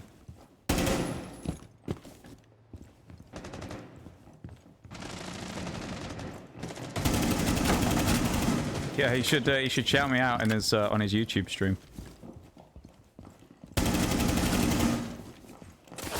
That's a cab. Yeah, I'll post it after this. I'll post the link. You can see for yourself. Like, legitimately. I'm not one to throw out an accusation of someone cheating if I don't think they are. Right? Because, like, if someone's better than me, I'm, you know. But as I said, like, if you look at his kills, they just looked a little too perfect, didn't they? All the kills he got on me. Where it looked like, the way he was shooting, it looked like he already knew I was there. There he is, he just won. 30 kills and 15. So I'm pretty sure this guy is legit cheating, so... It's a shame we can't see his perspective from it, but I'll grab his YouTube thing real quick again. Let me grab it. I'll post it in chat and you can see for yourself. Like, legitimately. You can have a look for yourselves. Here he is. If this is the guy, which I'm guessing it is, then there's a link to his YouTube right there. Literally streamed 2 weeks ago. Live stream cheating on R6 Siege. Oh, I should see if his username in the VOD is the same. Shouldn't I? I need to wait for him to die or something. I'll show the scoreboard. So in this game of like whatever he's playing, quick match or something, he's just walling and presumably calling out for his teammates. But you can literally see it. He has his walls on. So he's so bad at it, he's trying to shoot people through concrete walls while he's walling. Blew Up YT37 was the name he went, but of course you can change your name frequently on YouTube these days, on Siege these days. You can just change with like the nickname stuff on UB, so he might well have changed it. Yeah, like click that, if you click the link in chat there, it'll take you to his channel, and you can see for yourself, he's a legit cheater, so there you go. That's kind of funny, isn't it? We've actually found a cheater in thingy. Live on stream, we actually just found a cheater. That's hilarious. I should... Oh, fuck, I should have reported him. I don't think I can now, can I? Oh, I'll have to run into him again and then I'll report him. But he's a legit cheater then. You watch, like, jump into the live stream as well and then you scroll through, what you'll see is he has a white box around everybody. I think he had their HP as well. But he had white boxes around everyone on the enemy team and then a white stick figure outline for where they were. So, like, crouched, stood up, proned. So, as I say, don't take my word for it. You can look for yourselves if you really want to. If anyone wants to, you know, say, oh, well, maybe he wasn't, benefit of the doubt. There's your evidence. Watch the fucking thing. And I would suggest that it's probably the same dude. Looks like it. So, I doubt there's that many people called Blue Op. Especially ones who are getting crazy kills like that in TDM on a level 20 account. Actually, if that was streamed 2 weeks ago and he's level 25 now, what that suggests to me is his other account, the Blue Op 37 one, could well have been banned. So he might be on another account. Oh, he isn't in this one. Damn it. I should have got him while I had the chance with a report. I can't now. That's so annoying. That's kind of funny, though. What are the chances of that, though? I mean, what did I say earlier? It's like 1 in 3 in, Ventilo, what was that? 1 in 3 is supposed to be, a cheating in Siege last season. But then numbers come down now. But it was 1 in 3 at one point was the amount of cheaters per game. Essentially. 1 in 3. Third of the population of people in ranked above a certain rank were cheaters. And that's 2 this season, at least that we know, that I found in Arcade that are cheating as well. Because there was that guy earlier, Chaox0, whatever his name was, who I got in the YouTube shorts. It was basically the same way, except that guy had a hack where he could shoot while sprinting, versus this guy basically just had walls. The thing with that is, even if you have walls, you've still got to at least be able to land a kill. Am I lagging out? Oh no, Sledge was. You've at least still got to be able to land a kill. Which Twitch obviously could, because she could see people through walls. But when she wasn't necessarily paying attention, she was like free pickings.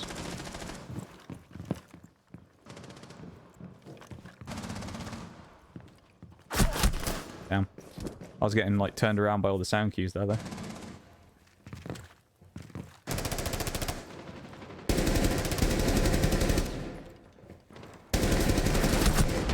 How are you alive?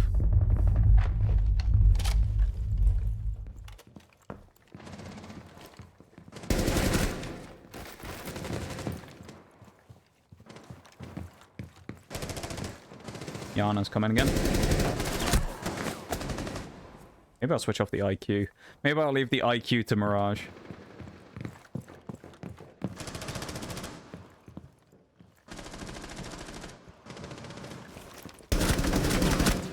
There's a different Twitch this time. Fent Dealer.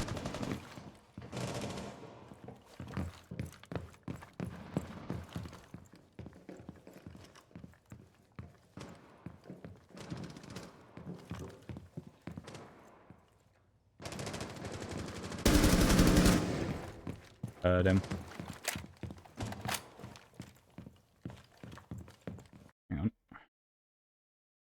Welcome in, Tingy. How you doing? Hope you're doing good. How are we?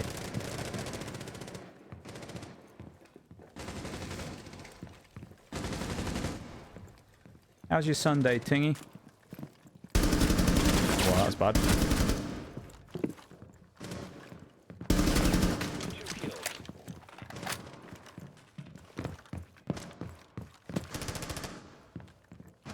You were from Siege, weren't you, Tingy? Now I remember. You were in Siege, but you were a Pokemon fan, weren't you? I remember now. I'm just playing TDM because we kind of ran out of stuff to do on Pokemon for the night, so I'm just running in TDM and memeing about. Yeah, deathmatch. Being a bit, eh? Yeah, it's nice to see, man. I appreciate it. We found a cheater a minute ago as well in TDM. There's a link to a YouTube channel in there for the guy. It was called Blew Up YouTube. This is in TDM we found the cheater, or free for all. He was playing Twitch for the DMR. And he, I guess he's like super dumb or something, because he streams it on YouTube. So he wasn't here, like, streaming this one, but he has streams on his channel. On the YouTube link that I posted above, that you can see of him literally just walling in Siege. I was kind of sus of him anyway, from some of the kills he got on me, but also, like, his account's level 24 or something. Like a level 24 account, so... And he had like a 2-point-something KD. So he was either a smurf or a cheater, one of the two. Smurf at best. Gotta go. Hope you enjoy the rest of your stream. No worries, Azuma. I appreciate you being here. Thanks for hanging out and vibing with us. Ooh, nice shot. And I appreciate you being here. And yeah, we'll round out the last 15-20 minutes and have a bit of fun. I appreciate you being here. Thanks for hanging out, and you have a wonderful rest of your weekend. And I will see you soon, okay? Okay, damn. Oh, he's got a champ thing. Sunday's been a bit naff. My internet's been bad. FIFA experience has been bad. I have an exam tomorrow, but I'm doing bad. Exam tomorrow? What is your exam in? Hello. What we got the exam on?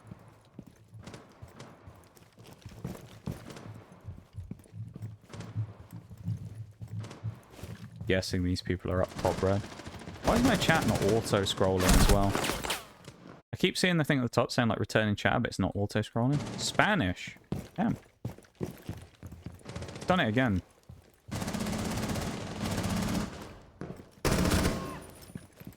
There's someone shooting out there. I have to keep tabbing out to scroll up the chat because it's not working properly.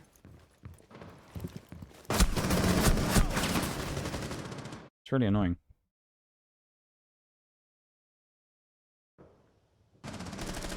I don't know much Spanish, but is that saying that you don't speak Spanish?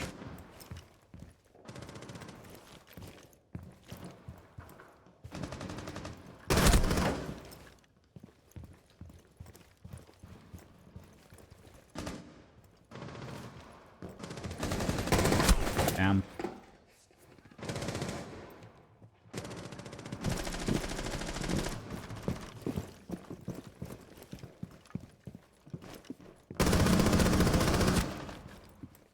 Swear if there's bloody nomads here again on this corner.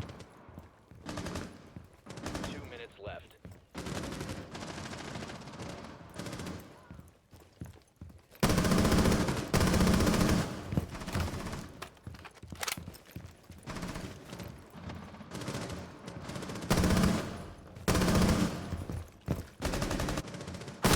Damn.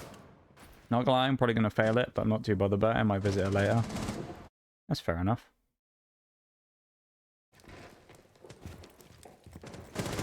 Oh. It's unfortunate that you've had a bit of a naff Sunday. Enemies are making progress. Hopefully we can make it slightly better for a little bit before heading off on the night there. While we vibe here for a little bit. Damn.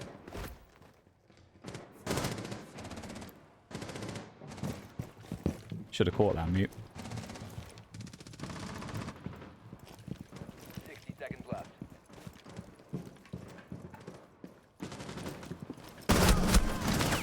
I'm kind of thrown off now. I can't get a bloody kill. Leicester's doing well, so I'm very happy on that regard. Fair enough, fair enough. I'm not a football fan myself, so I don't tend to follow it. Hostiles are close to objective. Hey, always good to be winning though.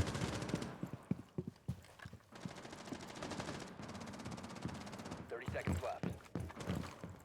Don't really know why I'm using Dokkaebi here either, because she's banned constantly anyway. So like, I'm never gonna get a chance to use her anyway. Ash keeps being the one who gets me on that corridor. 15 seconds remaining. 10 seconds remaining. Thought someone came with the hatch behind me. 5 seconds Oh well. Bad game for me this one actually, but doesn't matter. We got our meme content for the night from finding a cheater, so... I only started following a few years ago. Fair enough, fair enough. Honestly, I've been enjoying how low recoil guns recently. That's good. It's always good to find guns you kind of gel with, you know? Hey, level 98.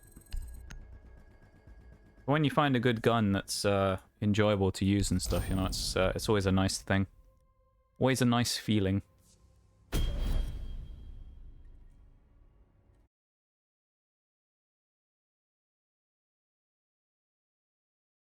Yeah, I'm glad. Glad you've been doing decent.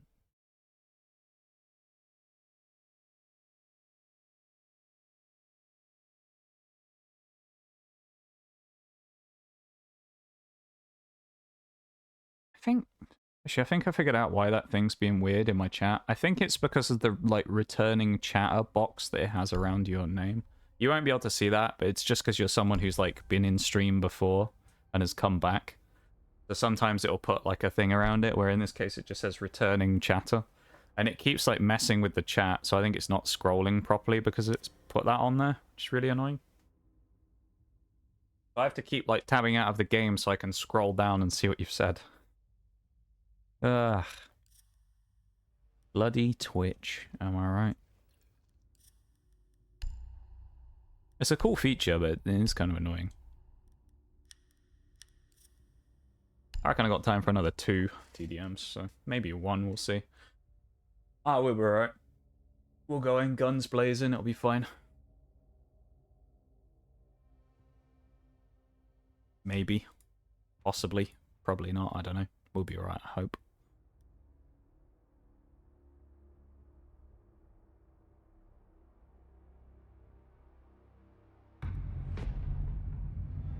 I don't see the cheater in here again. That's good. Fent dealer's back though. Yeah, the cheater was called like Blew Up YouTube was his name, was his account name. I wish I'd reported him at the time now, because the game had already ended by the time I looked. But we played him like 2 games in a row, and he just seemed a little sus, which is why I looked at his R6 tracker. And then I thought, well, I'll look at his YouTube if he's Blew Up YouTube.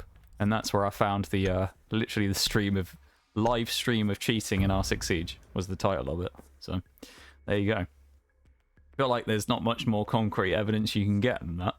The guy literally filming himself walling.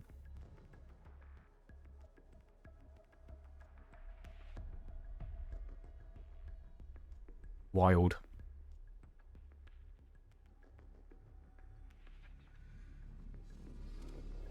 We pray for happy, happy fun times indeed.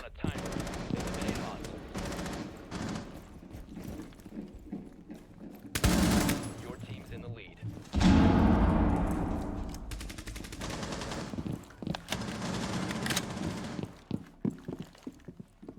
Tough to get out of. Methinks.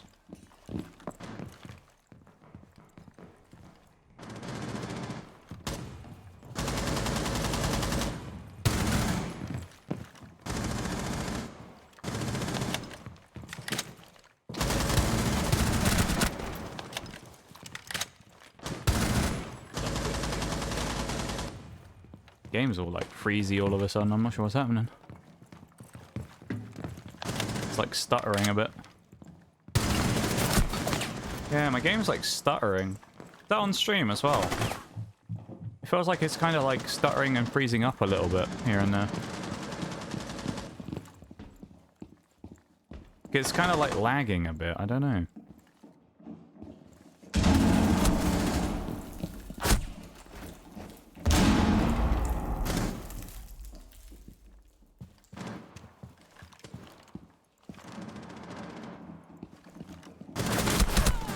That was unlucky timing. I was going to catch the other Ash as well. That's always annoying though, Tingy getting... I mean, internet problems are always annoying anyway, but let alone things like that.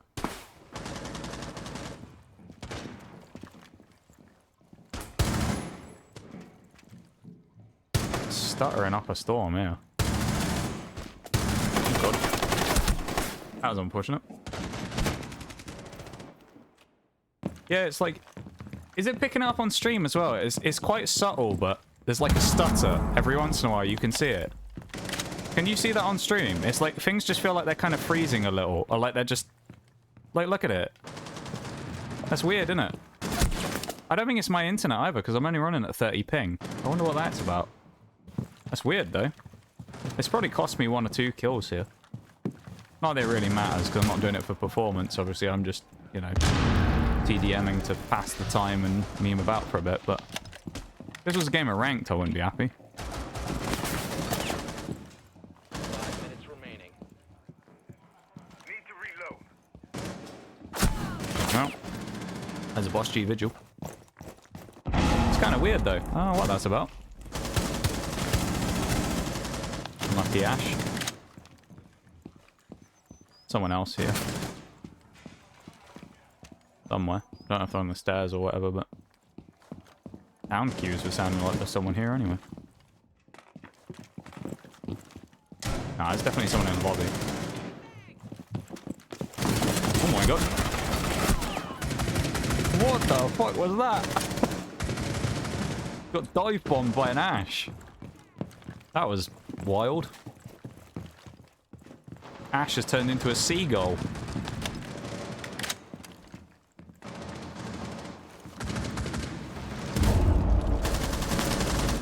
That was wild.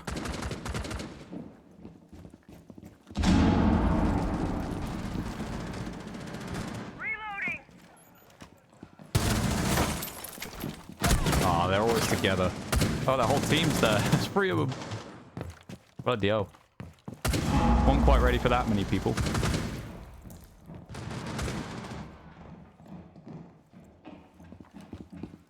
Sneaky, sneaky.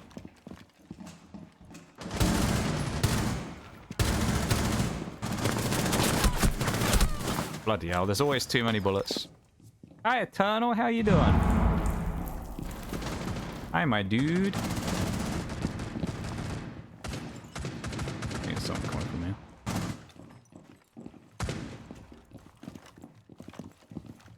How are you, mate? I'm gonna switch up Hibana into someone else. Hope you're doing good.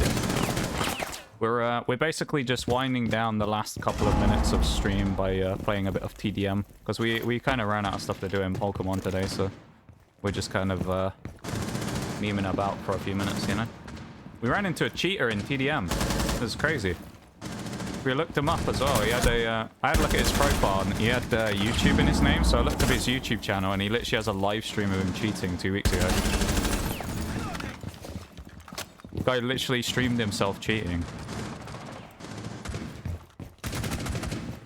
I'll post that in Discord later so we can have a look at it. But that's kind of crazy though. Just for reference. I don't really care because it's TDM. Like, he's probably ruining ranked games as well, but like, from the side of things of like, I'm not saying go give guys shit or anything, but that's kind of fucking wild. I just want to post the link though so I can keep that for future reference, because you never know, I might need it in the future if I run into him again. Violet with a nice report to Yubi. How did that Mozzie not kill me? I'm also having a bit of weird game stutter right now, so I'm not sure what's happening. My game's sort of like stuttering a little here and there. So, yeah, it's kind of hard to play this one. Right, you know, just living life. I'm glad to see it, my dude. I'm very glad to see you. And I appreciate you taking the time to kind of hang out with us. If I can get the words out. There we go, there's another Ash. But, yeah.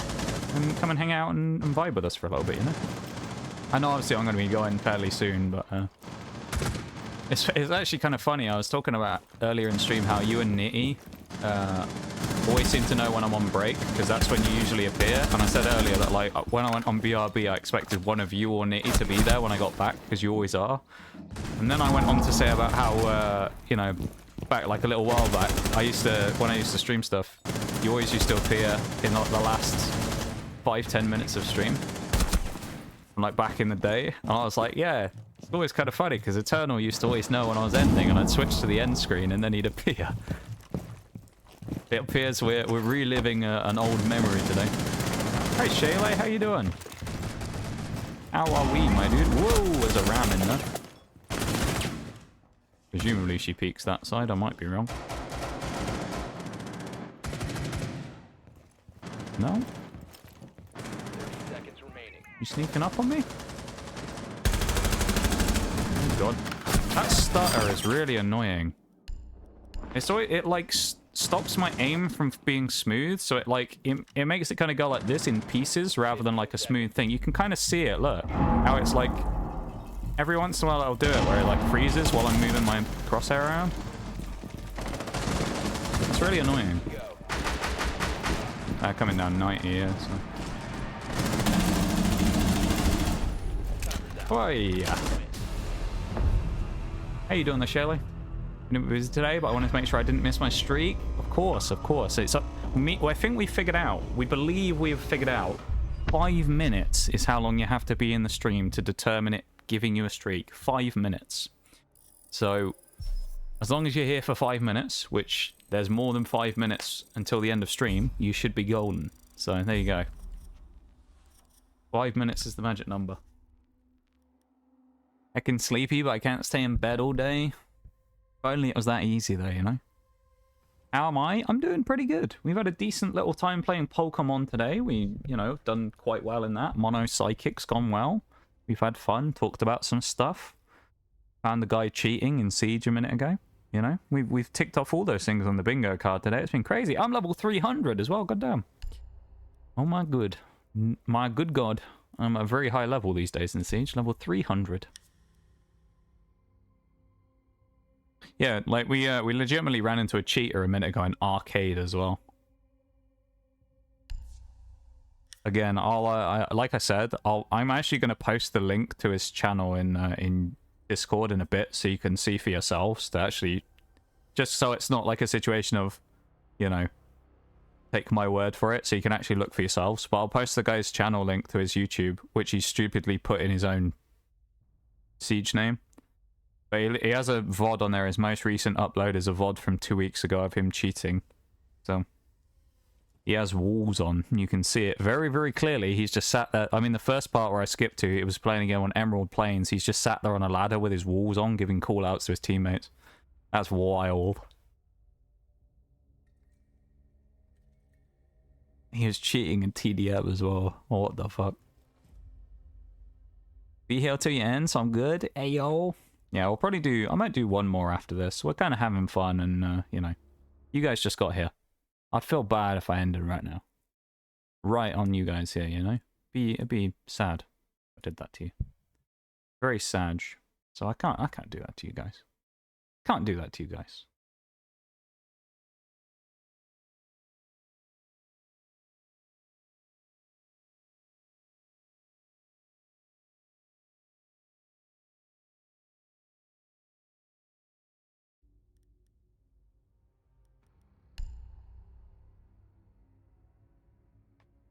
Well, mostly because I need the bathroom, but now I'm hungry, but I need to make tea because I have enough to drink. No!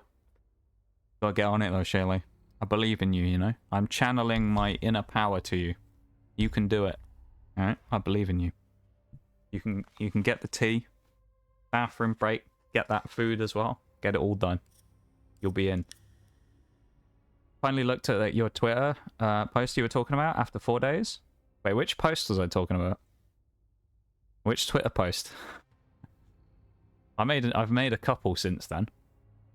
I think, so I don't know which Twitter post we're talking about now. I don't remember which one I said about. Is that the one that's similar to the one I posted in Discord? The thing I posted on Discord? It might be. The Discord one's a lot more in-depth, if it is, because that's just the Twitch character, or Twitter character limit wouldn't let me, you know, make it longer. And obviously I ain't paying for Twitter Blue. So if it was that one, then there's a much more extensive one in the Discord, of course, which there's a link for there in the thing. Oh, yeah. No, that's the one, yeah. Yeah, I posted in Discord about that as well. There's like a big paragraph in there that's kind of more, like a longer in-depth one, you know. Thank you for checking out, though, Eternal. I appreciate it. I mean what I said in those 2 posts, you know. It's, over the years, from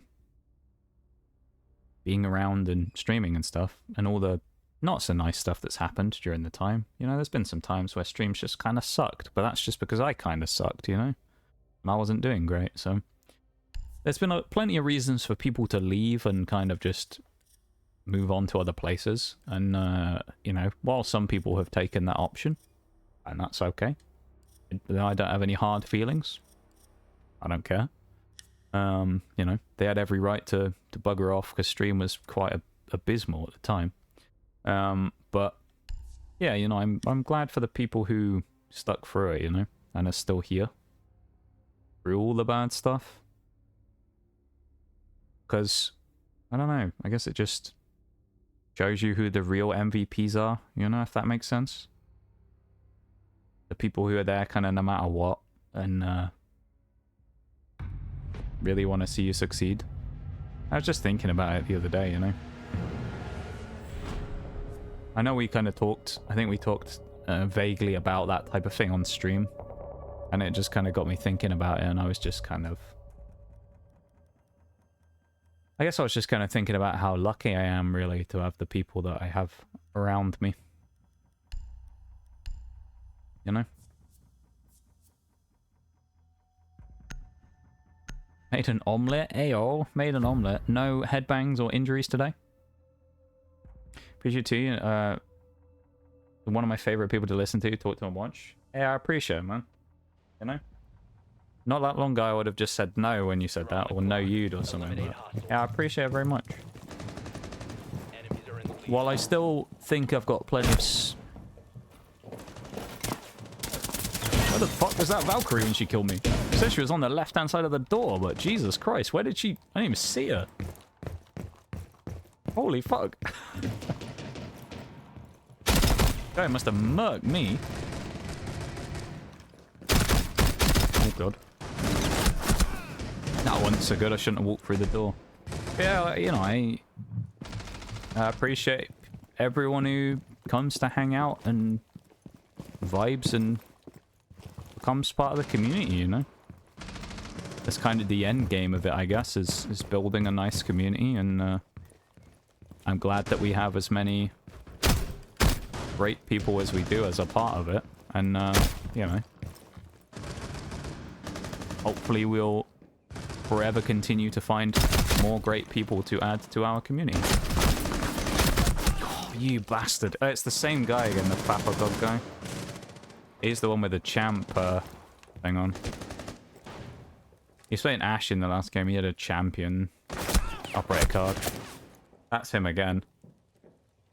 I'm super stuck here as well. He's coming.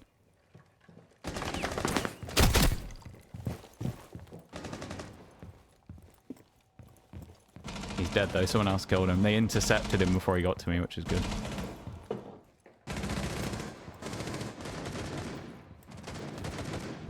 What am I hearing? No, there's someone walking up those stairs. I missed them all, fuck. But no, you know, let's say I really appreciate people who've hung out over the it's fucking Val. I can't play a TCSG here, I need something better. But like, the people who've hung out over the years, you know? And the people who are still here, regardless of all the stuff that's kind of gone on, you know? Because it's not one of those things where I just say it for the sake of it, which I know a lot of people, like, sometimes think I do. I know that, like, last year, from about middle May onwards, was an absolute clusterfuck for stream, you know? And it was super unenjoyable as an experience, you know? I kind of just know it was. Like, I know everyone, like a lot of people... Oh my god, everyone just left at the same time. That's weird.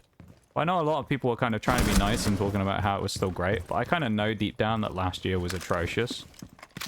And it's one of those things where it's like... was a bit of a rock bottom. And a chance to improve from it. And that's what we're doing now, you know? Sailor Skittles, welcome in. Hello, hello. What a great name you have. I hope you're doing good. Welcome into stream.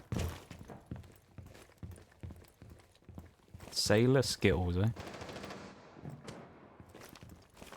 I was trying to figure out if she was in front or behind, but it's that bloody IQ again.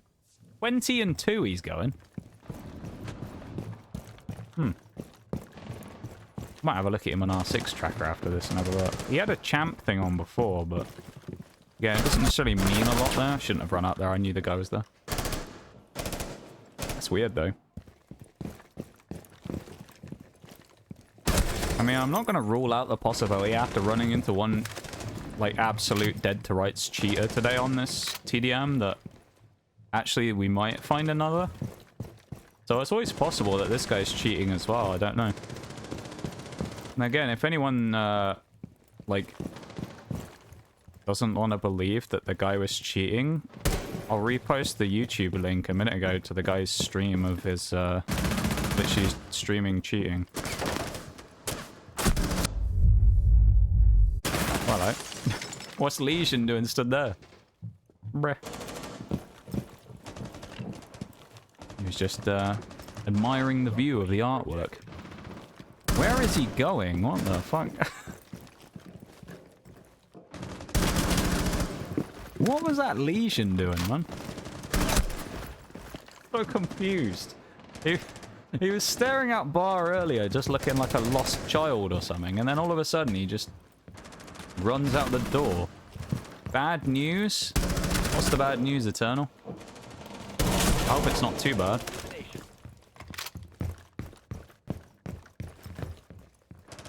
I hope your bad news isn't that bad. Ooh. Isn't that bad? Could have won that fight.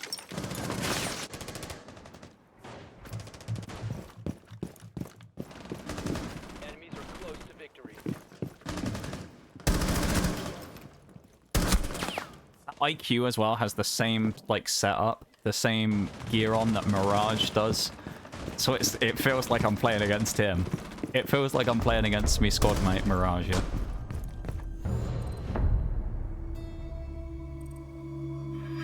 Oh no, he doesn't quite have the same gear on. He looked like he did. Mirage has the version of that without the hat on though. He has like the elite skin with IQ with the hair up and that. It looked just like his IQ though. So I wondered if it's Mirage on his alt account. Bappo God.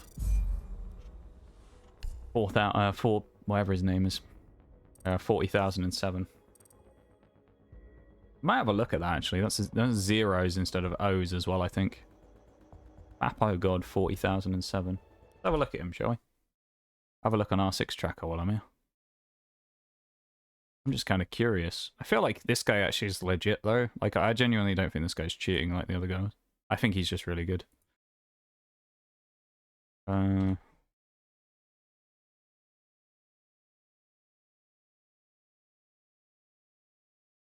find him.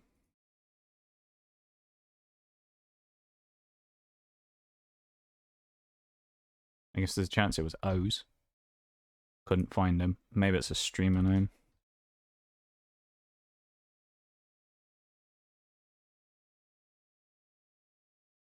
Yeah, I guess it's like a nickname or a streamer name or something, because I can't find them. That's unfortunate. I kind of wanted to just see. I didn't think he was really super sus. I think he was just good.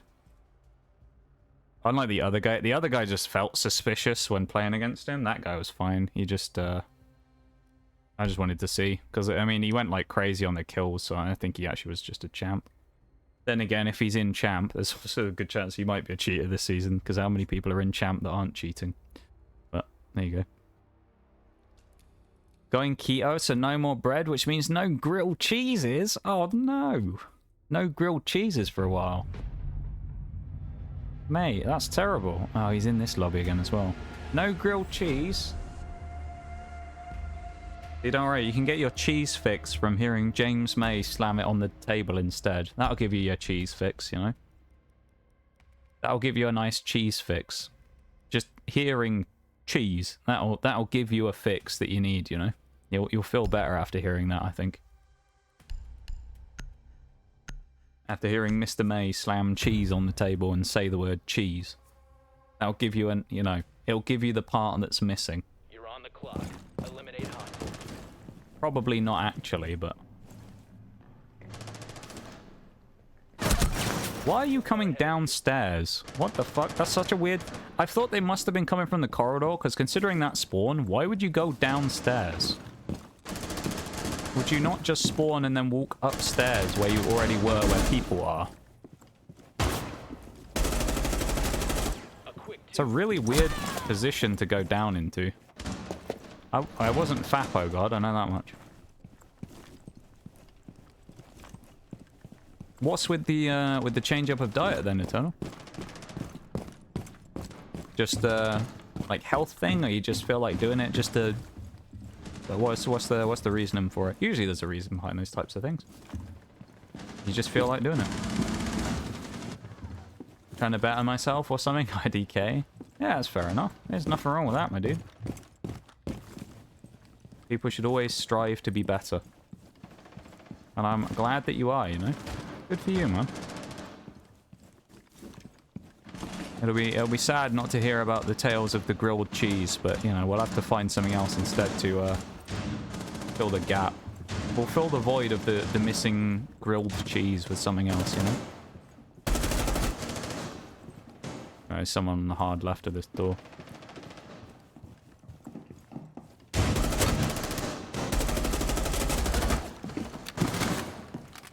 Oh, it's Fapo God again with his fucking thing.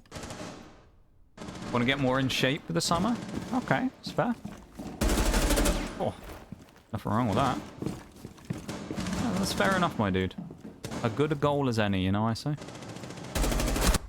Oh, that was unforgivable if I fucked that up, and I died to Frost behind me again, just like I did on the first kill I got in the match. Immediately died to the refrag from behind. Unfortunate. It's probably someone peeking that. I don't want to sit here and be that guy who just sits here peeking the hole the whole time, you know?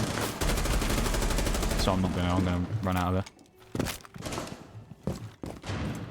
Choose keto bread so I'll be able to eat it. Keto bread's a thing, is it? Is that such a thing? Keto bread? I don't really know much about keto diets, to be honest, so... There you go, you can have keto grilled cheeses instead. I don't know if they'll be the same, but... You can certainly try them. Nothing wrong with giving them a bash, eh?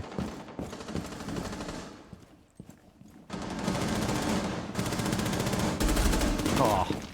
Oh my god, I should have killed that Ash and had the fucking chance. Old Fapo God's not having a good time. Where is he? He's gone 5 and 7. I mean, he likes to let... Oh, okay. Oh, they heard me downstairs, didn't they? Go... Demos? I go Demos, why not? Didn't know that till today. No, I didn't know that was a thing either. It's kind of cool. Did they just spawn right in front of my eyes? Or am I just stupid? I swear they just appeared right in front of me. Should I try and get a Magnum kill? Let's go for the Magnum kill. Alright, chat, we're going for it. Here we go. Magnum kill.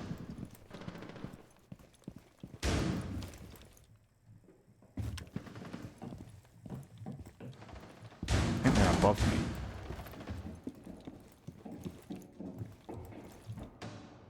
No, you want to. Hostiles are halfway to objective.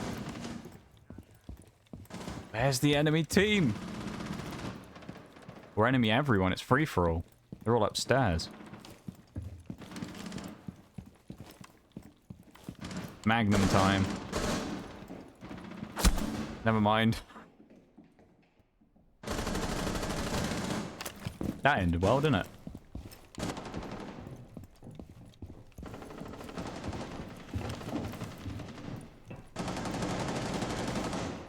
Oh, there's someone up there. I think that's the hatch I got that C4 kill through before. Oh, there we go. Bang, bang.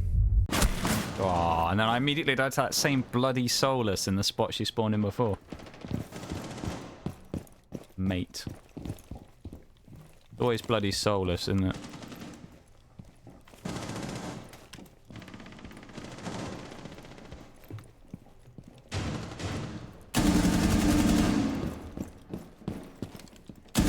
Same again. She spawned in the same spot in the same situation.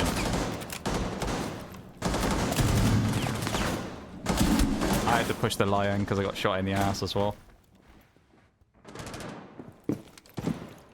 Yeah, no, I'm glad you're doing it for a reason of bettering yourself, Eternal. You know, there's nothing wrong with that. It's a valiant goal, I would say. Good stuff, my dude. Even if it does mean having to make an adaptation to the grilled cheeses. That was bad from me.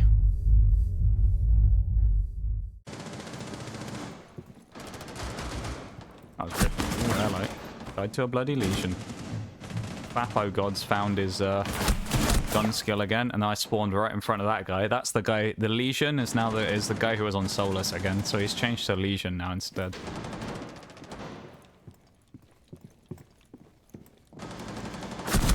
Damn it. Why'd I spawn in the same room 3 times in a row as well? Spawned and died in the same spot 3 times in a row.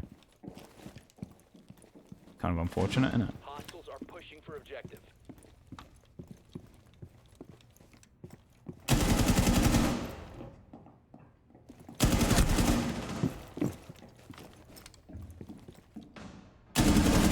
Knowing what had happened every time so far, I'd killed someone there. I was ready. Seconds remaining.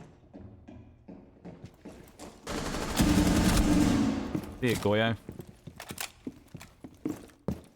See ya, old friend. Oh, there he is again. It actually got me there as well. That's kind of annoying. I don't really use the Nomad AK very often. I don't like it very much. This guy probably heard me. No, maybe not. Goyo saw me though. Fucking Goyo, he's always there. He knows, man. This basement is like my tomb. Bloody Goyo again. You won't leave me alone.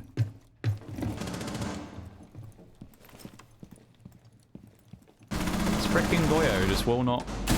Oh, he will not give it up. And there's Ash again. 10 seconds left. Someone down here again. Swear to God, if I die here in basement again, I'm gonna be annoyed. Okay, there's an Ash. Match draw. Damn, 25 and 25. We do one more. Let's do one more. How about that? We'll do one more and then we'll call it a night, I think. How about that? That sounds fair? I think it sounds fair, doesn't it?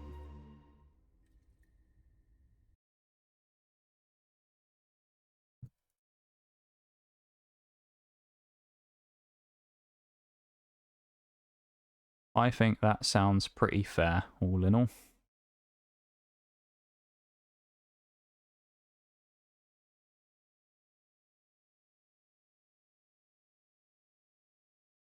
Thanks so much for being here, though, everybody. I really appreciate it. It's been a good day today. Been a pretty good day. We got Pokemon stuff done. We've memed on Siege. It's good, you know. 94 streams away from my 100 stream streak. You got plenty of time, you know. Plenty of time. It's only what?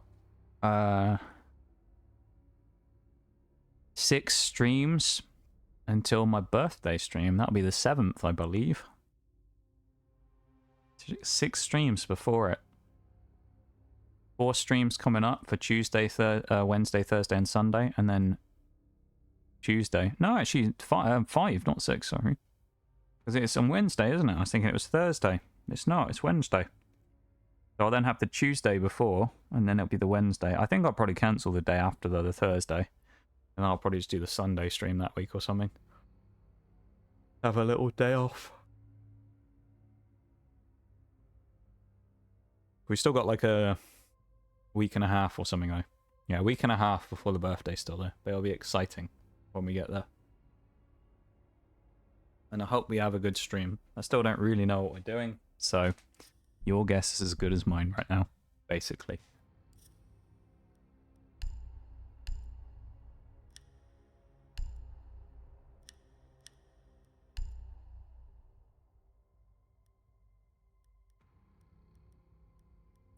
Good news? What good news have we got here, Eternal? Thank you for the early happy birthday as well. I appreciate it. What is this great news that you have? Yeah, I don't really like that skin.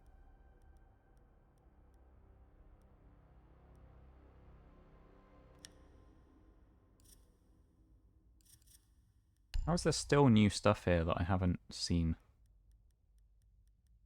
Oh, that. Brilliant. Niece's birthday party is also on that Tuesday. You guys can celebrate together. Oh, your niece. Wait, when's your niece's birthday? I guess kind of, because I'm going to be on the Wednesday, aren't I? My birthday's on the Wednesday, so I'll be streaming quite early as well by my normal standards, I think.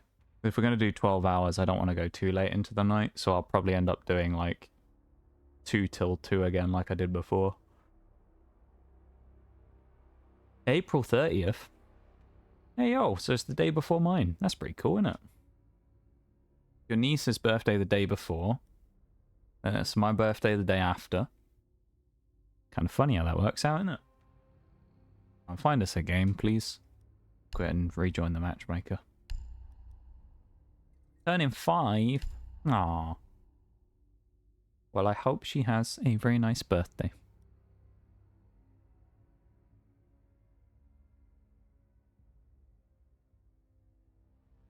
That's pretty cool. Yeah. Look at that, a double. Me the day after. I'll be turning 5 times 5. I'm turning 25, of course.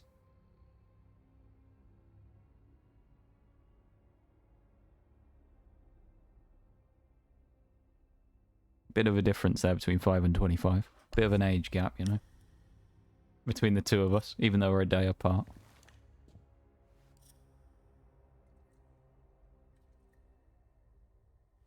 It's pretty cool, though. Yeah.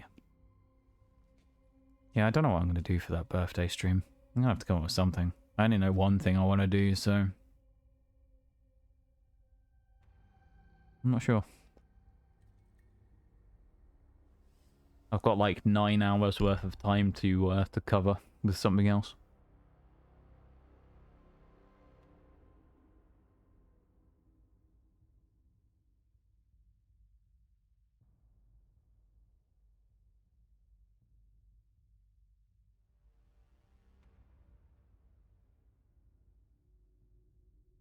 Hand cam for 9 hours? I don't have anything to do on the hand cam. I don't have any Pokemon to open. If I did, I probably would do it.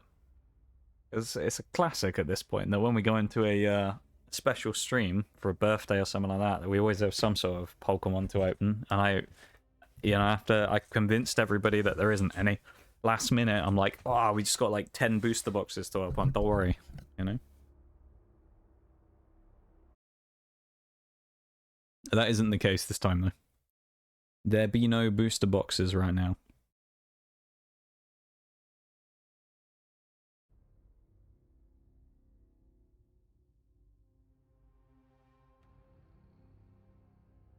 That's what you think.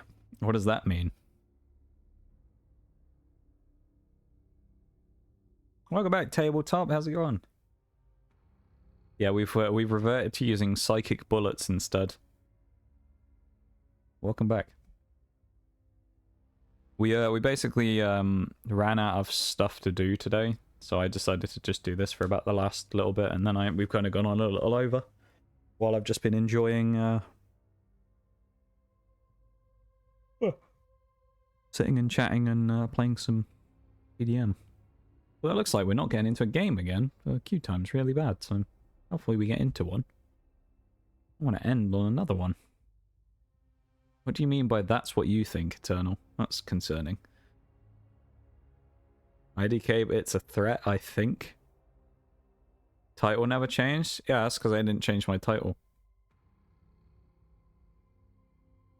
The reason I don't bother changing the title, though, is because usually when it comes to those types of things, the VOD will just revert it to its original title anyway. So it's like, even if I change it, it's kind of pointless, you know? Because we were only playing for like an hour, so I didn't bother changing it.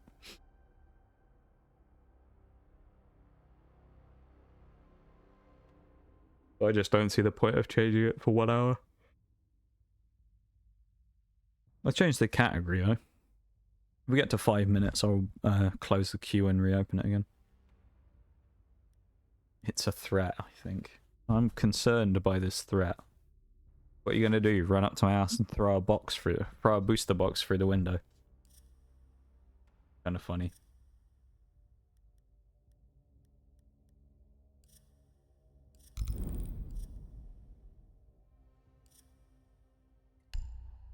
Yeah, I don't know what we're gonna do for the birthday stream. I guess, to some degree, I'm like, I want it to be really good. The fact that I don't like know what I want to do is a little concerning. Because not being able to plan it means it's kind of going to be all over the place, and it's probably not going to be that like spectacular. It's just going to be me kind of being like, yes, and you know, it's going to be a bit of a mess.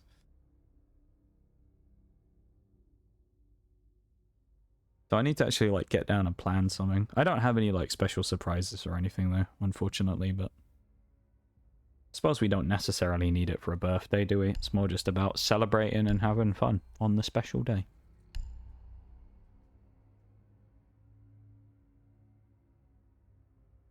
Gotta go take a shower, got an enemy hangout session in Discord to get to, you know. Good stuff, tabletop, no worries. We're gonna be wrapping up pretty soon anyway, so no worries, my dude. But thank you for hanging out. I appreciate you keeping me tabbed and stuff as well, and vibing while you were busy doing other stuff, and yeah, thanks for being here. I really appreciate it. I hope you have a wonderful rest of your night and enjoy your hangout later on. I do have to work, so I'll be back around 4 PM my time.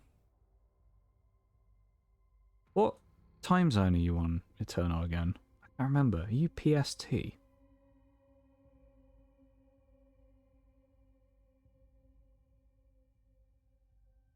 want to say you're Pacific, but I might be wrong. I think EST? Okay, so you're 5-hour difference then? So that'd be 9 PM for me, yeah. On that Tuesday. The stream's on the Wednesday, though. That's the important thing to remember. On the Wednesday is when we'll be doing it. We'll be starting on Wednesday, and the stream will technically end for me on Thursday. Because it will be 2 PM till 2 PM or whatever.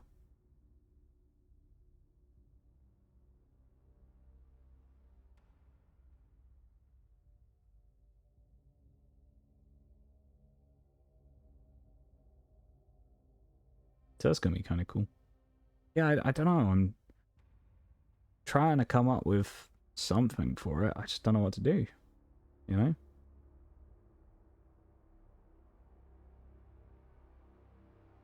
I just don't know what to do. Also, don't know if we're actually going to get into a game here as well, because my god, the queue time is taking forever. Come on, queue times, please. Get me in a match. I just want to play 1 TDM before the end of the night. Get us in. Get us in, lad. Get us in. Browse the store, shall we, while we wait. Let's have a look at the Elite bundles. I'm not the biggest fan of Elite Cade, actually. It's okay, but Elite Knock, the new one's kind of interesting. Not the biggest fan of it, but it's certainly not bad. Castles is kind of cool. I like the leather jacket. Capitals is another one where I'm not the biggest fan of either. But, like, again, he's okay. The Azami one's pretty cool, though. I like that one. I really don't like Bucks. That's one of the ones I absolutely hate. I hate Bucks one. Master Chief is cool. Yeah, this one on Buck I just don't like. I don't like the visor. It's just, yeah, I'm not a big fan. The Master Chief one's pretty cool, I've got to say. Malusi's is alright. We can get into spawn anyway. Malusi's is okay. I kind of like the hood on it. Thermites. You know, okay.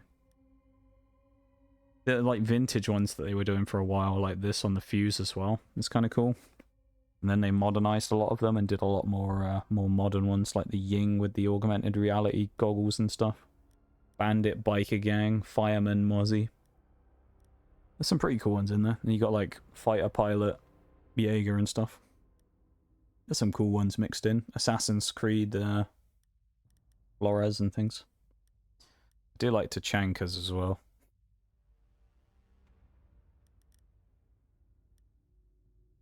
There's a lot of cool ones in there. Come on, game. Give me a match, please. Come on. We got like 4 or 5 in a row and now we can't even find one. I don't want to end on a just waiting for 10 minutes and then ending stream because we can't queue properly and find one, but looking like that might have to be the case here at this point.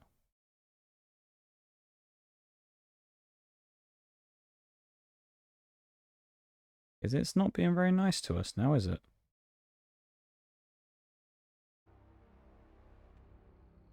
What's the time difference from EST to there? 5 hours, I believe. I think it's 5 for Eastern, 6 for Central, and 8 for Pacific. It should be a 5-hour difference, which means I'll be starting at 10 AM for you. And ending at 10 PM.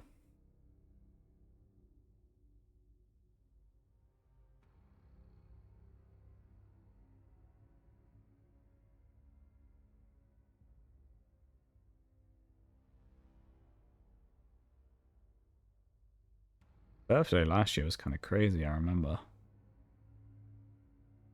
Got a bunch of raids from some fucking cool people last year. I believe we also peaked the highest viewership we ever had in stream at one point as well, which is kind of cool.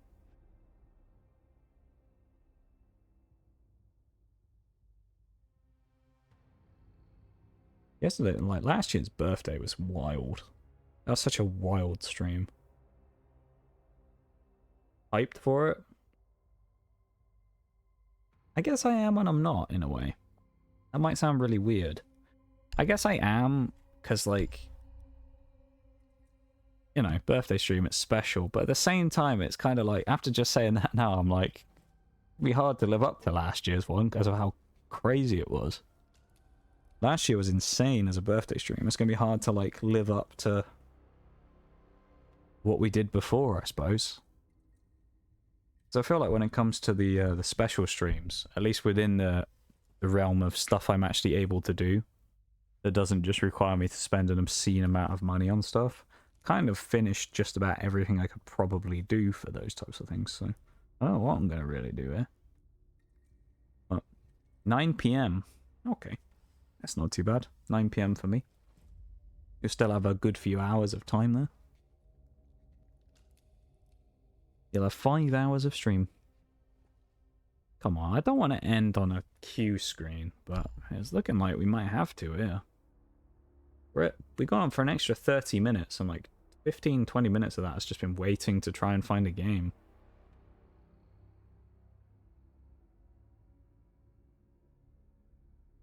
Damn. Yeah, I guess maybe hyped and then not hyped is the wrong way to say it. I'm hyped, but I'm like nervous about it as well, you know.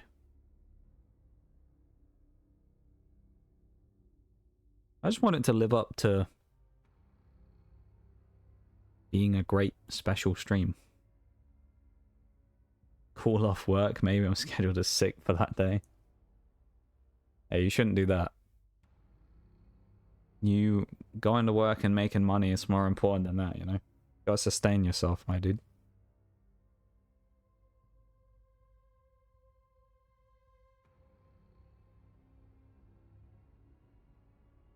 Come on, queue time, please. Give me summon. Give me summon. Is it, though? I don't think it is.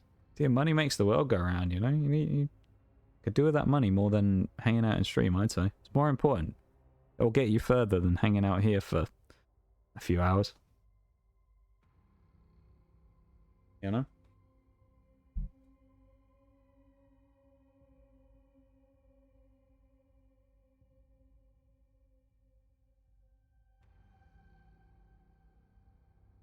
Yeah, I don't know.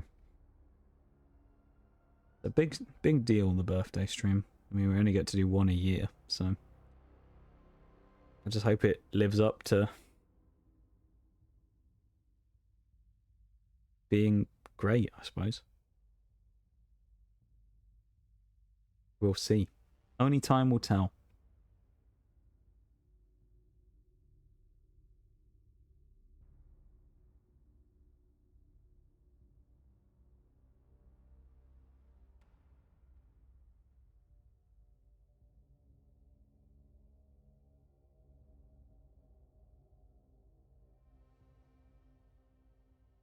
Well, because you're great.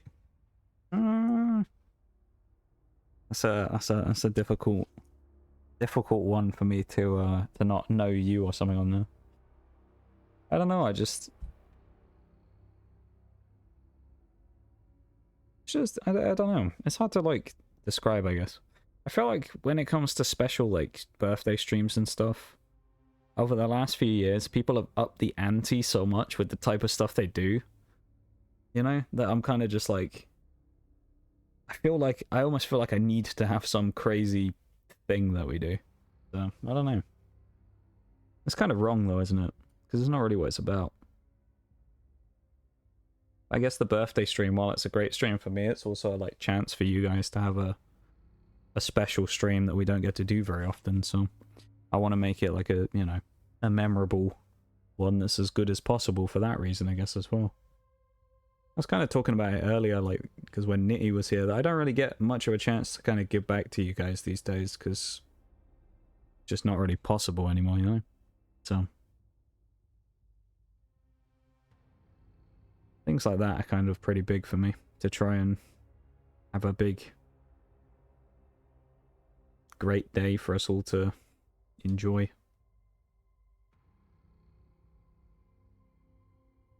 Or is this like 15 minutes now? I think we've been effectively queued for.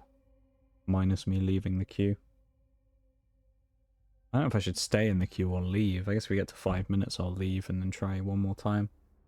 I think if we don't find one this time, I guess I'll just wrap up after this, but...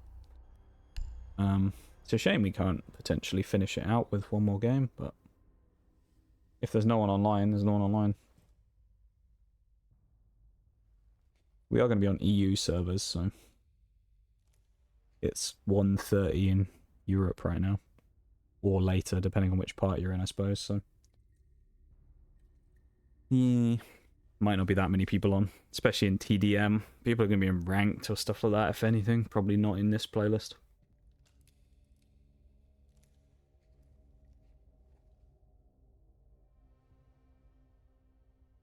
Go on, one more though. One more for us to send ourselves out on, it'd be amazing. After a good day today.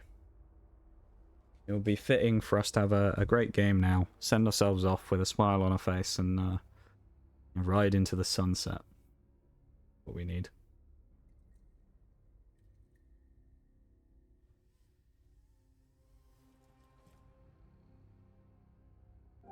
Get the lo-fi back on, I guess. Actually, this isn't what I was playing before, is it? Oh no, it is.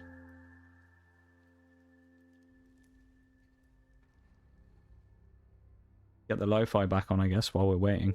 At least have something else in the background to break the silence while I'm not talking.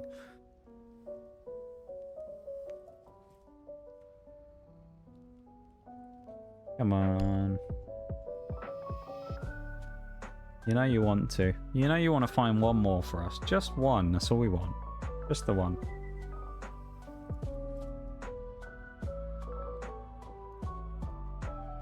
I don't even care if I go 5 and 20 or something in this game. I just want to play one more.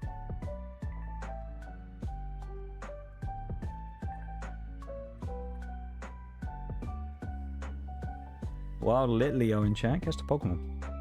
Get yourself a Litleo today. But yeah, no. It's important for you to go and do your job though, Eternal. Rather than fall in sick to watch stream. It's an important thing to do. Gotta make yourself money, my dude, you know?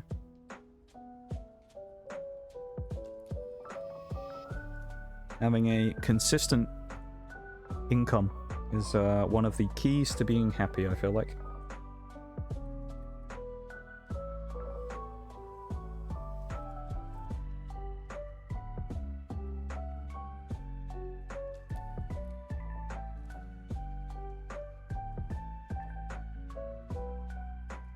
all the people playing R6 Siege, surely there's 10 people right now trying to get into a game of arcade. Surely. Maybe not. There might not be.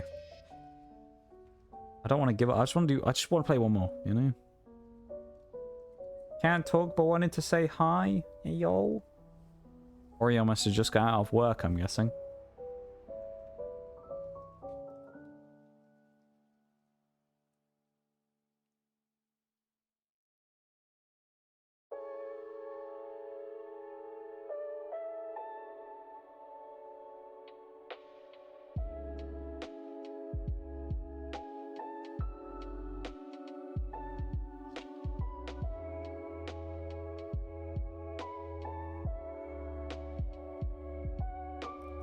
Come on. Come on, do it for us, Siege. Everybody's wanting it, you know? No worries, Armarouge, my dude. I think I'll be following you soon enough, mate, when this bloody game actually gives me a match. But thanks for being here, thanks for lurking and hanging out with us, mate, and I hope you have a great rest of your night. And I will talk to you tomorrow. Usual time, and we'll get into ranked like normal. So thanks for being here, mate. Thanks for hanging out.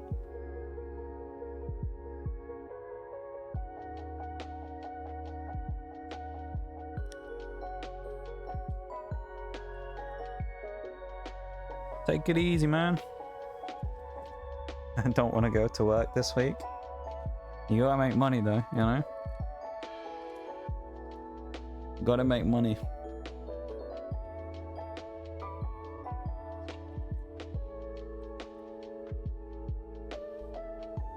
You don't want to be like me.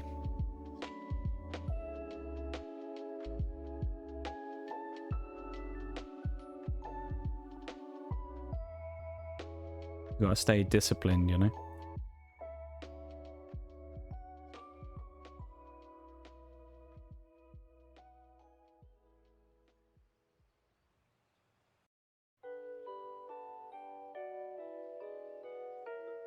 I believe, though, you know?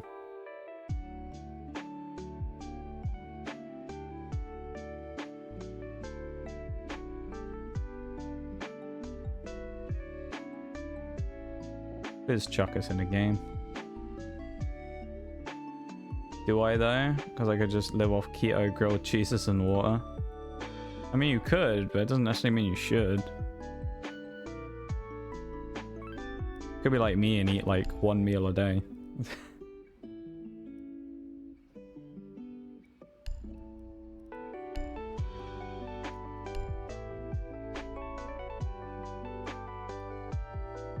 That's not all the time I do that, just so everyone knows. Alright. Just every day that ends in a Y. I had to get that in there. Already do that? Well, you should do better. There you go. You should keep doing it. The queue time, the estimated queue time keeps increasing every time. I love it. I'll take care of yourself, mate. I do the best. Oh, hello. I was going to say, watch it be that we get the longest time that it's going to take for us to find a game on the queue, and then actually giving us to one. No, I mean, I do kind of like the best I can under the circumstances, I guess, you know. I work with the resources I have, you know, and try my best. All I can really do, so yeah.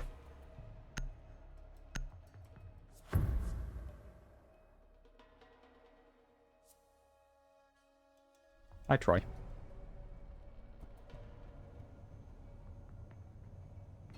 You're on the clock. Eliminate hostiles. Enemies are in the lead.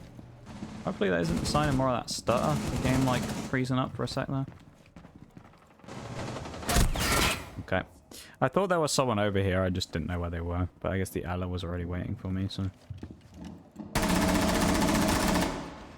I have to get used to using the iron sights on this Bandit MP7 again, because I haven't done it for so long.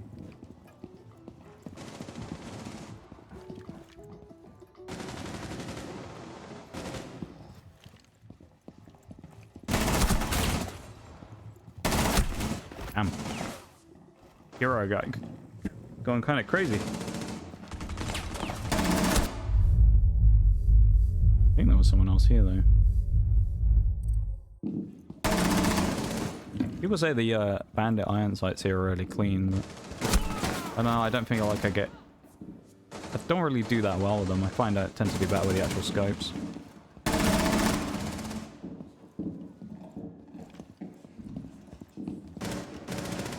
Could have sworn someone was up here.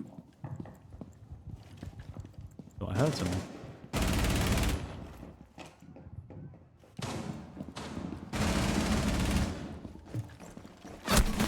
Unlucky timing. I'm gonna get off the bandit MP7 now as well, I think. There's only one person we end it with, which is Smoke. Just eat when I get home, which is kind of a weird time, so I don't really eat for the rest of the night. That's, you know, that's kind of fair enough.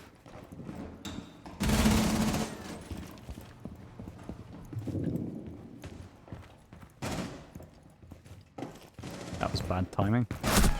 That was even worse timing. Blonker on the other team. Love it. That was not so great timing, but also definitely a winnable fight that I should have won there. Again, you know, I guess it's, what, 6 hours deep almost into stream and stuff, so... Albeit I haven't been playing Siege the whole time, I'm probably not going to be on, like, top form right now, you know? Okay, that was bad. How I didn't get that illusion, I don't know. It's the same fucking guy, that Trek dude again. Must be the skin.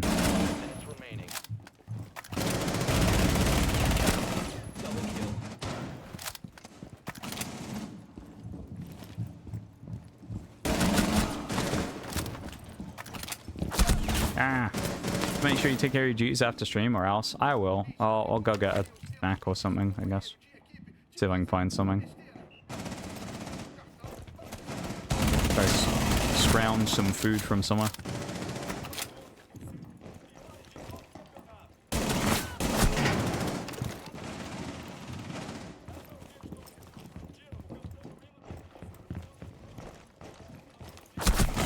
Should have won that with a shotgun. I wasn't quick enough on my reaction time. I need to get rid of the hearts. You know, I've got my pacifism skin on.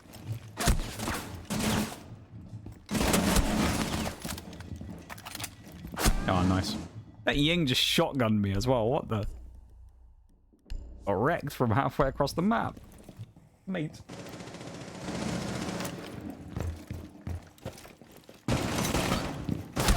Oh, that was horrible timing there as well.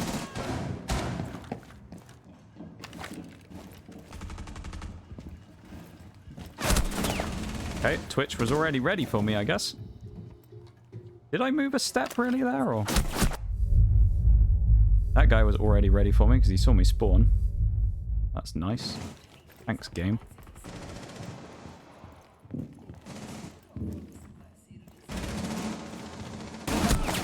Okay. I swear I've given this fucking Trek guy literally all of his kills. Like every single kill he's got so far has basically been me.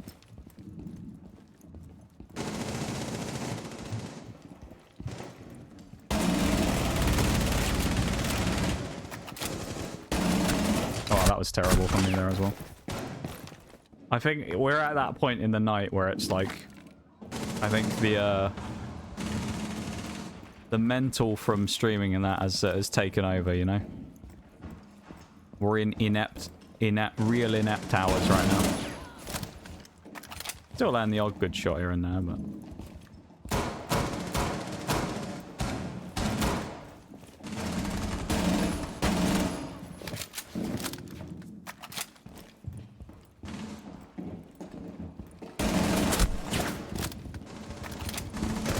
I saw them chasing me. No thanks. I don't think they're going to chase me, but you never know. You give it the belief eternal. I will try. 2 minutes left.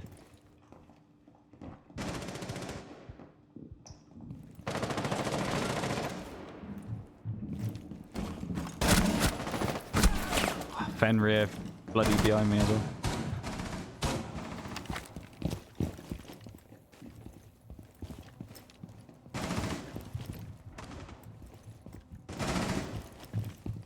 Sounded like there was someone down here. Oh, he's still here on the stairs, the Fenrir. You know I'm here as well.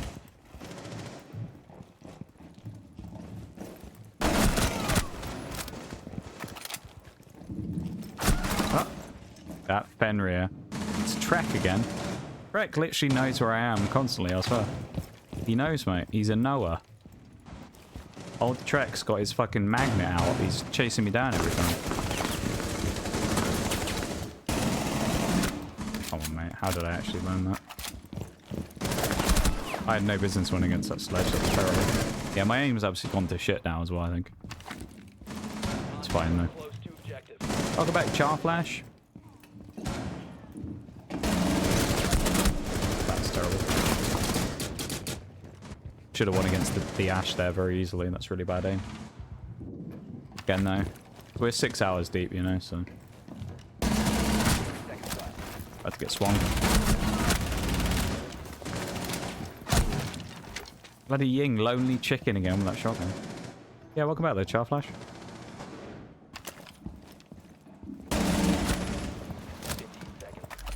Eddie K, if I could ever stream video games like Siege, could I rage at Siege? I mean, that's fair. I kind of, like, don't always have the best time of it, to be honest. I think I've learned to kind of get better at that. Like, it's still frustrating sometimes, sure, but... Okay, that was a nice one. But, like, you know, I don't know. I feel like it's just an experience thing, you know? I've just got used to not getting super frustrated at it. Like, I get tilted at the game still sometimes, sure, but... I think it's, like, my general thing is, when I play bad and I get tilted, I start playing even worse. So if I'm playing super bad and then I get really annoyed about playing super bad, I end up just playing way worse and it makes the whole situation worse. Because not only that, like, when I think about it as well, if I'm just sat there raging and complaining the whole time, I'm not having fun, chat's not having fun, the whole thing's just a bit like a clusterfuck, you know? So, kind of just one of those ones where it's like a experience thing where over time you just realize with those types of things that, like, you just kind of need to take it on the chin, if you will, and not really worry about it. Like, I don't really care if I do bad, especially in TDM where I'm memeing. Like, sure, if I'm playing ranked, if I was playing ranked on stream like I did the other week and I played really bad, I'm not going to be super happy if I'm playing, like, absolute crap, because, you know, I want to perform decently well, at least. Even if I'm not playing super, super well, I want to play at least okay, so... Well, at the same time, it's like... Sometimes there's not really a lot you can do about it, you know?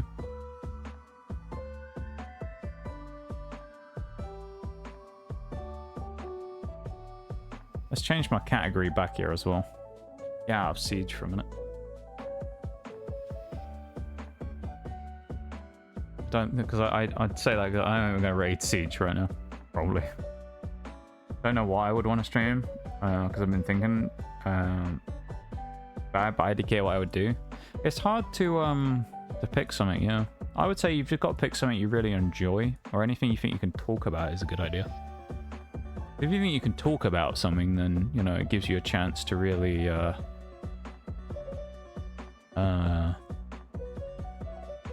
like, do something with it, you know?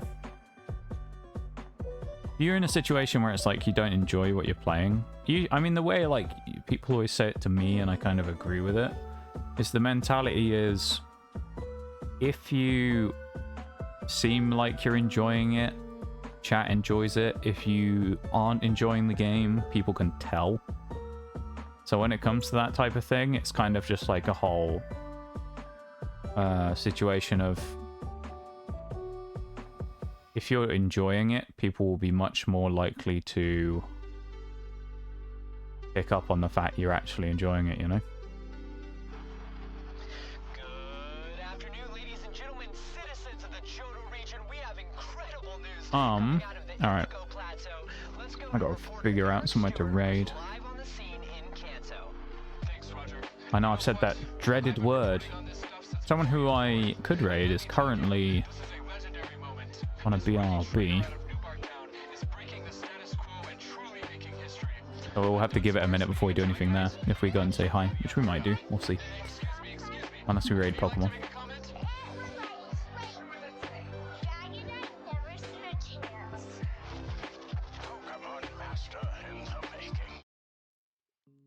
Skip that.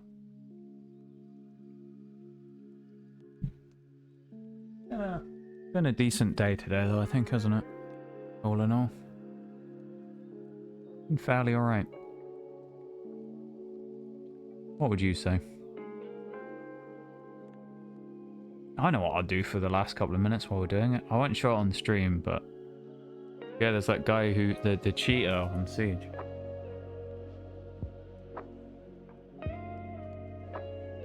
With his walls.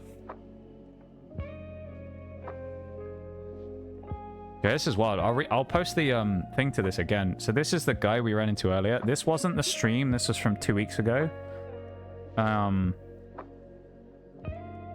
This is the video from the account that we played against earlier. There you go. If you click that.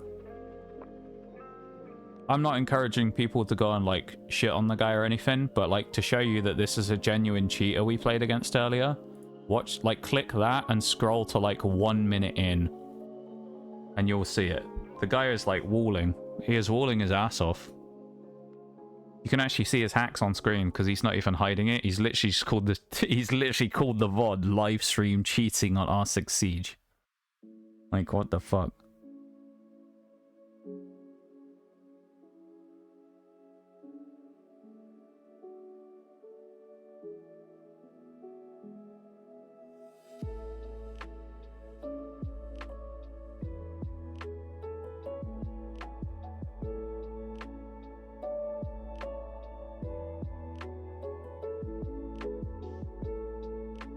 It's quite funny. I guess all the people in this comment section are clowning on it.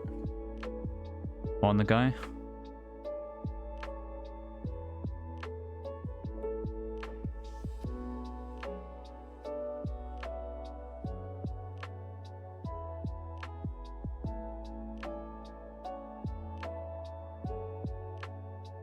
Yeah, like I'm looking at the comments on the VOD here, and the guy's basically like, yeah, I'm new to the game, I don't know how to play, so I downloaded cheats. And it's like,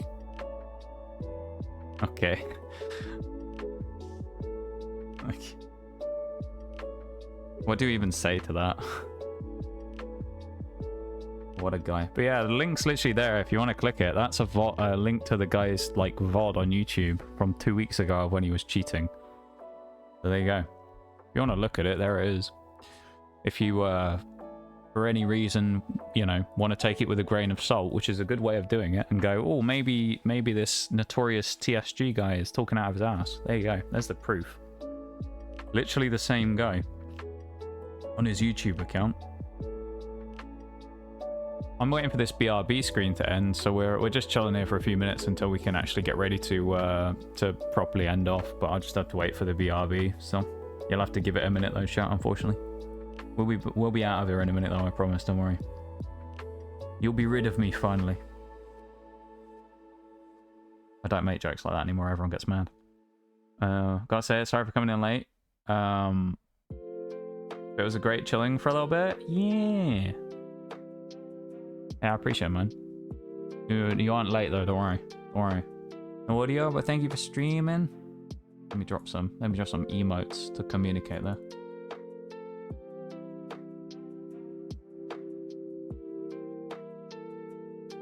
There we go.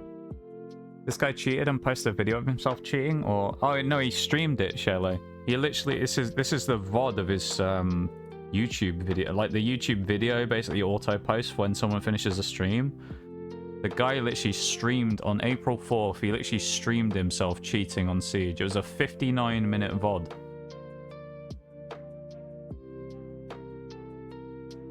The best part is the comments are gold because it's just a bunch of people being like, wow, guy's cheating and he still loses a round. Fucking trash. The guy's got hardcore walls though, if you watch. Like, he has like hardcore walls. He has boxes around everybody with their name and HP. And then he has a skeleton of them with like a How does he die in the first round?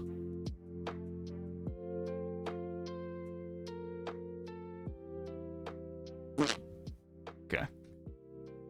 Can I just say, it's actually hilarious, but this is one of the ways, this is not specifically a thing, but sometimes if you ever have suspicion of people cheating in match replay, like in-game, because obviously you can't see their screen, so you can't see they're using walls or something. You ever have a suspicion of someone cheating? One of the best things you can look for is what this guy did. Because in the match replay, you'll see the outline of people. So you'll basically see kind of like effectively the walls that they would have. Watch for how many times, if you have someone you think is genuinely a cheater, they line someone up and try and shoot them through a wall they can't shoot through. Because usually you could tell immediately if someone tries to headshot someone through like a reinforced wall. Unless it's just pure luck, but you can kind of tell usually if someone's actually cheating or not. So, yeah. Alright. Yeah. Looks like our raid for the day has just come back, so we are going to be raiding out now. I'm going to drop my raid messages in chat. If you'd like to copy one, please do. And join us in the raid. There's a non-subs and a subs one, which of course you can unlock for 100 channel points. You can unlock the Noxcat emote that we use for the subs raid message as well, so no one has to be left out. For now, though, that's me done for the day. I will be back on Tuesday. We'll be playing some Pokemon Brilliant Diamond Shining Pearl, and it should be a good time. So, yeah. I'll be back on Tuesday. Raid messages are there if you'd like to copy one, as I say. Let's put in a /raid. Yeah, been a good time today, though, chat. Thanks for being here and hanging out with me. I very much do appreciate it. It's been a great time. Let me put the command in chat. Invalid username. Oh, okay, I did 2 E's instead. Okay, I see what I did. There you go, Charflash, look at you. You've got yourself a little emote for, I think it's 24 hours you have it for, if you do that. I think you have that for 24 hours now. Otherwise, of course, you know, unfortunately the only other way of getting them, there are follower emotes, there's a couple of them, but the only other way, of course, of getting them is subbing, so, you know. Use a Prime or whatever if you want to, but it's up to you. I'm never going to ask anyone to subscribe. You can if you really want to, but, you know. I'm never going to pressure anyone to pay any sort of money towards the channel. It's up to you if you want to, though. I can't stop you at the end of the day. Look at those lurks. Actually, is the lurk a follower emote? It might well be. I don't remember. Either way. Alright, chat, we ready to go? Raid command is in. Let me read through all the stuff we need to read through today. We're going to go in the correct order for once as well. So first thing is first. Actually, there you go. You're up front first, Charflash. Thank you very much for the follow earlier. I really appreciate it. And welcome officially to the stream and to the lab. I appreciate it very much. And hopefully we'll see you again this week.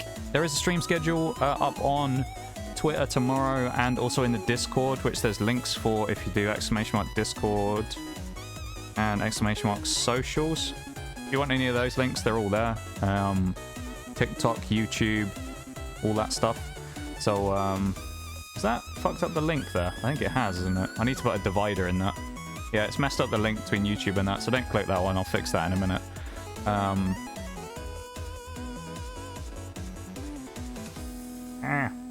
There you go. I'll post. That's the... Yeah, you can do the rest yourself. You can do the rest yourselves. You know how to work the link. Other than that, Chloe Eightwell and Sailor Skittles, thank you very much for the follows as well. I appreciate it very much. Thank you guys for being here. And thanks to everyone else for vibing, hanging out. I haven't got anything else to say on the old notifications-y side of things. Nothing else to mention. So I'll be back on Tuesday with BDSP. Should be a good day. And I appreciate you guys for all hanging out. Thank you for being here and vibing and lurking and chatting. And I hope you all have a wonderful rest of your weekends. And if not, then I hope you have a great rest or start to your week. And I'll see you soon, okay? Bye, everybody.